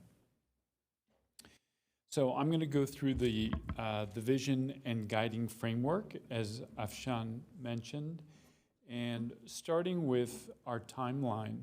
So we've been hard at work for 2 years now, And as you can see from this calendar, we started with the analysis stage in the beginning of 2024 and worked through a vision stage, through conceptual alternatives, and that brings us to where we are today in the development of the framework, which will then be the basis for writing the regulatory plan itself.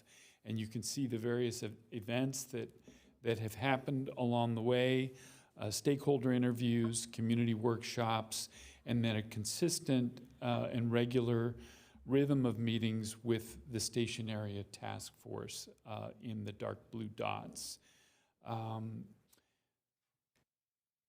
So this is where the project started, just being clear on what it is that we're trying to accomplish in this new district and this very important district for the city of Santa Clara. The station will be a vibrant, transit-oriented district that leverages regional transit to build a thriving, walkable, accessible community unique to Santa Clara. Grounded in equity, the station area will prioritize diverse housing, inclusive mobility, and economic opportunity, fostering a strong sense of place through thoughtful design that builds upon Santa Clara's distinct cultural and ecological heritage. Sustainable, climate-conscious infrastructure will enhance resilience, positioning the district as a future-ready, flourishing neighborhood. So, as we developed the framework, we looked at it in a series of these layers. And the first layer that you can see on the left is about circulation, about mobility, about connectivity. Where are the gaps? Where are the street networks? Where are the street networks incomplete? How do we bridge across the tracks? That's really the most significant barrier to having this district be cohesive and connected from one side to the other. So really paying attention to those track crossings, as well as making sure that the street network is complete. In the center, you can see what we're calling the public realm layer. How do we have a connected network of public spaces? The streets can serve part of that function, but there are also opportunities for parks, for paseos.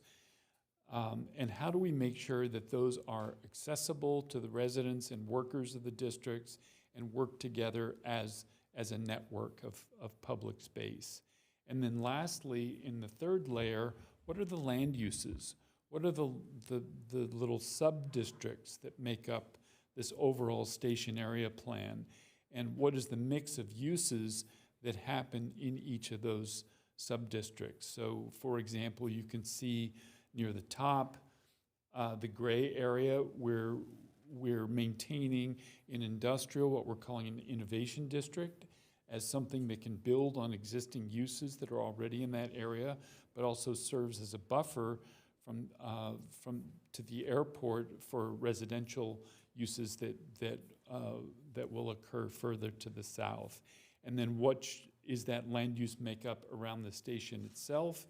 And then how do we blend back towards the university and towards the old quad neighborhood in the south? So really thinking about each of the areas of the district in that way. So briefly, our engagement, and Afshan mentioned this a little bit, as did I on the calendar previously. We've had a series of 7 stakeholder interview sessions. We've had 13 meetings with the Station Area Task Force so far, and we have several to go as we work through the draft plan. We had property owners meeting. We've had the first community workshop, which was at the visioning stage of the process. We've had a pop-up event. We've had a visioning charrette, collaborating between city departments, the task force, and the VTA. And then we had a second community workshop, which was virtual, and then there will be 2 additional community open houses to complete the project.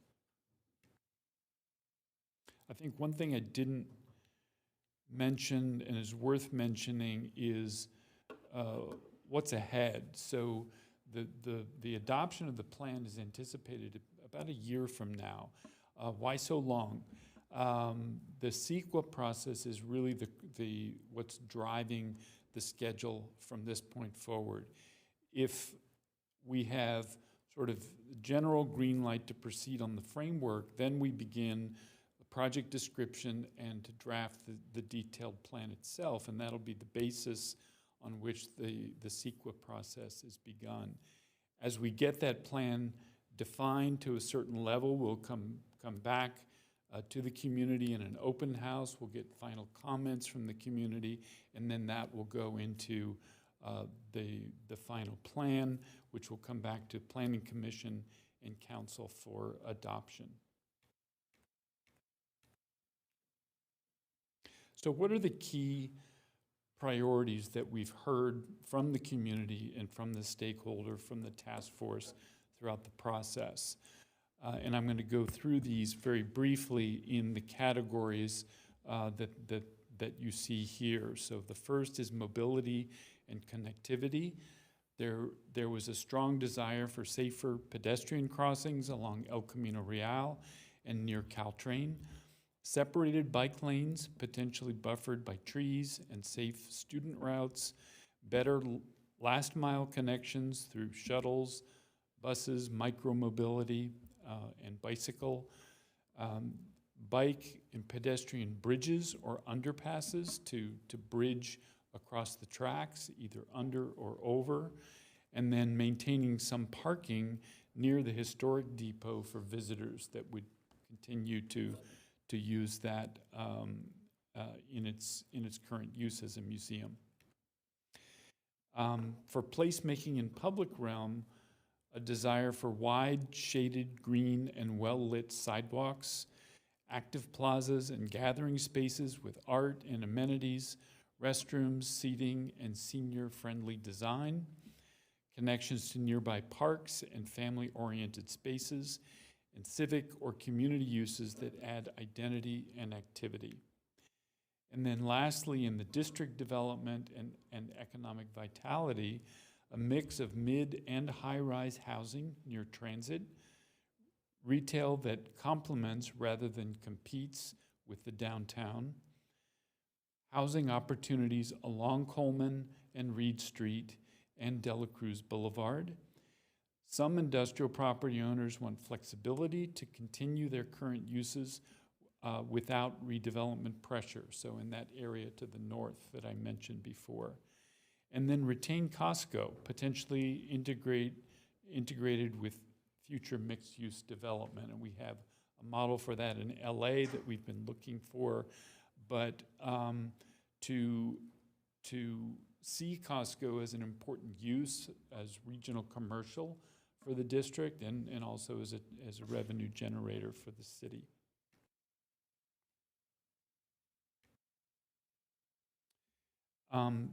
As I mentioned briefly before, the upcoming community engagement will include a public scoping meeting in this winter, so just in the next month or two. An open house this summer, a second open house in the fall, and then throughout that time, a social media campaign that keeps everyone informed on the process as it moves forward. So the preferred concept itself, let me just get into it a little bit. First of all, the process of arriving on the framework plan that we have today, we started by looking at different options of how to organize land uses and framework. And the first one was what we called the VTA Playbook Vision. It was a scheme that was based very literally on the VTA playbook that was developed for this area with a very high intensity of allowable land uses and sort of maxing that out. The second was really giving residential development priority and maxing that out within the highest allowable heights, given airport restrictions. And then the third was what's called a strategic growth mix. And this third one drew on elements of the first two, but it also was very deliberate about keeping certain key land uses that are there today, like the Costco, the police station, and things of like that. And that's the scheme that I think gained the most traction through our process. There was sort of a practicality of embracing certain successful land uses that are already there and building upon them, but still integrating additional density of housing and office commercial. So the strategic growth mix is the framework that we've moved forward with and then developed at a greater level of detail. So this is a conceptual digital model of the study area, and you can start to see how some of the land uses and densities are organized. So on the lower part of the image is Santa Clara University. To the lower left is the Old Quad neighborhood, and then right in the center is the station area. You can see the historic train depot on one side and the Caltrain station, and then the future BART station on the other side of the tracks. We're showing not mandated land uses, but sort of suggested and probable land uses. Housing in yellow, commercial office in blue, the northern piece in the, on the top in the distance would be this industrial and innovation uses, where we're retaining the uses that exist there today, but also building upon them. Retail, not only in the two locations, but there's a provision to encourage ground floor retail at key places, and Diksha is going to talk more about that in a minute. And then some academic building infill near the university in the blocks between Benton and Franklin. The idea with the office concentrating around transit, again, is not a regulated mandate of the plan. It is simply good planning to put office near the station, and then residential just beyond that. But that would really be left to the market. So this plan will be land use agnostic in terms of where housing should go and where office should go, but may have some provisions that encourage office close to the train station. The other thing that we've incorporated into the scheme is projects that are either existing or under construction or approved. So those are shown in the model, things like the Gateway Crossings, some of the residential projects along El Camino Real here in the foreground, and a couple of other developments that are in the pipeline. And then we're showing Costco in its current location and its current form. So I'm going to turn it over to Dina Belzer to talk a little bit about the market context. Really excited about real estate to be up for this at midnight, but good evening. Again, I'm Dina Belzer from Strategic Economics, and we prepared a quite extensive real estate market and sort of economic trends report 2 years ago at the beginning of the project. We've just updated all of our numbers, so we'll be providing a packet of that to staff. We didn't rewrite the report, but all the data that's included in the report has been updated, so you'll be able to see that.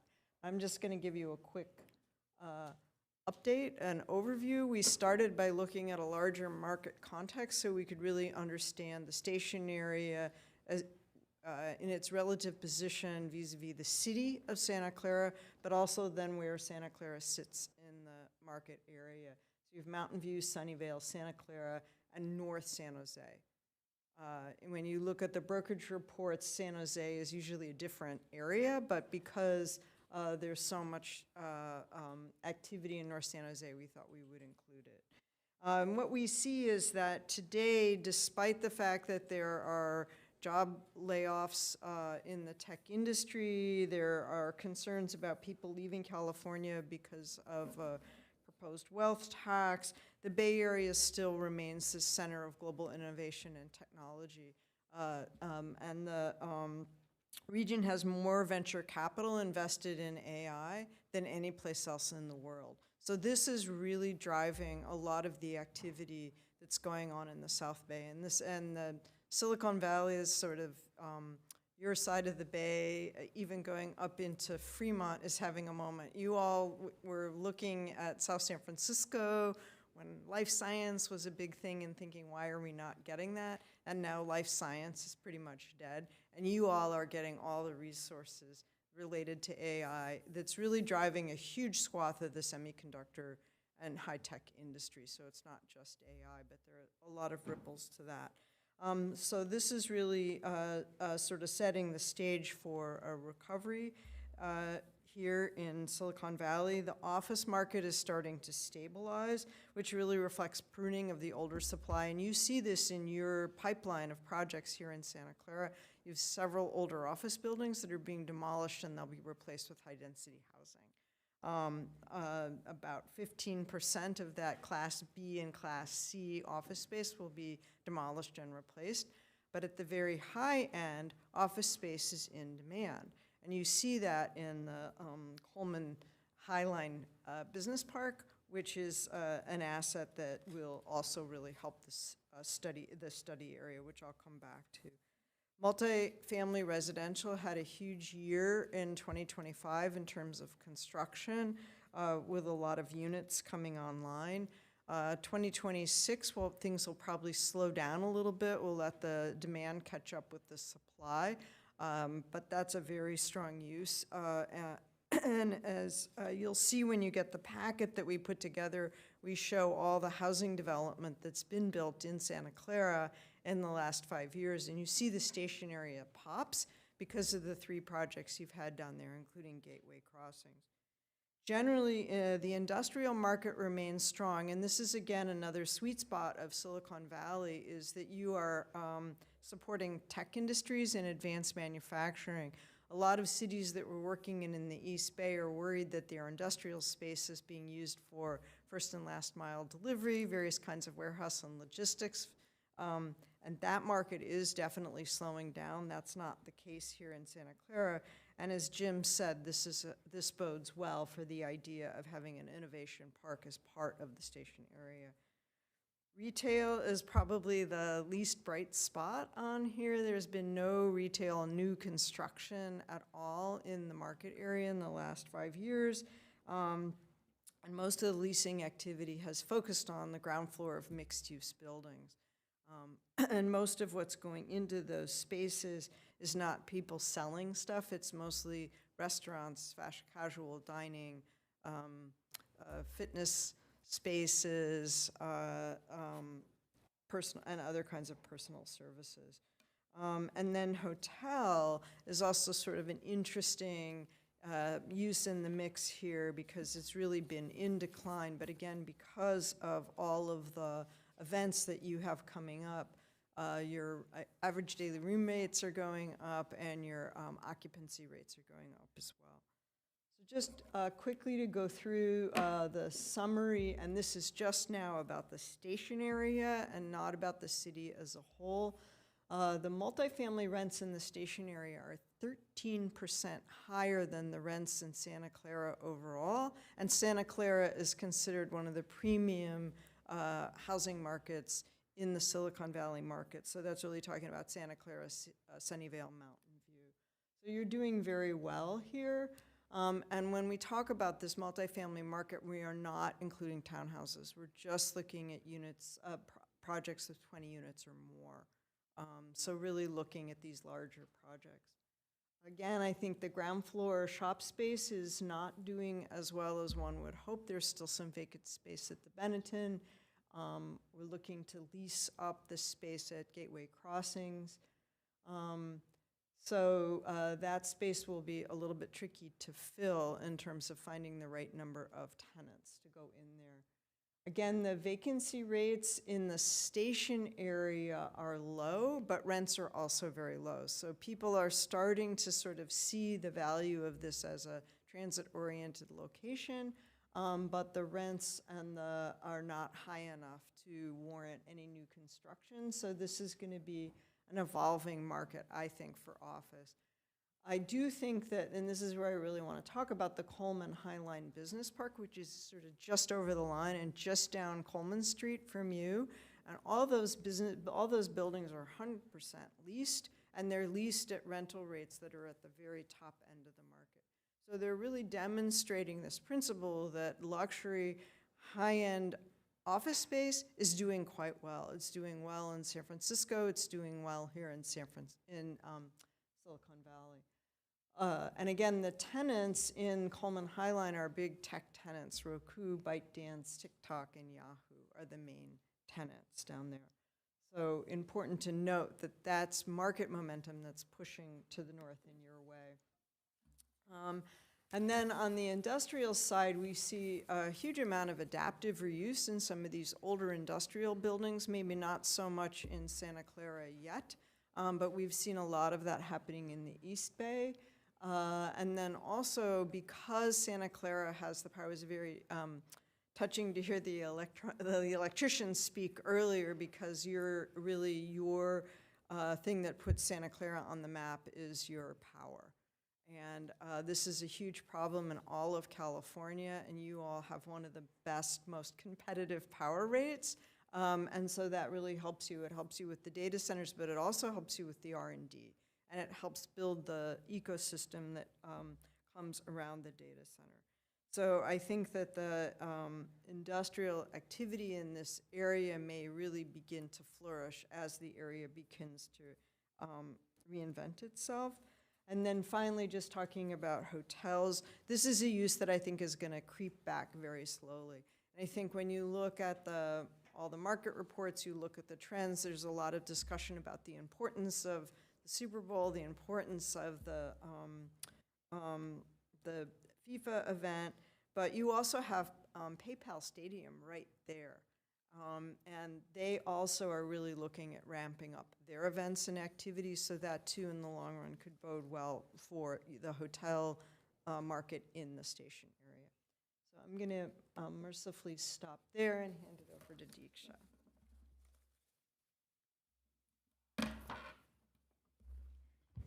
Thank you, everyone. Hello. Lovely to be here.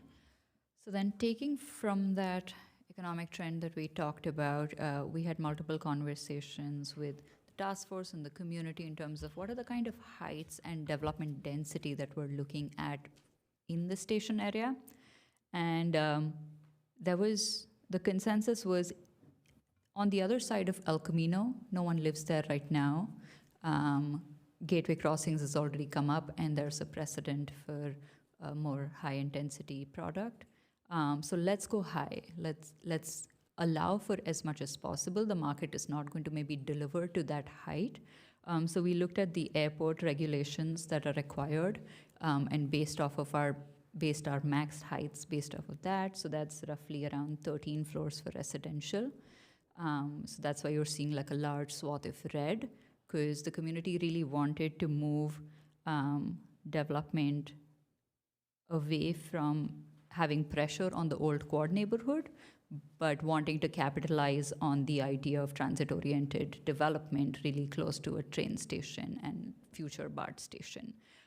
So because of that regional hub, they wanted to add as much as possible also simultaneously.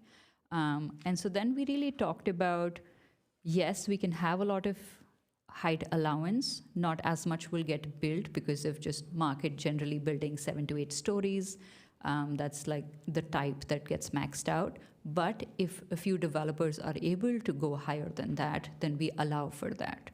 And then in accordance with that, we also have regulations that the plan puts into place for those higher, taller towers where something goes up to 13 stories. So on the left, you see some of those regulations around, and these are preliminary, which we'll develop further, which are around a minimum distance of 100 feet between any structure that is over 85 feet in height in a building, having a maximum like diagonal length so that we don't get large bulky buildings, having maximum floor plate of anything that goes over 7 floors in a building, again to offset bulk there in buildings, and that the tower component does not exceed 80% of any block frontage so that we don't have a giant wall.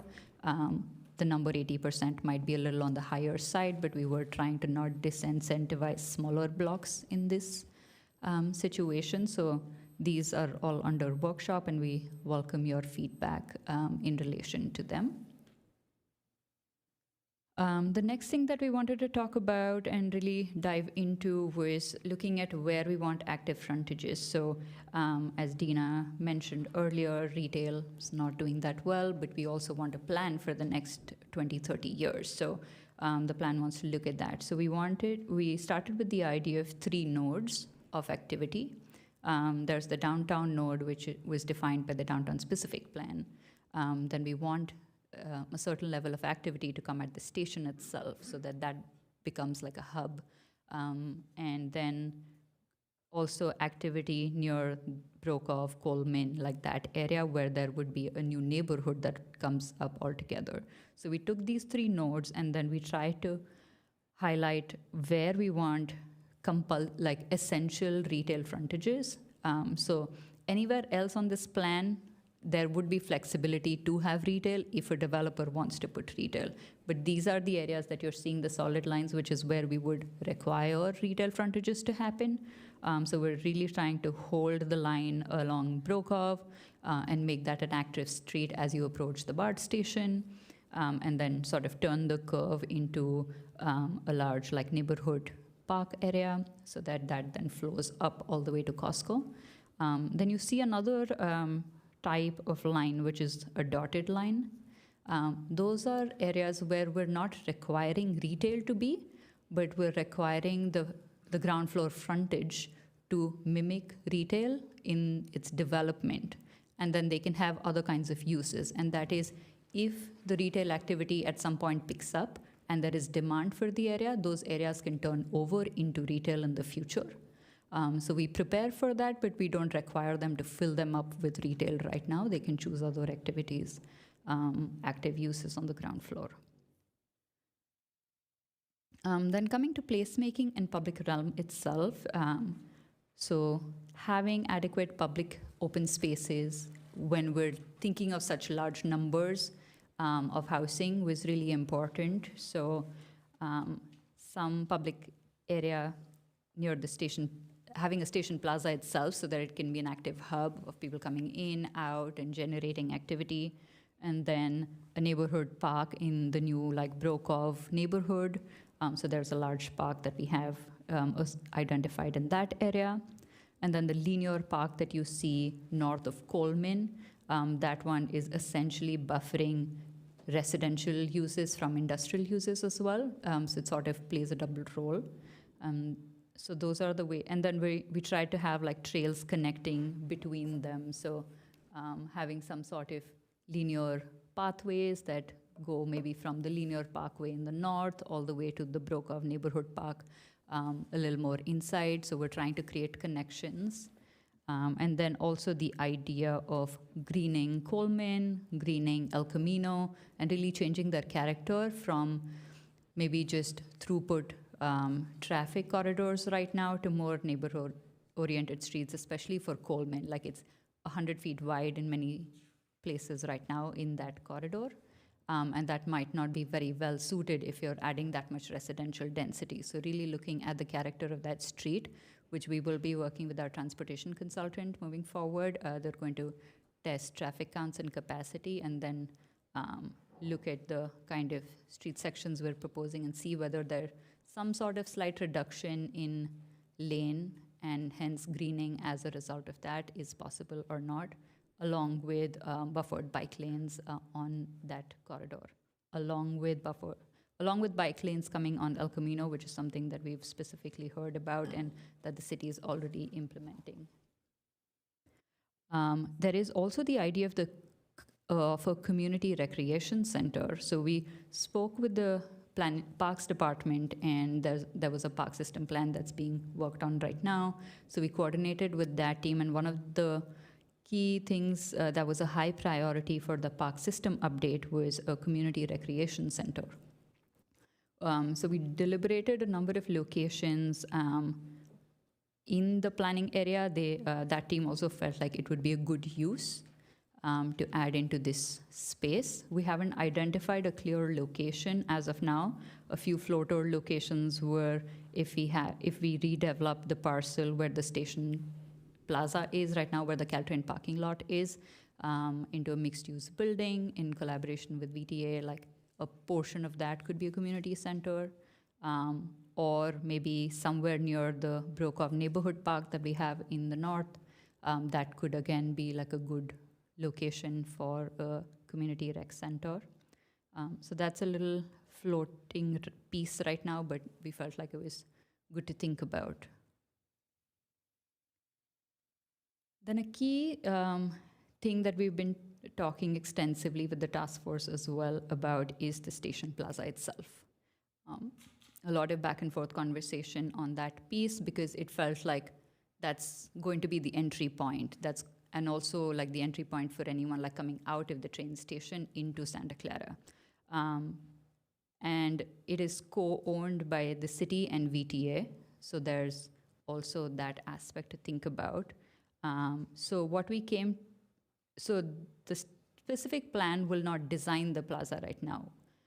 That would be undertaken when that project actually comes about. So what we wanted to do in the specific plan were talk to all the stakeholders involved and really identify the key design objectives that would then be used for the design of the plaza whenever that project happens. So connect people and modes, so really talking about seamlessly linking pedestrians, cyclists, buses, and all rail transit users, including future BART access, having minimal conflicts between these modes in the plaza area, and also having universal accessibility and safety. So that was one of the key factors that we wanted to include in the objectives. The second was creating a strong sense of arrival, and that would be establishing a distinct gateway so that anyone, as soon as you're coming in and out, recognizes that as a regional destination. And there is like intuitive circulation in the plaza, there's clear signage. Then talking about celebrating heritage. So we have the historic train depot there, which is very critical. And so maintaining clear corridors of viewing corridors from El Camino Real near Franklin Street to the historic train depot, but also between the train depot and the signal tower, since they're linked together in their historic designation. So we want to make sure that those are very clear when the plaza gets designed, but also using public art, interpretive elements, and signage to share Santa Clara's story and highlight the depot as a landmark to the community in the plaza. And then activate and humanize the plaza, so really bringing in active frontages, retail, dining, and services to the plaza to make it much more vibrant and human scale with greenery, seating, amenities. And one of the key factors in activating it is to combine it with uses that people can run daily errands with. So really like trip chaining with transit access. That would make it much more like an integrated part of people's everyday life to take transit and like get off. Or I can like grab something from here and linger in the plaza, things like that. Really looking at a global model of what a transit hub really looks like. And then really leveraging the unique transit-oriented development opportunity of public land that we have in this case. So advancing city and VTA's like shared goal of leveraging public development potential on this land, which will also help increase foot traffic in the future and transit ridership, and will generate revenue as well.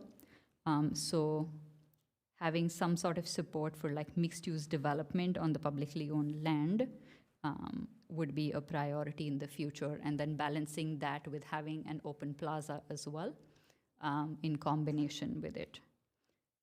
Fostering community by having flexible spaces which can be activated with things like farmers markets, performances, other things, and advancing sustainability by having green infrastructure, drought-tolerant landscaping, and energy-efficient buildings. So these are sort of like the objectives that we want to memorialize for the plaza in the specific plans. And the other thing that we want to talk about is that there is flexibility in design. These objectives could take shape in multiple different ways, and that is for a future team to determine, but these are just like some options that are quick studies that we put together with the VTA team. And this is visualization of what one of them could look like, just to give people an idea. So really walking into the plaza, seeing the historic depot very clearly, and then having greenery and space, flexible space for activation, but having development also which has a frontage on the station plaza, activating it and creating space for other access. And with that, I will hand it back. Okay, and I will wrap up with the last few slides. The Planning Commission held a study session on October 8th of 2025, and overall it was a very positive session, and the Planning Commission provided good feedback. Some of the key points that they added was potential development impacts on airport operations and constraints on future development around the airport, traffic circulation and challenges and congestion issues along Coleman Avenue, the optimal size, function, and programming of the station plaza, and then consider a bolder design and vision. One of the Planning Commission members had just been to Barcelona, and she really liked what she had experienced there, so she wanted a more bolder kind of vision for this as well. And then tonight, I do want to introduce the council to Senate Bill 79. This will be going into effect on July 1st, 2026. However, it did go into law on October 10th, 2025. The purpose of Senate Bill 79 is it overrides local density and limits to allow high-density housing development within 1/2 mile of qualifying transit stops. So when you look at Santa Clara, in Santa Clara itself, we have 2 areas where that would apply. This station area that we are talking about tonight, because we're served by ACE, VTA, and the future BART. And then we're also talking about another site, which is along the light rail corridor on Tasman. So SB 79, it's by right, and it's high-density housing near train stations. Tier 1 is our Santa Clara station as well as Lawrence station. And Tier 2 is light rail and low-frequency commuter rail, which is the 4 stations along Tasman Drive. And so what does this mean? So for Tier 1, which is the station area, and that's what we're going to focus on, within 200 feet, the density is between 30 to 160 and a height of 95 feet. If it's less than a quarter mile, the density is between 30 to 120 DUA, and the maximum height is 75. And then under a half mile, it's between 30 to 100, and the maximum height is 65. And then they're also proposing FAR regulations for residential. And then this is all prior to any density bonuses that would be allowed through the state law. I'm not going to read Tier 2, but I can come back to that if you would like me to. So the requirements are that a potential development project in the future must have at least 5 dwelling units. If the project is mixed use, 2/3 of that must be residential. And then the maximum size of the units is 1,750 square feet for each unit.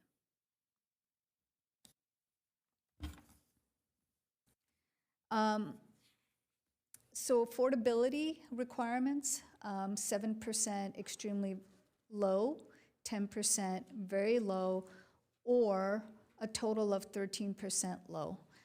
Prevailing wage would apply if a project is above 80 feet in height, and this applies to residential, mixed use, and commercial sites. There is a process to exempt certain sites, and that must be approved by HCD by July 1st, 2026. Staff is conducting a zoning gap analysis to see, to evaluate parcel by parcel what the impacts would be to those parcels surrounding the station area. And if we need to make some modifications, we would come back to council with either an update or an ordinance by March of 2026. So we laid the 1/4 mile as well as the 1/2 mile on our station area. And the 1/4 mile is the inner circle right here.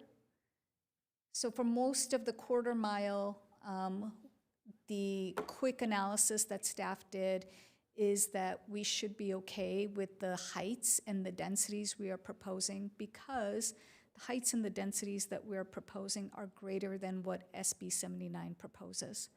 However, we do have some parcels that we want to keep taking a look at, and those would be the parcels within the 1/2 mile radius that you see here.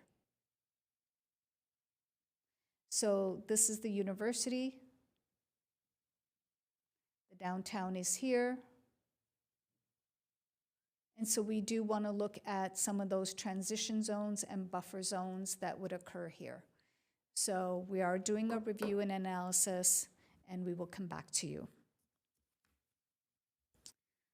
The next steps in this process is, of course, the one that I mentioned. If we need to, we would come back to you.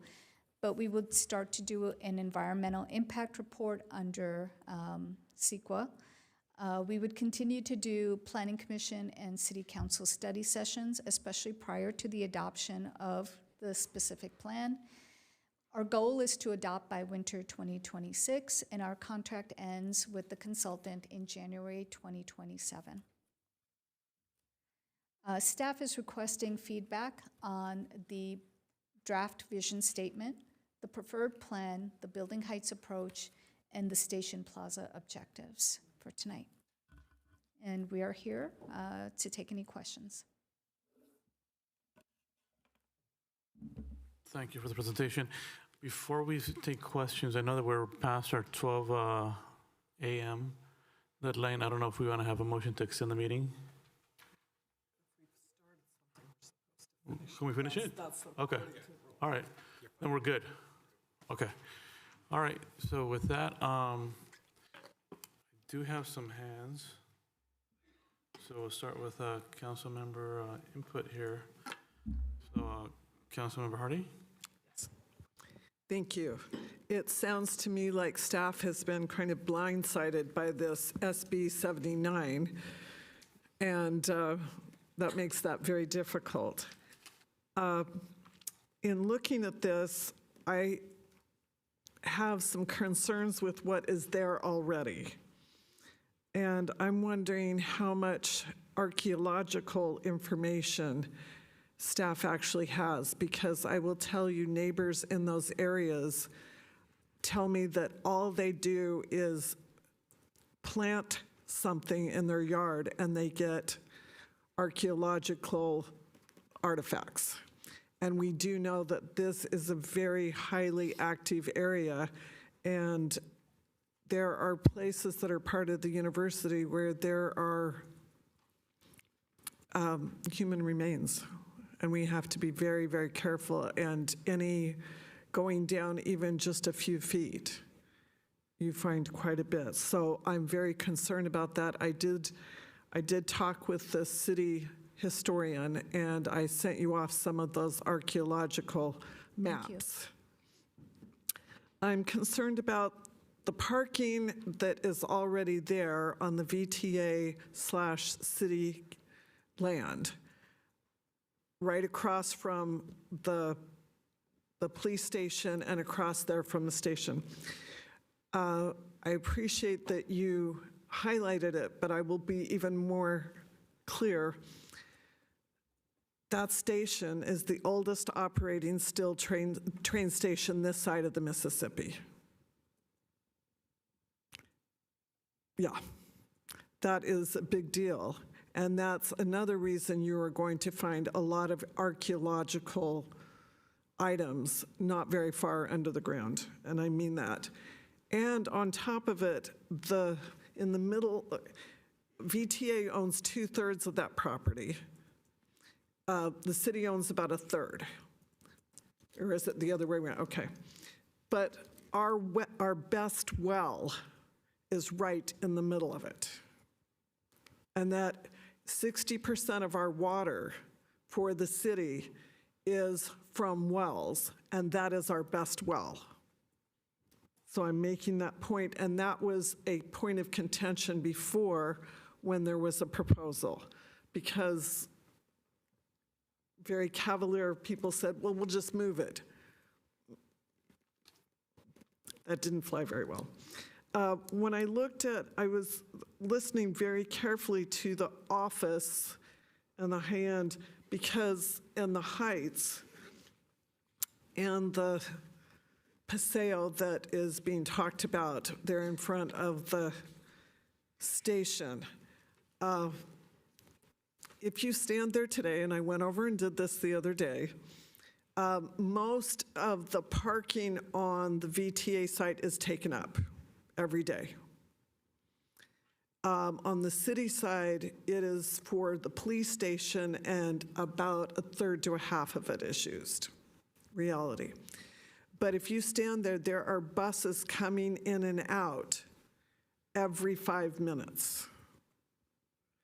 So I did not really see a plan for when you talk about a paseo, and you've got buses in and out of there. And also we talked about some way to connect one side to the other. And we do have a road that does that, but we do not have a really good way for bikes or pedestrians, and we know that. In fact, I saw one bicyclist on that ramp once, and I thought they don't like themselves very much. I'm surprised that they were still moving.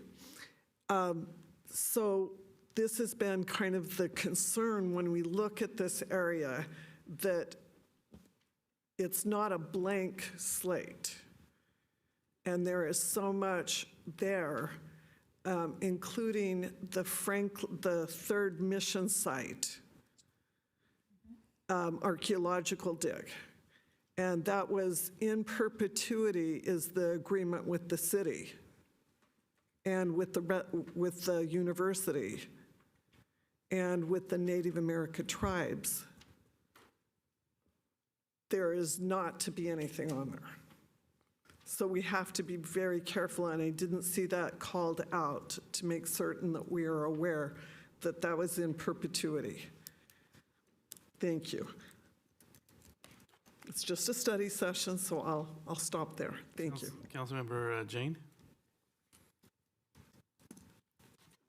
Yeah, I was the person who originally did a 030 for the station area plan, because when they were doing Hunter Storm project, the general plan only allowed 1,800 units on this 240-acre focus area. And that limited what we could do with the Hunter Storm project. So I wanted to expand the amount. And when I think about Tasman East, that's 45 acres. And we were planning to do 4,500 units on the 45 acres. We ended up at one point contemplating 6,000 units on the 45 acres. So when I think of only 5,900 units on 240 acres, that seems kind of low. And I know this is closer to the airport, but I think we could probably get more out of it. But on the flip side of that, when we were doing the related project, the amount of traffic caused San Jose to sue us. So I'm wondering, have we been working with San Jose to make sure that there's not going to be any issues with the traffic to San Jose? And it just seems to me that San Jose should be definitely part of the discussions that we're having on these plans to make sure that they're okay with it. And the other thing is that they would probably want to take advantage of the fact that the station is there now, the BART station, or will be there. So I just wanted to make sure that we're coordinating with, I know VTA is kind of the agency that coordinates between cities on transportation issues. So I wanted to make sure we're clear with that. Then, you know, we talked about. Thank you, that's a really good comment. So we talked about the station plaza and potentially a farmer's market, but I know the downtown people are very concerned about, there's already a farmer's market there and competing with the downtown. I know the station plaza, I really think that near a train station is where you want to have some really good meeting places. I mean, I'd love to see something like San Pedro Square right there by the train station, where people could grab some relatively inexpensive food and just meet their friends that might be coming from out of town. But a lot of these meeting places rely on having a aesthetically pleasing place to meet. And so I know the city's doing a arts master plan. I don't know if that'll be done by this, but there should be a public art fee for this area to be able to build the public spaces that we want there. And then finally, everyone is always complaining about food deserts and grocery stores. I know we have the Costco there, but it has limited hours compared to what another type of grocery store would be. But then there's the Safeway right there on the Alameda, but I had heard that that was up for sale. So I don't know if that's going out of business or anything, but you know, people are always asking for a Sprouts or a Trader Joe's or some type of grocery store where you don't have to be a member of Costco to go shop there. So something, I don't know if the task force had been considering that. And you know, I'm kind of impressed it took 43 meetings of the task force to do the downtown, and you're only at 13, so this is more efficient, I guess. Thank you. Councilmember Shahal. Thank you, Vice Mayor. Thank you for the presentation, first of all. A few points, like I was looking at the preferred development concept, and is there a reason we are showing in the Costco complex, we are showing 2 retail buildings, additional retail buildings? Because I know Costco has been, this falls into my district, so they have been complaining a lot about parking and egress and traffic issues on that part. So, and I'm not sure whether they will be, if we want to retain the Costco there, whether they want to really put those retail buildings over there. That was a little bit odd to me, but if you have a good explanation, I'll buy it. SB 79, I know you, the building height diagram clearly overrides that, sort of. We should not be concerned about that. I'm glad you took that into consideration proactively, whether that has not even passed and you already took care of that. So that's not a problem. I agree with Councilmember Jain. As I mentioned, traffic is a big issue as of now, with another 5,500 plus units residential, and we are planning. And if I listen to Councilmember Jain, he wants more, basically. So if we have even 25%, 50% more of that, we should be having a good traffic management plan. And I have been advocating to have shuttle program within whole city, and that's what I requested in Patrick Henry project, that all the developers should participate into that type of a program. So I would love to see that solution over here, that all the developers should participate in developing a citywide shuttle program, so that we get some cooperation from these developers. That plan should be put forward. If we can have that shuttle program for continuous shuttle program, just like Mountain View has it, like they have continuous shuttle program that helps reduce the number of cars in the vicinity. And it can be a very walkable, because all the Roku and Highland Park, right? That a whole of that area is office, and it's very walkable from there. So how we can make it more walkable, friendly, and bike friendly, basically. If we can have additional, I know we had a bike plan on Coleman, on the north side of Coleman, basically.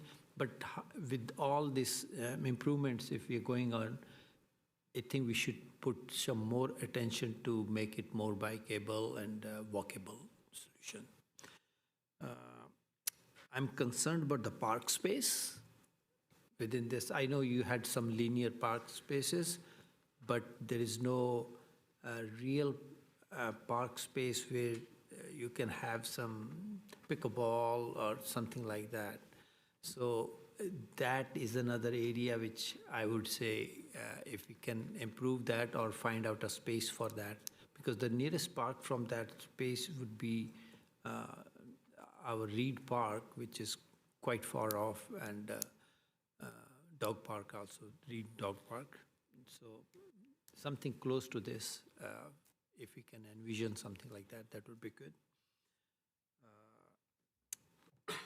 Costco is a store which basically is positive in a sense. It brings a lot of sales tax to the city, but it's a hindrance in a sense. It doesn't make other smaller grocery stores profitable in the vicinity. So how we bring like Trader Joe's or something like that for after hours, and again, walkable in any of those buildings where it can be profitable, sitting along with close by Costco. So that's another option. About the plaza, Station Plaza, it looks very attractive the way it is presented, but I agree, because me and Councilor Hardy were on the council when the previous project came over there, and our best well is over there. So it had a lot of issues why that didn't pan through, that project didn't pan through. There were other issues too in relation to VTA and time it took, but that's one point. And I don't know which council member was in Barcelona recently. I was in Barcelona last year, I think. If you look at their walkability and their mixed use and their how their restaurants are combined with all these places, that's a beauty. Like if you can take an example from there, like that would be great for designing a plaza at a place like this. So those are, I think those are my comments for this study session. Thank you. Councilmember Park?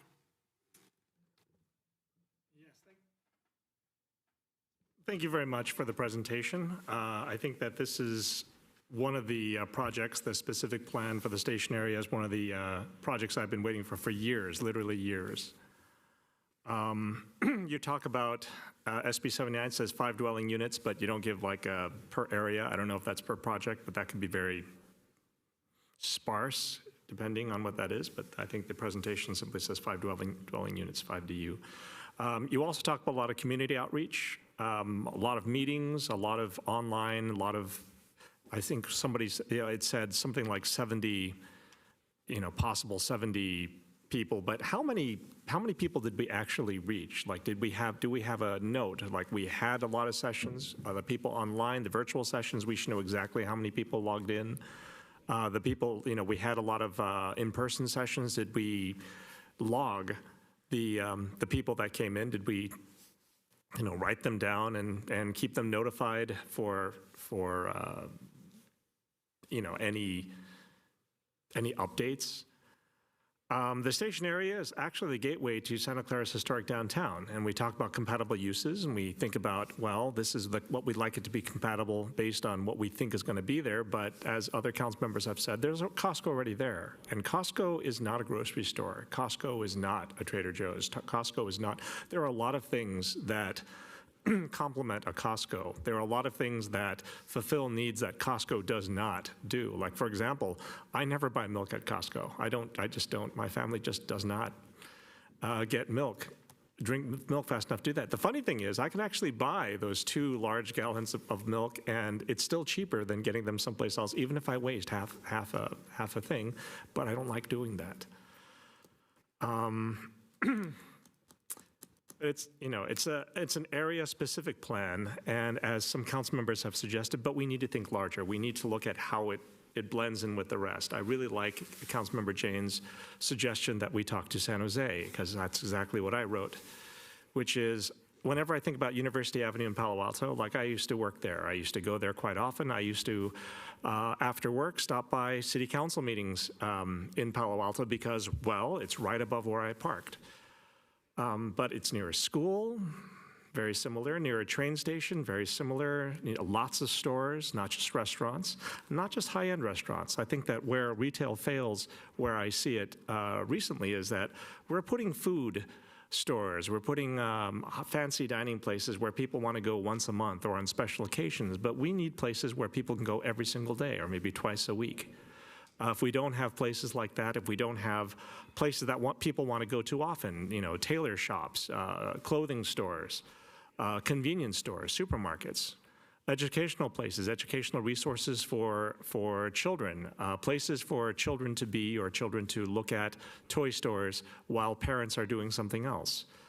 More importantly, parking. I think that people don't like parking, but parking is the first line of defense for any commercial site. If you don't have enough parking, it's unlikely that it's going to be successful, even with a train station nearby. I think people forget that. You look at the major downtowns, whether it's a Mountain View or Palo Alto or Campbell, they have a lot of parking. They've got parking lots, multi-story parking lots every couple of blocks. And this is something that people don't seem to understand, which is not everyone is going to take a train to get there. There are a lot of people who are going to walk there. There are a lot of people who are going to bike there. But there are a lot of people, and if we want that kind of money, there are a lot of people from neighboring cities who are going to come. I think Rivermark has that issue as well. And not just stores, but as Councilmember Chahal stated, we need a place to take a stroll. I can think of a place, a big space like Reading Terminal Reading Terminal Market in Philadelphia, or North Market in Columbus, right, where people go, and rather than try to get $20,000 a month from one large space, from one tenant, what if we just opened it up? We got $1,000 a month for 20 tenants in the same space, and we had a place where it was vibrant. We had small stores, people doing very specific things, specialty shops coming in. That would be really nice. I know that University Avenue, nearby strip malls, are a short walk or a bike ride away, Town and Country Village, even Stanford Mall, places where people can sit and eat, sit and talk, have events. And what Councilmember Chahal said, all developers should participate in developing a citywide shuttle program. I mean, I've been talking about this for years, paid for by businesses who would benefit from the traffic, which is if you had all the places where the shuttle would take you, and we had the businesses pay in, I don't know, $500 per month, $500, I don't know what it is, $100 per month towards this. I'm sure we could fund shuttles that would take people to, like Stanford, Marguerite has Stanford Mall, we've got Valley Fair, we've got Santa Clara Town Center, AMC Mercado, Rivermark, the stadium, Central Park, Santa Clara Square, and when we add in San Jose, we've got the airport, we've got College Park, we've got theaters, we've got San Jose downtown, we've got PayPal Park and the In-N-Out Burger there. Like, there's so many places that we can go. More importantly, I also think that we need a very prominent and very, very open navigation center, which is, this is going to be a place that people are going to stop by because people see it, but it's going to be the future terminus for a BART station. And at that point, I think that people who get off or are forced to get off, or just don't know what they're going to do, they have to get off because it's the end of the line. I would really like to have a navigation center there. It's not enough that we have housing. We need to have places for people to go who have no place to go, right? I'm very happy that we have Silicon Valley Hopper, but I really like this bus system that takes us to places. And I think that if we had a shuttle system like that, and if it were free, and if it did have a good schedule, and it just did a loop, we had maybe two or three simple loops, we would find that even egress to, the stadium would improve. These are things that we're not thinking about. And rather than keep it just to Santa Clara, I think that it would be beneficial not only to bring people in to our city, but also get people to places they want to go that aren't necessarily in our city if we got our neighbors involved. And our neighbor, San Jose, really deserves this. Like, they need to be part of this discussion. Whether we listen to them or not, it's a different issue, but at least we have to hear what they have to say. Thank you. Thank you, Councilmember Park. So we have Councilmember Hardy. Very quickly, I wanted to let you know the economic report, page 34, the retail circles, that was very helpful. But page 55, the entire chart is upside down. I made a note of that when I was going through this. Also, it says a lot about a community when the most hopping place on Friday and Saturday is Costco. And that backs up over on to De La Cruz, it stops traffic both ways. It is, I'm not kidding, it is the most crazy place to be on a Saturday, and you'd think no one would want to be there only if they have to be, and apparently they do. So recognizing that east side of there, we have intensified the uses and have approved a lot of things, and but we have not fixed our traffic reality there. Thank you. Councilmember Park. Yeah, I just want to add to the Moonlight Plaza. We've had a number of grocery stores that went away, or they reduced and we didn't reduce the density that we put in using the supermarket to justify the extra density. I've talked to people and they've told me they've started using Costco as their place to go because, well, they just wait longer until they need more things and then they go to Costco. And as Councilmember Hardy just stated, like, I've taken my scooter over to Costco and it is a crazy place. Like, as soon as you can't even get over the overpass, sometimes you're stuck on the overpass because people are in that lane trying to go to Costco, and you can't even leave that lane because there are people in the next lane that are coming from De La Cruz that are trying to get into where you are. I've seen people, go around. I've seen people just do crazy things to avoid that, but they're still going there, so they're trying to go another way. They're hoping that the path that they choose is faster than the path that they're on, and it creates even more traffic. There's people going in and out. It's very, very dangerous situations. I also note that we just approved a project across the street from Costco where, I mean, when I look at the density, when I look at the preferred development concept, like, it's going to be one of those things that we know that project came in at a certain time because, well, it's not really going to conform with everything else. I like the fact that we have this thing there because it does create a little bit of a sound break and maybe even a visual break from the airport. But I mean, if we had a larger tower, I don't know how much the airport itself would limit our heights. I don't know on the side. I do know that in front the radar ceiling does limit our heights. But we used to have a restaurant, I forgot what it was called. It was a Cafe Airport 94, I forgot what that was, where people would actually, it was actually integrated with the airport. You could hear the tower, you could see the airplanes, you could see things like that. I think that rather than trying to hide, rather than just trying to note that this is there as a useful thing, it's also a point of interest. I know when San Jose State used to have its airplane, I believe it's airplane repair, airplane maintenance workshops there, you could actually, stop by and see the hangar and stuff like that. And it's one of those things that if we want to make this vibrant, I think it has to be with the downtown plan. I heard what you said about retail. It's going to mimic retail. We're not going to force people to put retail in there. But I feel that we need to reward people who take a chance on that retail, start this, mandate that retail has to be there, maybe give them tax breaks for the first year just to get people interested in going, and then try to make those businesses successful. I hear time and time again that retail is dead, and it is with that attitude. But again, if we're putting in places that people only want to go once a month, you're right. There aren't enough people that want to do that on a daily basis to make them successful. But we do have to put in places that people want. Like we need to put hair salons and tailors near senior centers. We need to put, food places, not expensive food places, but cheap places, delis, next to places where people work, where people live. But they're not going to go to restaurants where they have to pay $20, $30 per meal. And I know that we don't want to force people to do this, but I do really want developers that are interested in retail succeeding, right? I keep hearing that we have a lot of retail places that are empty, that are unused. Well, it's because you didn't have a retail developer bringing in the retail. Usually, I talk to the people who helped design Cupertino's Main Street, and what they did is they talked to the stores that they wanted to bring in, just like anchor stores for a large strip mall, but they brought in specific restaurants. They brought in specific things that were compatible. Food places, tea places with restaurants like Alexander's, and then a dessert place, because they said, well, these are things that people who go to this place are probably going to want to go to this place. And there's a park in the middle where people can sit and bring their dogs, because a lot of people that go to these places have dogs. And I think that if you design the space, we talked about placemaking, but in Santa Clara, ever since we started talking about placemaking, I really don't see it.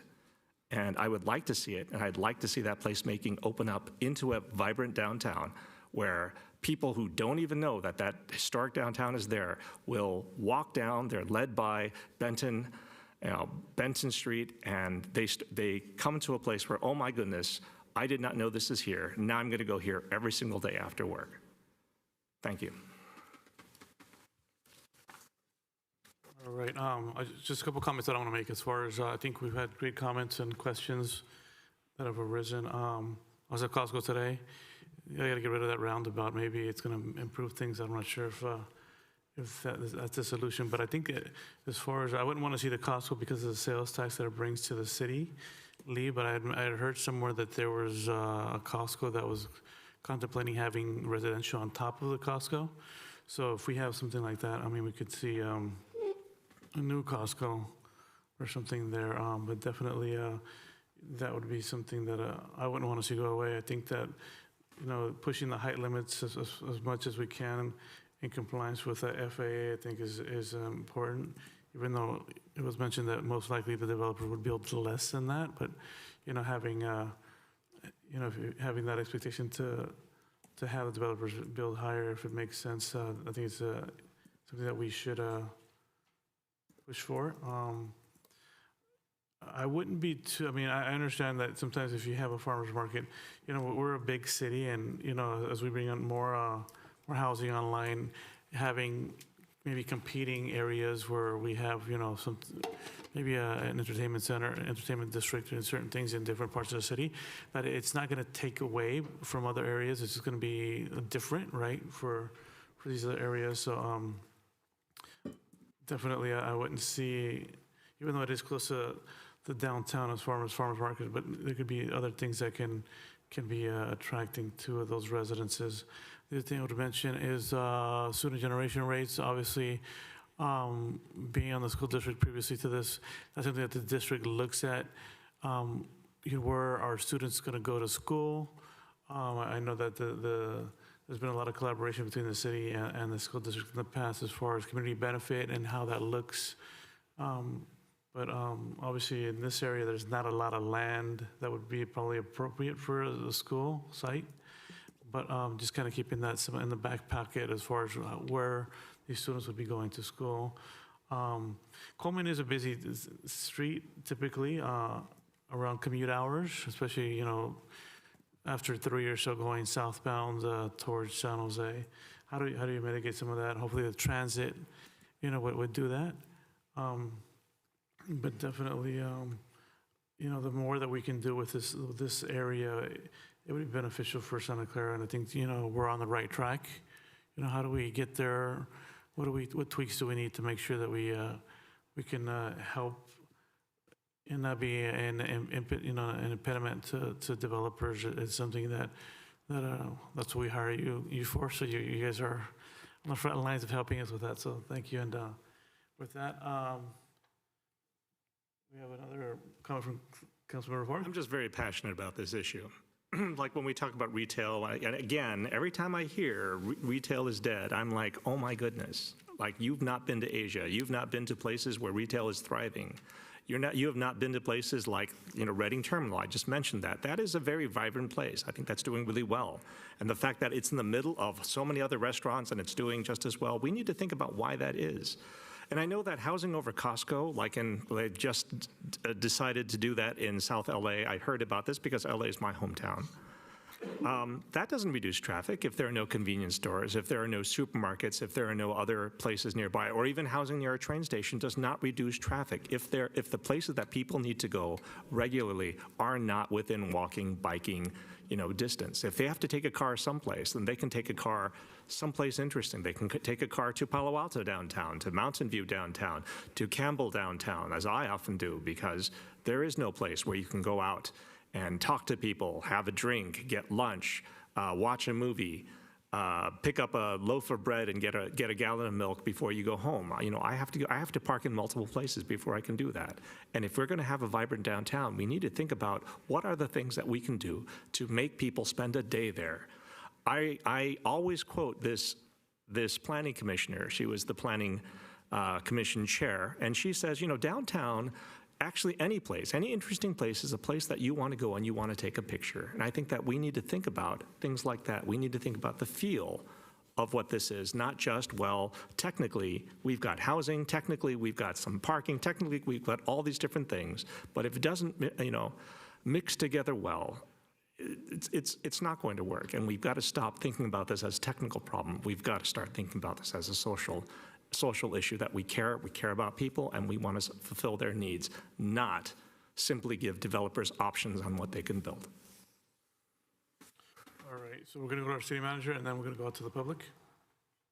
Sure. I was going to remind you to go to the public, but then also say lots of robust comment. I think some of the comments may be requests for things that we can't do through this type of a land use plan, such as restricting uses for certain types of businesses, small businesses, certain coffee shops. Typically in a plan like this, you designate something as retail, but know that staff has heard the concerns, and staff and consultants certainly are much smarter than me in this area. So we'll see what we can come up with as far as options. But just want to let you know, I think some things may be outside of the bounds of what we could do with a plan like this. Thank you. So we will go out to the public now. We have Sean Collins.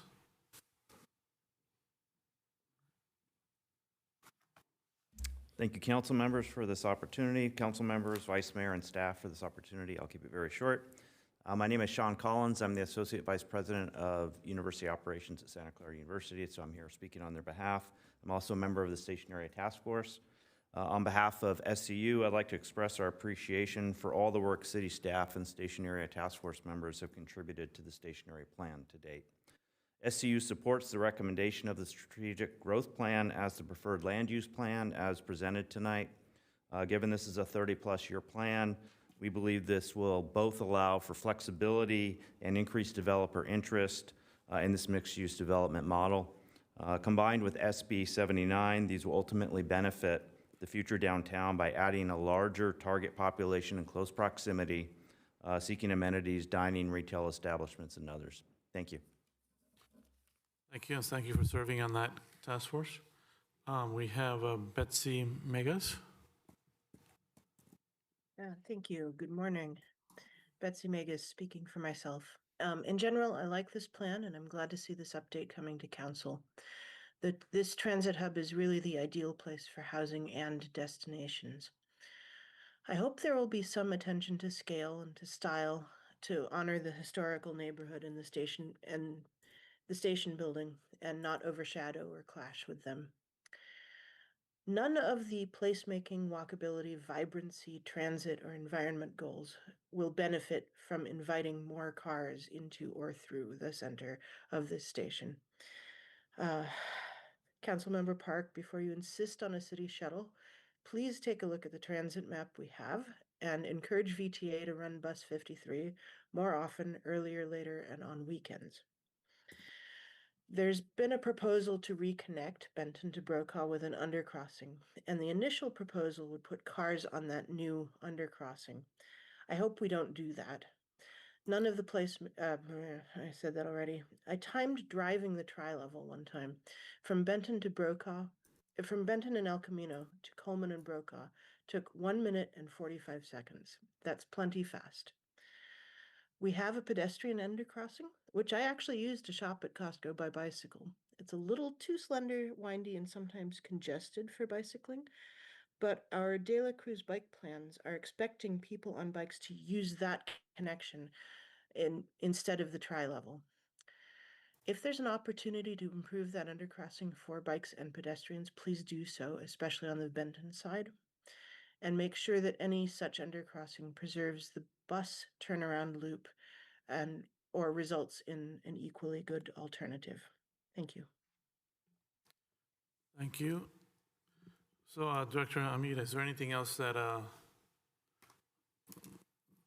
you require? I think it's a study session, so there's no action that's needed.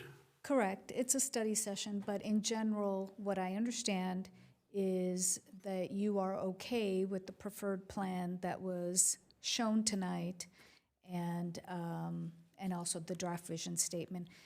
We understand and we took very detailed notes on each and every one of your concerns and comments, and we will keep looking at those details and concerns as we move further into the plan and work on the plan. We do have one more comment. Councilmember Park? Yeah, no, I'm not saying that there shouldn't be bikes, and I'm talking about biking and walking, but parking, biking, and walking are not, I mean, they're orthogonal. There are lots of people who cannot and do not take bikes, that there are families that have children that will not take, bikes to get there. There's lots of things that we need, and if what we're looking for is how to make a place successful, then we need to look at what things make a place successful. And right now, when I talk to different cities, it's very clear one of the reasons why there's a lot of people in Palo Alto University Avenue is because there's a lot of parking there too. Right, the people who live in that area, they don't use cars to get there, but there are a lot of people that do come to that area that don't live in Palo Alto, and then we've got to think about those too. I have often taken my daughter on a weekend trip. We get lunch by stopping at Lawrence Station, and then sometimes we go to Sunnyvale to save that extra dollar or something like that, and we just take a train up to Palo Alto University Avenue. We get off the train, we look around, we eat, and we come back. And I think these are the kinds of things that I think are really good. And someday we're going to bike to the train station, and we'll take that loop. As for the city manager's comments, I'm not talking about restricting uses, but I am looking at what other cities and other jurisdictions do, which is they offer incentives. We give people ideas. We give people, pushes, little nods on where they can go, what they can do with this. But right now, we just say, here's an open space, do whatever you want. And people who only think about housing aren't going to think about the other places. I think that we need to start inviting people who design places like, like the markets, like the like the small centers, like people in downtown. When we look at Sunnyvale, what Sunnyvale's done with their downtown in the last couple of years, what Cupertino's done with Main Street. I mean, this is Main Street has a lot of housing. Could be taller. Could have been taller. Could have been more. But they have a very vibrant space. Same thing I think is going to be true of Sunnyvale. And Sunnyvale's not done yet. They've got 2 12-story buildings that are going up there. Right, but these are the places near a train station, near transit, near a theater, a movie theater, near a Target, near places where people want to go. Lots of really interesting coffee places and restaurants, but lots of interesting places to go. And in the middle of everything, there is a Goodwill. I mean, it's a funny thing, but lots of people go there, and we need to start thinking about places that people go on a daily basis, not just some places that are really nice, really fancy that people don't want to go to every single day. Thank you. All right, so I think we're good. Yeah, we're good. If I may ask, Councilmember Jane, you had mentioned more density. Were you asking that staff look at an additional concept or an alternative concept with more density? No, I'm always asking for more density near transit. I'm just kind of comparing Tasman East, and I know developers that had plans at Tasman East have backed out of those plans now, so the market has changed. And so we have to account for that market. But, BART's not going to be coming until 2037, 8-ish. So we have a long time to plan for that transit-oriented community. I'm just thinking that if you're going to add density, this is the ideal place, and it's 240 acres. So I'm fine with the current plan as it is, but if we could add, more, that would be nice. But I think we should, like I said, coordinate with San Jose, because they may want to add housing on their side. They already have the High Line, so. Anyway, that was all I was asking for. Thank you for that clarification. I don't have any other questions. All right, well, thank you. So we're finished with item 8, and we're going to be adjourning, and I'll have Councilmember Hardy Do we have go ahead and read the adjournment in memory of. Thank you. I know it's very late. This is a very dear friend of mine. Hold on, sorry. Oh, I'm sorry. Maybe I missed something. Before the adjournment, we have reports. For members, special committees and council members. Do that first. So I don't see any lights, but Councilmember Jane? Yeah, so on January 3rd, I got an operational tour of the stadium with council members Hardy and Chahal. This was before a game. We arrived at we started at 10 a.m. and we, got to see the police briefing. It's very impressive to see how well prepared we are for a big event like this. We got to see their medical facility where a lot of drunk people end up, getting some treatment and they have, people that trip and fall and they have to be treated there. So the company called RockMed runs that. And then we got to see the temporary holding facility where, people that need to be transferred to the jail get to spend time there. But it was a really good tour. Chief of Police Corey Morgan gave us the tour. And then kickoff was at 5. At 4, we just left and we went home. So there was no viewing of the game. Thank you. Councilmember Park? Well, I mean, this is also for 030 requests. I've got a question. I just want to bring it up. But I know that in 2020, the city of Santa Clara, and some of the council members here may remember this, put a city ordinance together to reduce the costs of DoorDash and things like that. I think there was a limit of, I don't know, 15%, but it was trying to reduce it from the 30%. And I don't know if that would be appropriate or even something that we want to think about during FIFA and other things. Like, I would like to see no surge pricing in event zones. I would like to see, you know, cheaper. I don't know if that's possible, but I know that in 2020, we passed an ordinance. Several cities did this during COVID, which I think it was until the COVID restrictions or the emergency was lifted. But is there something that we could do that could preserve gig worker pay without, you know, soaking the residents, soaking the people who are in our city during that time? Like, I don't know if this would work against us, because maybe these companies would simply stop sending drivers to our area, but I don't know if this is appropriate or a good thing to even consider. Thank you. Thank you, Councilmember Shah. I know it's too late, but I just wanted to say about the operational tour. It was very informative, and one of the things is how different agencies are cooperating with each other.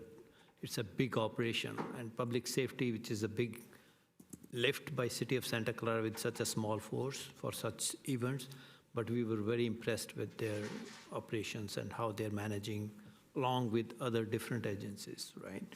And the Rockman model, which Councilmember Jain mentioned, it was very impressive, keeping in view they don't charge anybody anything, and they have multiple beds over there to provide sort of almost everything other than the surgery. That was a very effective and sort of socialist model of providing care during these type of games, basically. So thank you. And we did leave before the game started, just for FYI. Thank you, son. City Manager, any report? No report. All right, so Councilmember Hardy. Thank you. I know it's late, but this was a lot for his family, especially his nieces that still live around here in this area. Raymond G. Gamma of Santa Clara passed away on January 4th, 2026, at the age of 95. A Santa Clara native, son of Portuguese immigrants from Madeira Island, Raymond grew up on Scott and Monroe Streets, attended Fremont Grammar School, Santa Clara Intermediate School, and graduated from Santa Clara High School in 1947. Raymond then enlisted in the U.S. Naval Reserve, and from 1947 to June 1950 served in the U.S. Air Force. He served until 1951 and then served in Korea till 1953 and was honorably discharged in 1955. He served with dedication for 8 years in the City of Santa Clara Fire Department, over 9 years as the Deputy Fire Marshal in the Santa Clara County Fire Marshal's Office, and went on to serve in the fire department with the cities of Fremont and Daly City, and 11 more years with Stanford University Fire Service before finally retiring in 1994. Locally, he served as a volunteer in so many organizations. I'll just read a few of them. Veterans of Foreign Wars, Santa Clara Veterans Memorial Committee, Portuguese Heritage Society of California, Elks Lodge 2347, Santa Clara Police Activities League, including serving as the president, Agnew State Hospital Advisory Board, recipient of the Austin Warburton Service Award from the Mission City Community Fund, Parks and Recreation Commission, member of American Legion Post 419, and Santa Clara Sister Cities Association. In 2014, Raymond Ray served as the City of Santa Clara's official tree lighter at its annual ceremony. In 2016, the City Council passed a resolution declaring and renaming the Reed Street Dog Park, the Raymond G. Gamma Dog Park. Mr. Gamma was recognized for his amazing accomplishment as a tireless public servant throughout his residency in Santa Clara. He made ongoing community-wide contributions over a lifetime that helped inspire residents and visitors to engage in self-giving public service. Some of you may have noticed that at the beginning of each meeting, I will pull on my right ear. That was for Ray, because he thought, he loved to watch, but he said, I don't always get through the whole thing. So I said, I'll do it at the beginning of the meeting for you. And it was because it comes from the Carol Burnett Show, which was a favorite of both of ours. And so this is the last time for Ray. I'll miss you. Thank you. We're adjourned. Thank you.